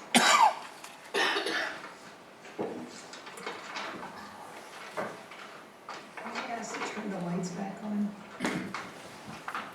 I'm gonna go back to the slides.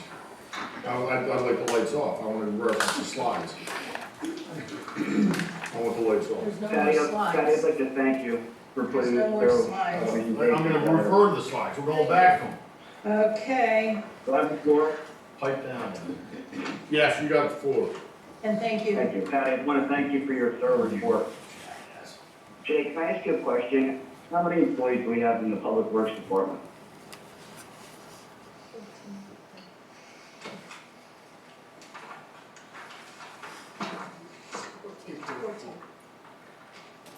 I'm sorry, you said 14? 14 total. All right, so you said earlier when you gave your preamble to this presentation that labor is in good shape, but you shared with council less than 3 weeks ago that Public Works is 4 men short. So we're down 30% in Public Works. From a labor Is that right? From a labor standpoint, the contract is in place. Currently, we are sourcing for an employee, and we have 2 that are out on medical leave. One. All right, so we're shorthanded in Public Works, so we're not in good shape in terms of labor. So the public needs to know about that in terms of this budget, that we're gonna have additional hires and additional needs because we're short-staffed in Public Works. No, that would be incorrect. Go ahead. Okay, well, am I not right that we're short 4 people that aren't working on Public Works at the time? Correct, but budgeted is the amount that is, there's no increase above what is presented in the budget. I understand, but what's being paid for is not actually being serviced. We're paying for 100%, and we're getting 70% of the labor out of the Public Works Department because we're short-staffed through injuries or other reasons. So I think the public needs to know that in the context of this budget, that the Public Works is not fully staffed at the time. But we're not paying, the individuals that are out long-term are being compensated through short-term disability, so it's not going against the township budget. And the person who's not employed and hasn't been hired, there's no charges against the budget. What is budgeted is for a full, assuming a full staff. Which we don't have. Correct. Okay. All right, so we also have that legal costs in this proposed budget are up. The cost of the manager and zoning, those used to be staff individuals, now they're outsourced on a contractual basis. The only, just for the correction, the only one that is on a contractual basis, not a township employee, is the zoning officer. What about you? I am an employee of the township. When I came on for the first 2 weeks, I was a contracted employee. I now have an employment agreement with the township that was approved by council as of April 18th. So I am an Correct, employee. and that agreement is on an hourly basis, not a salary, so you get paid by the hour. Correct. Right. All right, so I anticipate the taxes are gonna be going up again. This will be the third time in a year and a half under this new council majority. They still don't have a plan. We're losing $2.6 million of revenue if and when the landfill closes. The police are coming up on a new contract next year. These folks have been in the majority now for 22 months, and they haven't done anything to address any of these looming problems, and the clock continues to tick towards this financial fiscal cliff.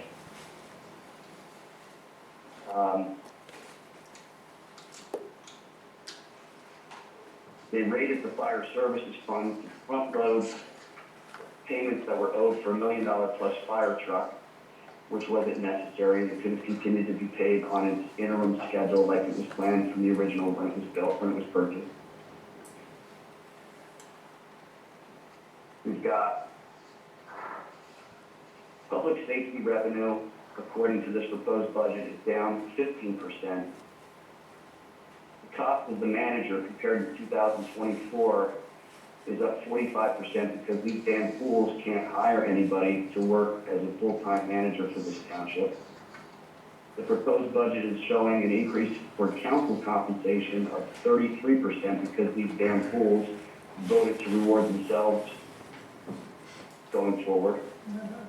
Legal services are up.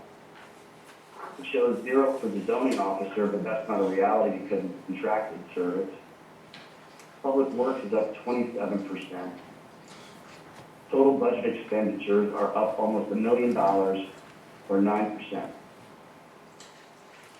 And if I understand what Patty said earlier, is that she had to transfer $890,000. So it sounds like we're living off of our savings currently. So we're depleting our savings rapidly, and they have no plan whatsoever in place as all of these things continue to go up.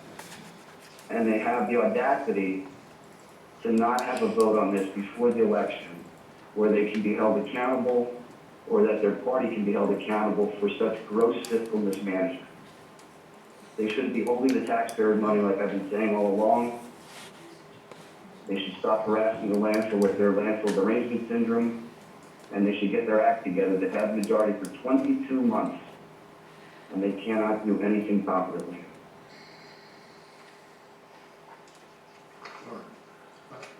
And they have no explanation for how they're going to cut costs to make up for this $2.6 million loss of revenue.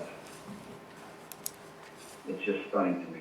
And unfortunately, they hide this at the end of the meeting tonight instead of it making the first thing on the agenda.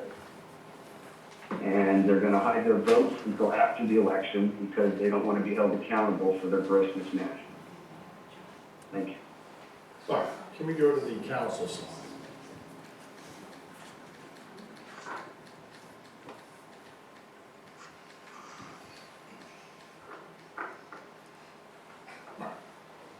Now, you're saying that you don't have the increase in salary that was voted on earlier this year. Jay, we voted to increase a council member's salary?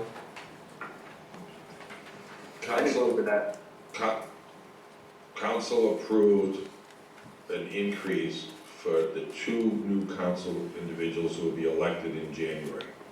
The sitting members of council, or whoever is elected in 2020, whoever takes seats in 2028, would then get that proposed, the enacted increase. Right, So there's 2 members that would get that. Right, but the council didn't have to authorize the increase in pay. The state allowed it, but council didn't have to, right? The 3 Democratic majority members voted for that, but it was not required. That's correct. So here we are, about 1.7 million short in the budget, would you say, Patty, is accurate? About 1.7 million short.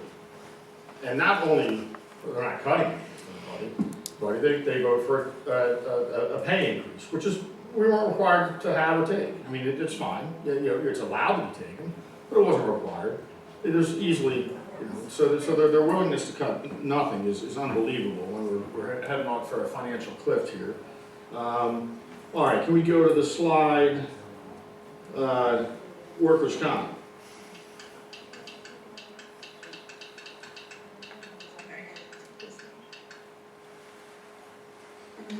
And this is an increase of $16,900. Yes. Yeah, All insurances, yes. Right, Yes. right. See, Priscilla, there is a cost to people who take workers' comp or receive disability benefits. It's paid for, in this case, by taxpayers. And when you don't work for 40 years and you take stuff like that, it's not a free lunch. Good. I'm keeping on. I'm talking about the budget. And I'm just pointing out to taxpayers and residents, there is a cost.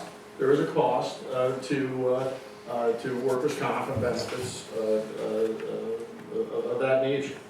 All right, can we go to the compost slide? Now, there's an increase here of $1,800, right? Approximately, almost 20%, a little less than 20%, right? It was in the contract. In the contract, right. And we share this with Hellertown. Hellertown means that we use this, right? And then there's also an increase in the library, right? Yes, with the contract. Yeah, right. Now, Jay, we pay $20,000 for Dewey EMS service. That's correct. How much does Hellertown pay? How much did they pay last year? 10,000. 10,000. So we pay twice as much as them for EMS services. Correct. We have almost twice as many residents if you want to. Right. But what about calls? Did you look at the calls? I didn't look at calls. I don't have the calls. Well, I've looked at it in the past, and they have many more calls than us, partially because they have a nursing home and right there in the borough, but they have many more calls than us and use it. And you don't know what they budgeted this year for EMS. Their budget is not being presented until next week, I believe. Wait until after the election before they advertise it, right? Another group of Democrats doing that. So you also then don't know what their library contribution will be next year, whether it would be an increase or decrease. I would assume they're on the same contracted rate. Why would you assume that? You would assume both municipalities are on the contracted rate with the library. I would assume that, but maybe I'm incorrect. And you don't know whether their EMS rate was going to go down or up. Okay, we need to know about Lower Saucon budget, not these are, but that compost center is something that we contract with Hellertown. Correct, and wherever the contract. Okay, let's go to, listen, I have a lot of questions. And you can see here, a loss is trying to rush me, right? She's trying to move things along. Because not only did they not want to have another meeting on October 29th to discuss the budget or vote to advertise the budget before Election Day, she doesn't even want me to discuss it now. That's why she keeps interrupting me, because they know this budget shows increases in everything because the price, things have increased in value and you have to pay people more and benefits cost more. And they know the revenue's not there with what they're trying to do to the landfill. Have you done any projections if the landfill were to give us notice in the next week or two that they're exercising the clause in the host municipal agreement where they're only going to pay $1 a ton for while they're in conflict and in lawsuits with the township? Not that specific calculation. No. Okay. But to say you'd have to transfer a lot more than 1.7. Yeah, we'd have to take from our reserves. More, right. Okay. All right.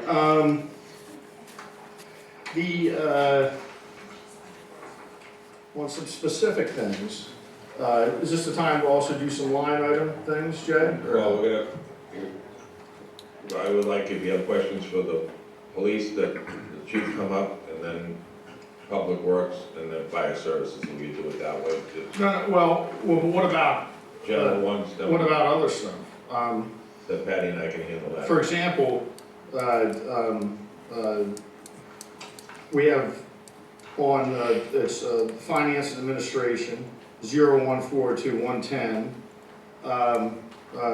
Miss Hitler's sitting in the audience, her salary's going up, right? She's the one who thinks we should cut police and do all this, but yet she's gonna take her increase in salary. Is that correct? No, there's no increase. It's budgeted at $2,025, and now it's $2,700 is the proposed budget for that. That's what it was. No, it says 2025 says 2025, year to date, I guess, but the budget for 2,700. Right. It's the same budget Year to now. date is what she's been paid so far, but at the end of the year. When does her pay increase kick in? There is no increase. No, not for controllers? It was just for council, the pay increase? That's correct. Okay. Yes. All right, but nonetheless, she's still taking it, right? She wants to cut fire services, but she's still gonna take her money. All right, now, what are we talking about? Hold on.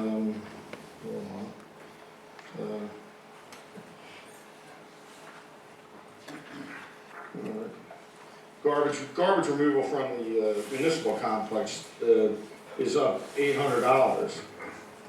Did we get some type of new contract on that? That would be 01409-367, refuse removal.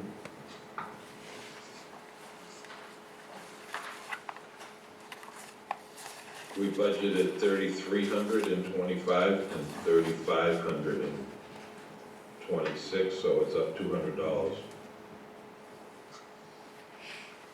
Okay.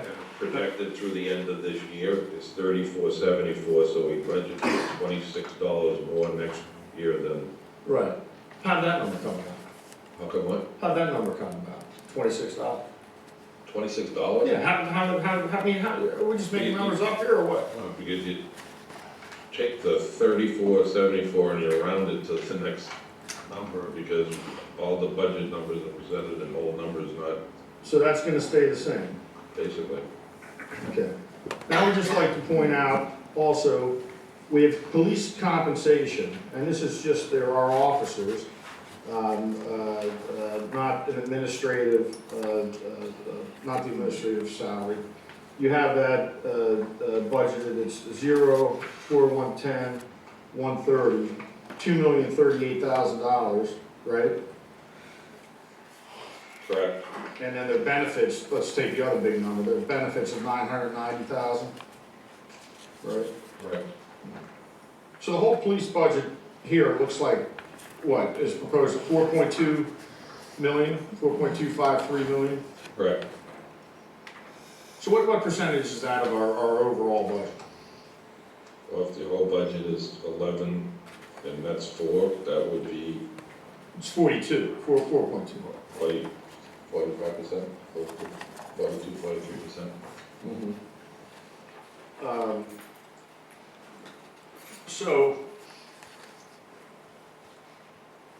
how would we pay for that if we didn't have a host fee from the landfill? 5 years from now, 3 years from now, 2 years from now? Well, as I said in my opening remarks, there is 2 ways to balance a budget. One is to increase revenue through taxes or to cut services. Okay.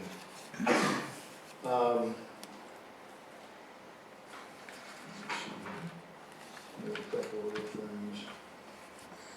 So you want me to wait for the fire tax stuff until fire services come up, is that correct? I would appreciate that.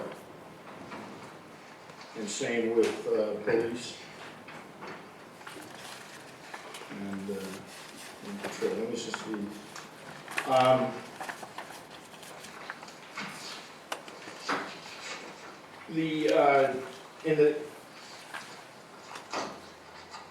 What I would ask, these 3 Democrats, and I'd also could also put up the millage. Where was the millage sheet that I received from Northampton County? The second page of the budget. Yeah, let me see the one that I had in this presentation here. Then maybe I'll use the one in the second page of the budget. Back.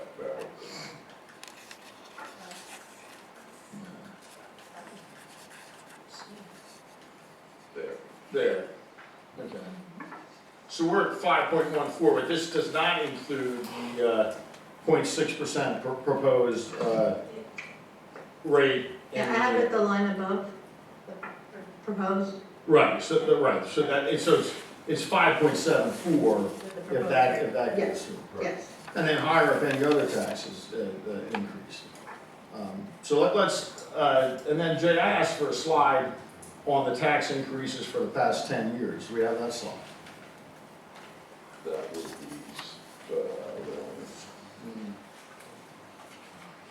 So we're not even broke yet, folks. And so let's look at this. We're not even broke yet. Which one is it, Jack? We're taking monies from reserves though, it's a pretty good clip. That's great information. We're taking money from reserves at a pretty good clip here. Right? So we were 4.4 in 2013, right? And then in 2019, it was 5.39. And Jason and I came on the board, we cut it by $1 million to 4.39, and we cut the fire tax from 1.0 to 0.75. Then, and that's what it was. In January 1st of 2023, it was 4.39 the general tax, 0.75 fire for 5.1, for 4.39, for 4.39. Then we actually cut it, and I don't know why that's not, I'm sorry, it is. Then we cut it to 3.64 after we signed a new host municipal inspection agreement that was going to go into effect with landfill extension. We cut taxes. And of course, they came in, and this is the thing, they came in 2024. We did that in November of 2024. They came in January, and this is the thing, another thing they're hiding from you.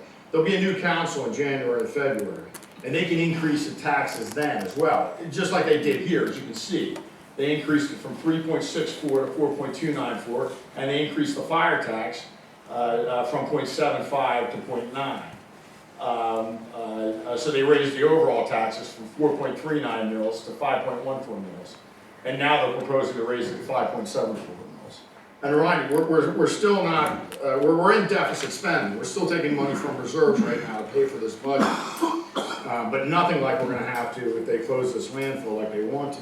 And I'll remind you that the township is participating in actively spending tax dollars and legal fees to try and close this landfill. That's provided us since 1999, I believe, over $45 million in revenue for the township. So I want everybody just to be aware of these taxes, the tax increases they've already done, the tax increases they're proposing. And if you think it stops here, you're completely wrong. In January, February, they can come back and increase it again. Hell, they can come after Election Day on November 5th and propose a tax increase then, even if they want to. Additional tax increases besides the ones they're doing now. And not one spending cut from any of these three. Not one in this budget. Nothing decreases. They have a fire services gimmick, which I can't wait to get into with the fire services. And they have a gimmick there that makes it look like. Can we go back to that slide again real quick? The one that shows the rates, the rates. They have this gimmick slide. Not one. So, you know, I hope the public, and ask them, and I'll ask them. No, the slide with the, had the overall deductions, like per departments.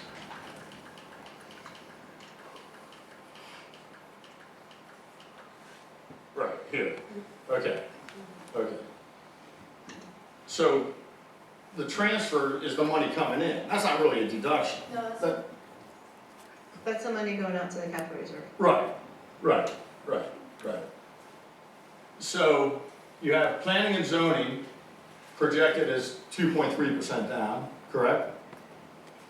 You have the fire at 6.7, but you're not saving 67.2% for taxpayers, right? This is coming from another source.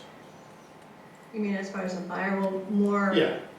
Well, it's coming from the fire tax fund instead of the general budget. So it's not a 67.2% cut in the budget for fire services. Correct. Because taxpayers are still paying for fire services. Correct. It's just not coming out of the general budget. See, I think this was done I don't like the way it was done. We can disagree about the way it looks, but to me, it looks sneaky and shady, and I'm not blaming you, Patty. I'm not I was blaming just you. doing, you know. I just think, I know, I understand, but the way it looks to the public is not how it is. So I would ask, what are we looking at here, right? Not one cut, not one proposed cut by any of these Democrats who want to close down the landfill and raise your taxes. In fact, they are raising the taxes, and they have in the past. So I'd ask, we have 2 people in the finance department. What, do we cut one of them? We have 19 in the police department. I mean, if you guys are serious about any type of fiscal sanity and not going off the fiscal cliff, be bold. Propose a 10% reduction in the police department. They won't. One, because there's an election coming up. They may try and do it after the election day. But 2, they won't, because they don't know what they're doing. Public Works, what do we have? Budgeted for 14, I believe. How about a cut there? Nothing. So nothing is being cut in this budget. Is that correct, Jay? Correct. Not Staff-wise? Staff-wise. Correct. What's being cut monetarily-wise? What's being cut monetarily-wise? Now, we already dealt with the fire bill. That's that part. I'm asking him and I'm asking him. Shut up, Lost. I'm an elected official, I'm allowed to Can you talk. stop yelling at me I'll- like that? I'm not- I'm an elected you're- official as well, Right, and we do and not you're need to be lost. so rude. You're lost, okay. I'm Yeah. asking Jay. You've blabbered on and said nothing. Jay. You don't like what he's saying? Yeah, exactly. She doesn't like what I'm about to say and what I've said so far, so she's trying to shut me up. What has been cut from this budget? What is less expensive than last year? Just point out to me some areas that, if not all the areas, that are less expensive than last year. I'm sure there's a few, right? But I'd like to see, how many are less expensive than last year? I would say slim to none that there is less than less. Less than there were less last year So there's no cuts in this budget? at present. What do you mean at present? This is a proposed budget, right? Wait, you're expecting big changes after Election Day? Were you told there were going to be big changes after Election Day? No. Were you told there were going to be? This is a proposed budget. Right. So by the end of the night, there could be suggestions to Right. reduce anywhere on any one of these departments slides. But hold on. Now these ladies have proposed stuff in the budget already too, correct? Now, this is a very simple question, Jay. Have you had conversations where they propose things, and Patty, you've had conversations where they propose things for this proposed budget that we're looking at right now? I would consider